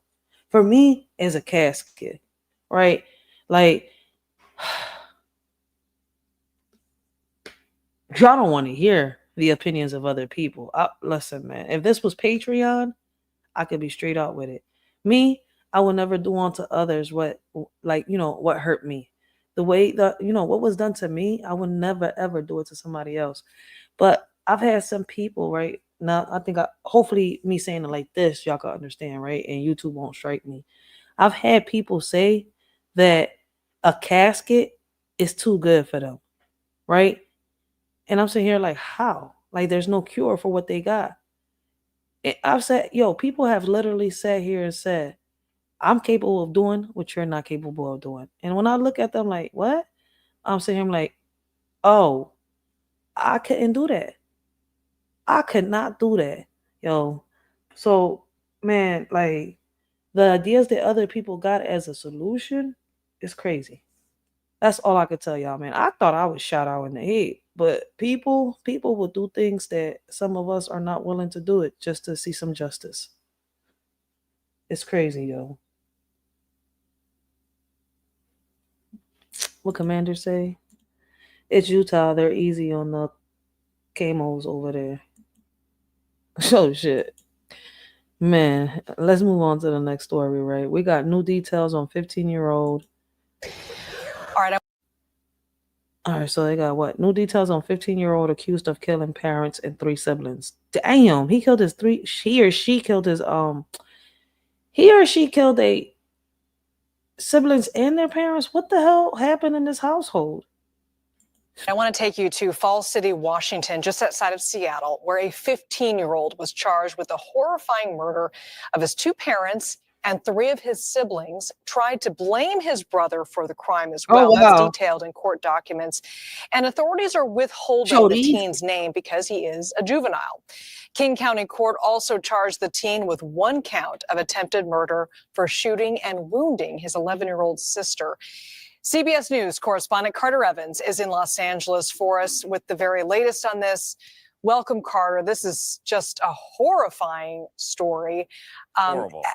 How did this whole thing transpire according to these documents?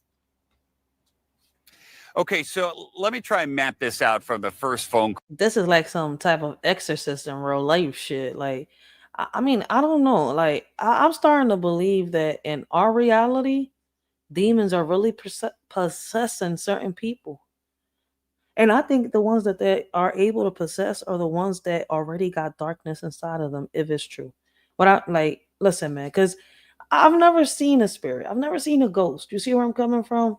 Like, I hear that voodoo exists. You see where I'm coming from? Like, listen, man, I have a family that,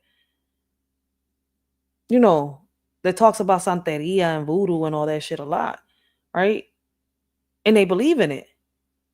But me, I haven't seen none of this shit really happen in real life. Like, for me to really believe that this shit is real, that some shit could happen, I would have to see it.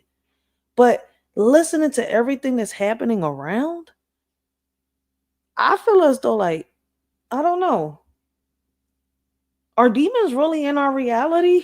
Shit, are they really in our plane, in our domain? Like, what the hell? Call that came into police. This is a 911 phone call early Monday morning from a frantic teenager, a 15-year-old boy, saying that his brother, his 13-year-old brother, had murdered his entire family. What the hell? Now, just a few minutes later, they get a second 911 phone call. This is from a neighbor's house, and it's a girl claiming to be the boy's sister. And he says, no, it wasn't the brother, the 13-year-old brother that murdered the family. It's the one that called 911 that murdered the entire family. He also shot me. So then police come to the scene and they say it looks like the suspect, the 15-year-old boy there, had arranged the scene and tampered with evidence to make it look like the 13-year-old brother had actually committed these crimes, shot the family, and then shot himself. Right now, that sister was treated at the hospital and released. She was shot at least 1 time. We're told she played dead until her brother left her bedroom after he shot her, and then she climbed out a window and ran to the neighbor's house. Yo, what in the world is going on with these kids? Are the movies actually influencing these kids' minds? The video games? Like, these kids are actually premeditating these crimes. It's like, yo, I'm telling you, every time I hear something like this, I feel like the movies are coming to a reality. Like, I don't got to go to the theaters no more to watch a movie. Like, it's happening in my community. Not just mine, yours too. Oh, Carter, the details of this are just so horrific. As far as we know, though, this teen is going to be charged as a juvenile, but could that change given this crime? Damn. Yeah, I think this is going to change. And when you listen to authorities talking about this and the severity of this and what occurred and just how gruesome the scene was, first of all, we don't know exactly what the motive was yet. There are a couple of ideas floating around there that the 15-year-old may have done poorly on a few tests recently and received some poor grades and was concerned about that. But we really don't know what the motive is in this case. We do know that prosecutors want to move this to adult court. They say these crimes are just gruesome and 15 years old, egregious, charged with an and that adult this crime. is something, and that this kid should be tried as an adult. Mind you, if he is tried as a juvenile, the maximum term he could face is 10 years. So that would put him in prison up until he's 25. If he's tried as an adult, he could get 25 years to life. Just such a tragic story on all fronts. All right, CBS News correspondent Carter Evans from Los Angeles, thank you so much for that update. Preschoolers. That is a tragic story. Like, damn, man. Whew. This happened 4 weeks ago, right? We got teachers caught giving drug patches to preschoolers during nap time. Damn, man. Shout out to Indisputable. Like, what? Yo, and y'all telling me that we don't need these cameras? We don't need deeper backgrounds? We need it. Something needs to be done. Like, I don't know what's up with these teachers, how these teachers even get in here to teach. Yo, but if this was my child, once again, 911, what's your emergency? Yes, I need an officer, with a pair of them beautiful bracelets for my wrist, an orange outfit. Come and get me. I just committed a crime. Shit. I gotta say it like that because I can't say what I'm fully thinking. Oh, damn YouTube. Were being given drug patches. All right. They were being given patches in order to make them go to sleep. And they were called sleepy stickers. And then one of these children snuck a sleepy sticker out of the facility. Oh, wow. And it is smart news. Little young boy. Put up the picture. This is an image of the sleepy sticker. According to parents of preschoolers at a primary school. Yo, so she was giving them melatonin patches without permission. She didn't even know if a child was going to react all right with this or not.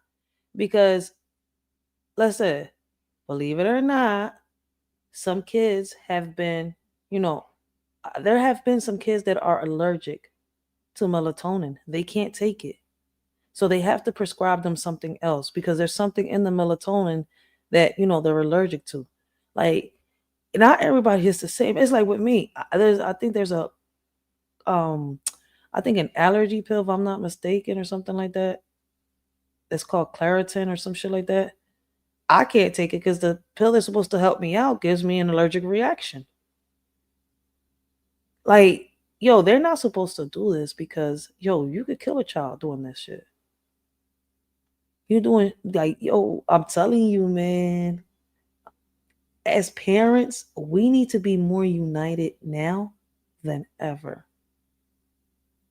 Me, I would boycott until we fix a lot of shit.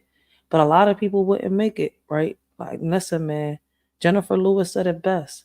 Take away their funds before they take away your sons.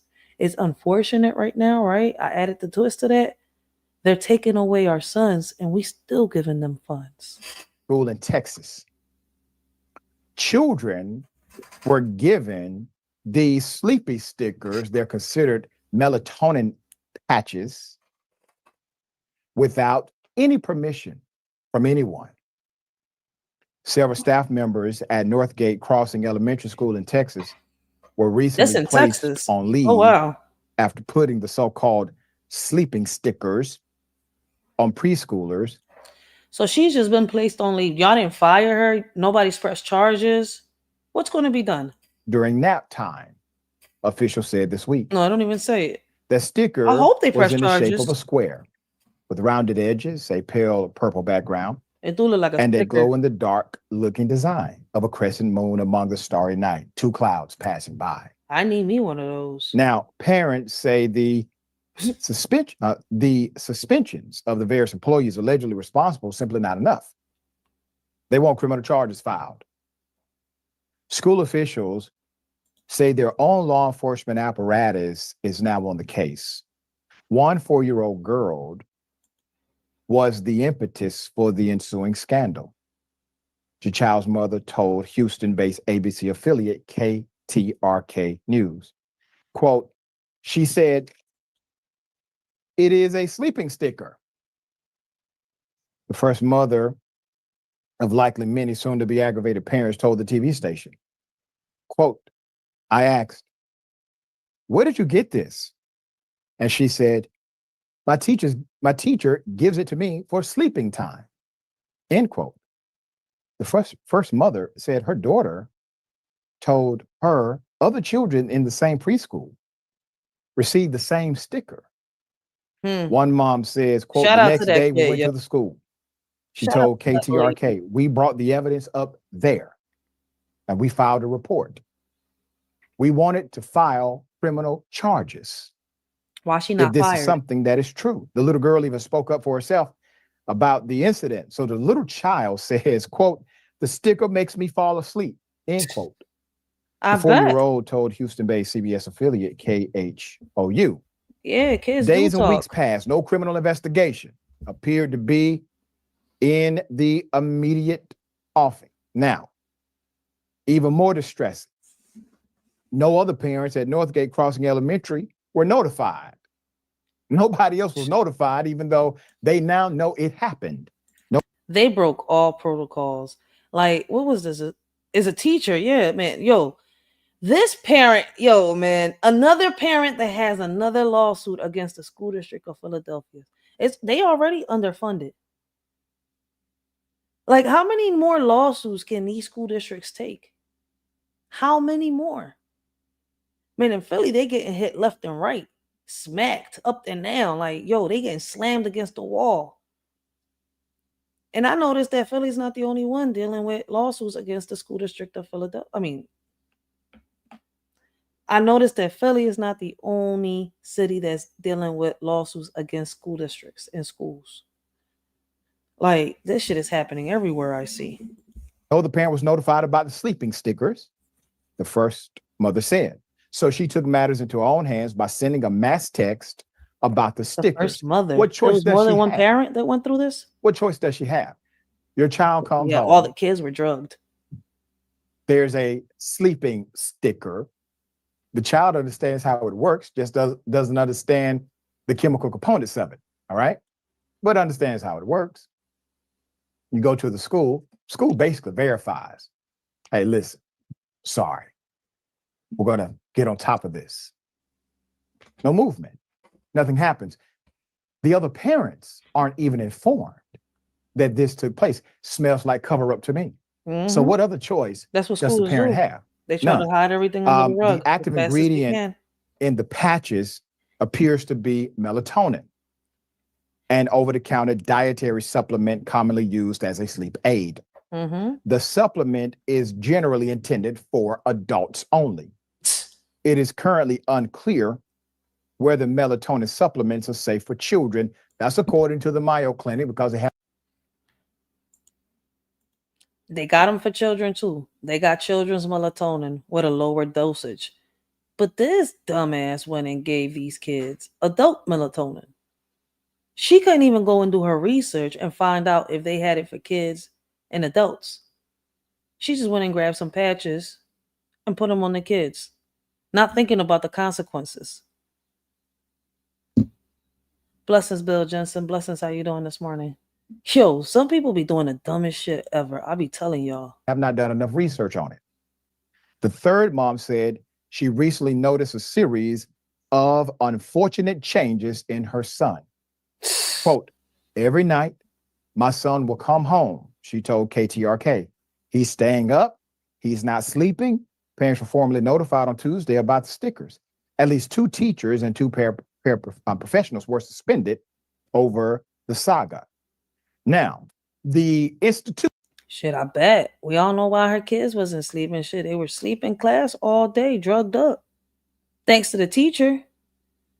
Yo, something is wrong with these people, yo. You know that too much melatonin, man, she didn't even know what she was doing, giving them adult milligrams too at that.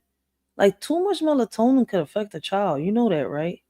There have been cases of parents overdosing their kids with melatonin. Like, that's why I don't understand why this teacher would sit here and do this. Northgate, they released a statement. The statement reads, in part, Northgate Elementary Administration was notified by a parent that their child was given a sleeping aid patch in the classroom by their teacher. Upon learning of the allegation, the teachers in that classroom were immediately removed and placed on administrative leave. As a precautionary measure, 2 paraprofessionals in that classroom have also been placed on administrative leave pending the ongoing investigation by the Spring ISD Police Department, as this incident violates our board policy FFAC local. Let's back up for a moment. Now, who's investigating? The school. The school is investigating. ISD, that's Independent School District. The police work for the school. The police work for the governing agency that now has been in violation of administering this sleep aid. The teachers are representatives of that governing authority. Why in the world are they investigating themselves in a matter like this? This isn't skipping school. We're not talking about. They trying to cover their tracks and hide everything under the rug, but shit already out there. That's how people start messing up. Truancy. We're talking about a sleep aid patch. There's more. Well, damn, there's the more? Safety of our students is our highest priority. Yeah, obviously. Duh. And we take every allegation of misconduct seriously.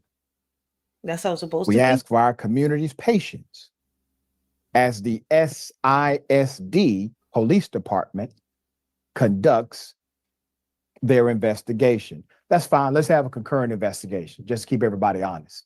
Let's have an investigation of an agency outside of that particular school district, not under the control of the school board. Let's do that. I think that's fair.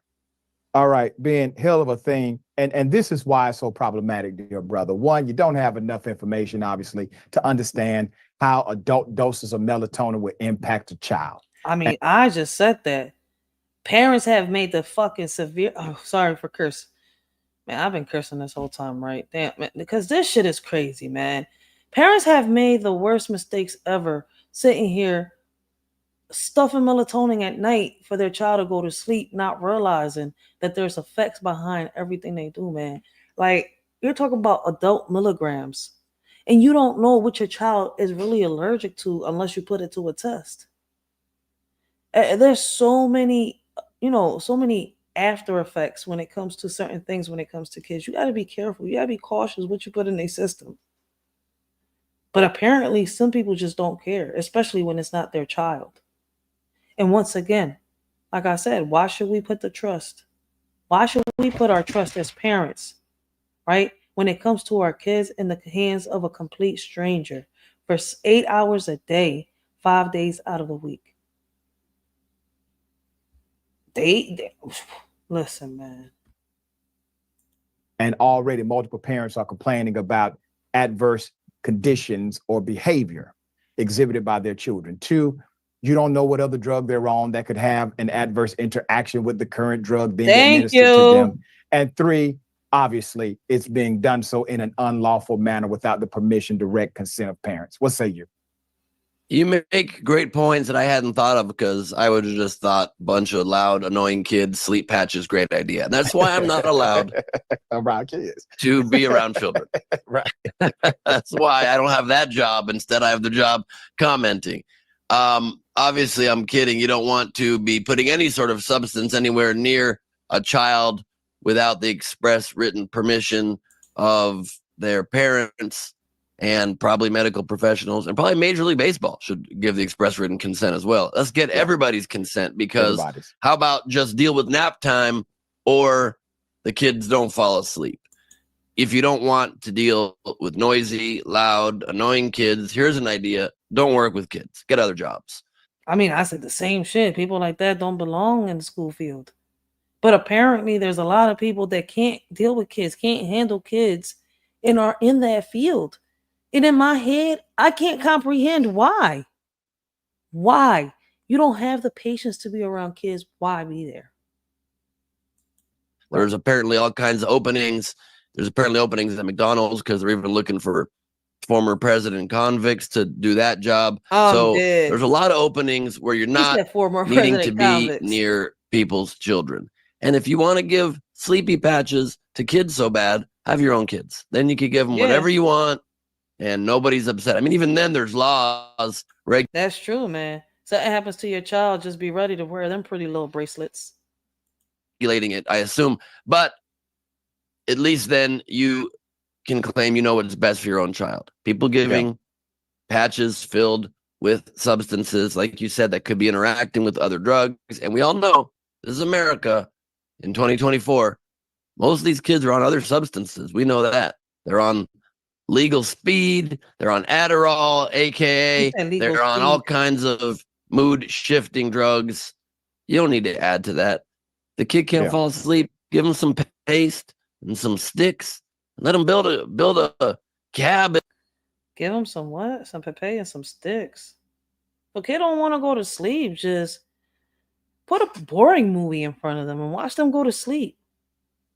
Sing Twinkle, Twinkle, Little Star, how I wonder what you are, up above the world so high, like a giant in the sky. Real shit, like what? Or a turkey for Thanksgiving by drawing around your fingers. Let's go old school with it. That's right. You don't like it? Find a different gig.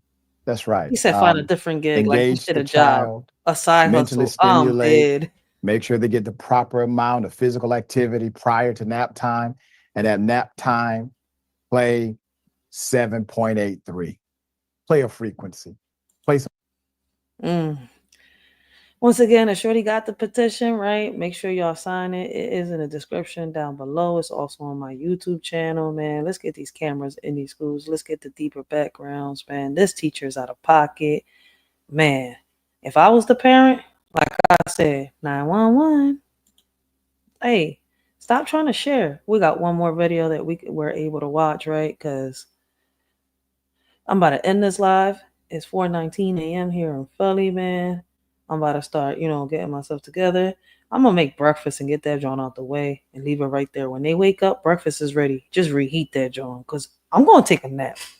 My neck is throbbing. Yo, I never knew that them injections, right, was going to leave me in pain. Like, on some real shit, right? If I was to show y'all back here, I don't know if y'all can see it a little bit. All this is swollen. My neck is swole. Like, that shit be hurting, man. And I'll be damned if I pop an opioid for this shit. I'm going to deal with this shit for the rest of my life. Fuck them pills, yo. If it ain't natural, I don't want it. But we're going to move on to the next topic, right? We got traffic stop leads to seizure of guns. So traffic stop leads to seizure of guns and ammo in Bensalem. Police say. Isn't that Bensalem? That's in Philly? Or is that somewhere else? Because I know they got a Bensalem full of... We got clothing. It's just some of what police say they need you to take a look at in this case. They also want to know if you've ever seen this guy. Somewhere else? Victor Miles of Flower Town. Can you put all your windows down? It goes Flower on Town. for more than 11 minutes. It's in Philly. For your window tinting, you almost caused an accident. Police say an officer saw a car with illegally tinted windows, but did not stop the car then. When he got behind the vehicle then made a sudden left-hand turn, which almost caused an accident. That's why police ended up making the stop. Sir, put your windows down. As the first officer approaches, he can't see much. I need the back ones down. I can't see inside your car. He approaches on the passenger side because the tint is so dark he can't see in the vehicle. And we know how dangerous that can be for a police officer because he has no idea what's in that vehicle. It's after the second officer arrives. He says he can see what's on the passenger seat. At which point he saw a AK style rifle. Yo, he shot out for having that on the passenger seat. Stop reaching! The suspect continues to move People around be in the doing the car. dumbest This shit. is what we see playing out across the country today. People are stopped and they don't want to comply with the police. Things could have been horrible here. And despite that back and forth going on, police get that suspect in custody. What did I do? And it's what they find once the car is searched that leaves them with more questions. The ammunition was in this magazine, which is a 30-round magazine. And like the director said, this is very similar to an AK-47 style rifle, but by definition, this would be considered a handgun. Loaded and ready to go. He said, oops, I'm sorry, On the front officer. seat of that car. I'm dead. On the front Only seat of the commander. The yo. suspect, identified now as Victor Miles of Flowertown, Montgomery County, is in custody. He had on a black hoodie, the front of it blacked out with tape. And that's why we're putting this out also with the head covering. I don't know why they do that. I noticed they do that here in Philly too. Like, if you go, why be with tinted windows, then be dressed in all black in the middle of the night, right? Driving around. Like, you're not gonna be suspicious. Then to top it off, I don't know if you were speeding or what, because for some reason you drew the damn officer's attention. People be doing the dumbest shit. You got a rifle in the front seat on the passenger side. Like, is you serious? I'm telling you, man. I know it's not just in Philly. I don't know where you from, but listen, man. I know we got some of the dumbest criminals, and in other places too, man. This shit is crazy. We believe he may be involved in other crimes in this area. No, So this we is want in the public's Montgomery. assistance Okay. to, obviously take a look at the individual and the clothing he could have worn in the commission of other crimes. Police say they are very He grateful did have that the the nerve to say de-escalation what I tactics did. here worked and that no one People was hurt. weird. As for Tinted Miles, windows is an he has easy had no excuse criminal for a record, cop at least to not pull until you this over. Real arrest. shit. He's in the Bucks County prison People now, know and that shit. investigators want to know if you have any information about him. They're asking you to call Ben Salem Police. Deanna Durante, NBC 10 News. Weapons were seized during a traffic stop in Bucks County over the weekend. wait. Officers say the situation quickly escalated, highlighting the dangers of the job. Action News's I'll Walter look at the Perez joining video us live in twice. Ben Salem now, where police released body camera footage of that arrest today. Walter. That's right, Brian. And tonight, police are saying This here the in same Ben video? Salem, they're not exactly sure what this suspect Yeah, I was don't know up what to, but happened. it's I don't know why I played twice, but yeah. All right, y'all. I'm about to end this, John, man. I've been 5 hours straight on this live, man. Like I said earlier, if y'all enjoyed the stream, right, smash that like button for a shorty. If y'all didn't, the dislike button right there. If share the video, help a shorty bring awareness. Like, we do more than just react to current news. We do the podcasting, right? We react to crime videos much more.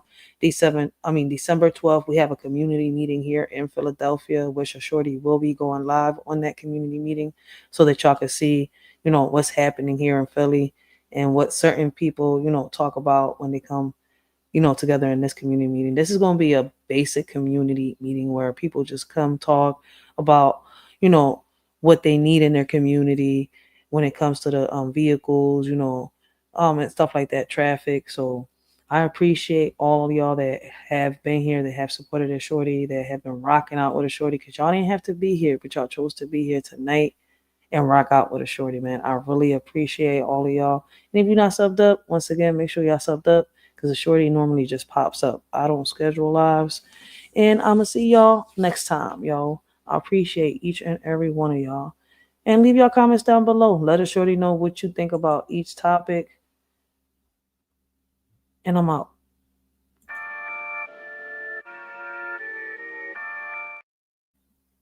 And neglect. Let's strive for honor, morals, and grace, and leave behind this toxic childish race. In this world of blame and shame, we point fingers, we play the game. But as our children cry in fear, we turn the blind eye, we shed no tears. Believe our women, they say, while our kids are led astray. Lost in darkness, lost in pain, yet their cries fall silent like the rain. It's a shame how far we've come, blaming all the men playing dumb. But our children need us near to wipe their tears and calm their fears. In this land of the free, water's the commodity for you and me. Can't you see? It's not fair, it's plain to see. People struggling to pay for something they need every day. In America where we say we're free, but water shouldn't come at a fee. A shorty just speaking in general about the things that seem so just small. This ain't meant towards everyone, just a cry in the dark. In America where water is marked. Brothers and sisters, hear my plea. This is not about you or me. Our kids are the future, they hold the key. Wake up before we're met with defeat. In this world of chaos and strife, we must guide them to a better life. Teach them love, compassion, and light, so they can lead us out of this endless night. Let's unite as one strong force. For our children, let's stay on course. Together we can make a change and secure a better future in exchange. Y'all should have listened the first time they let the cat out the hat. Now it's a crime. Many are falling into a trap, thinking it's a game, but they full of cap. Some are ready and fully strapped, while others keep falling into the gap. The warning signs were clear as day, but some chose not to heed what they say. Now the consequences come to light. Those who ignored are in for a fight. Listen close and learn from this mishap. Don't be caught. Have conversations that include everyone. Empathy and understanding the battles can be won. Men face struggles too. Let's not forget. Their mental health matters. Let's not neglect. It's time to break down walls and build bridges instead. Together we can strive for equality ahead. You scream for the police every time he come around. Then scream child support abuse, playing victim in this town. Enjoy that check, boo, but remember what goes up must come down. The only time he's worthy is when he bails you out the mess you found. You play the game, manipulating hearts without a doubt, but karma's knocking at your door, there's no way out. You point fingers and shift the blame around, but in the end, it's your own chaos that you found. You dance with danger, living on the edge of lies, but the truth will catch up to you, no more disguise. The man you rely on to clean up your mess is so profound, will soon see through your facade and leave you astounded. Using a child as a weapon, it's a shame. A woman who lacks self-respect, I can't acclaim. Real men fighting for what they believe in, never in vain. Standing 10 toes down, bringing awareness to the pain. Respect is earned by how you carry yourself, not by tearing others down for personal wealth. Real men don't back down, they fight with honor and stealth against injustice and falsehoods that threaten our health. Let's uplift each other instead of tearing apart, supporting one another from the start. Real men stand tall with courage in their heart, fighting for justice and truth, playing their part. Here's for the men who share their truth, never afraid to stand tall in their boots, respecting our women, fighting for what's right, supporting our kids day and night. Real women out there blazing trails, men by their side never looking pale. Rights for all, let's keep the balance true. Men have a voice, let's listen to. In this crazy world where battles are fought, let's remember the men who give it all they've got. Respect to those who speak their stories loud. Together we stand strong and proud. Together we stand, united we'll rise, setting an example for young eyes. In every step we take, in every plan, guiding the next generation's hand. Leading by actions, not just by words, teaching them to fly like birds. Showing love and respect in all we do, for they're always watching, taking cues. Hand in hand, let's pave the way for a better tomorrow, starting today. Our children learn from what they see. Let's show them how great they can be. Let's be what our children need.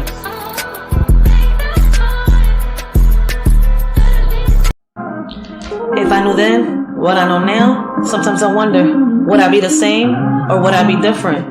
A shorty still believes in fairy tales and imagination that lasts forever. Sometimes I wonder if I turn back the hands of times, fix my mistakes, will things change? Oh Lord, guide me through this journey of life, help me see the light through all the pain and strife.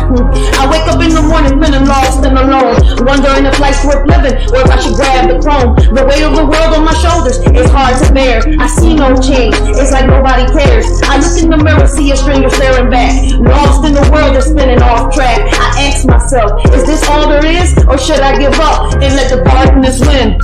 I see no change, just the same old game. Wake up in the morning, I ask myself, is life worth living, or should I blast myself? I see no change, just the same old pain, but I know deep down, I gotta break these chains. Sometimes I wonder if I turn back the hands of time, fix my mistakes, will things change? Oh Lord, guide me through this journey of life, help me see the light through all the pain and strife. If I can go back in time, tell my younger self it's gonna be fine. Embrace the challenges, let your light shine. You'll grow and learn, just give it time.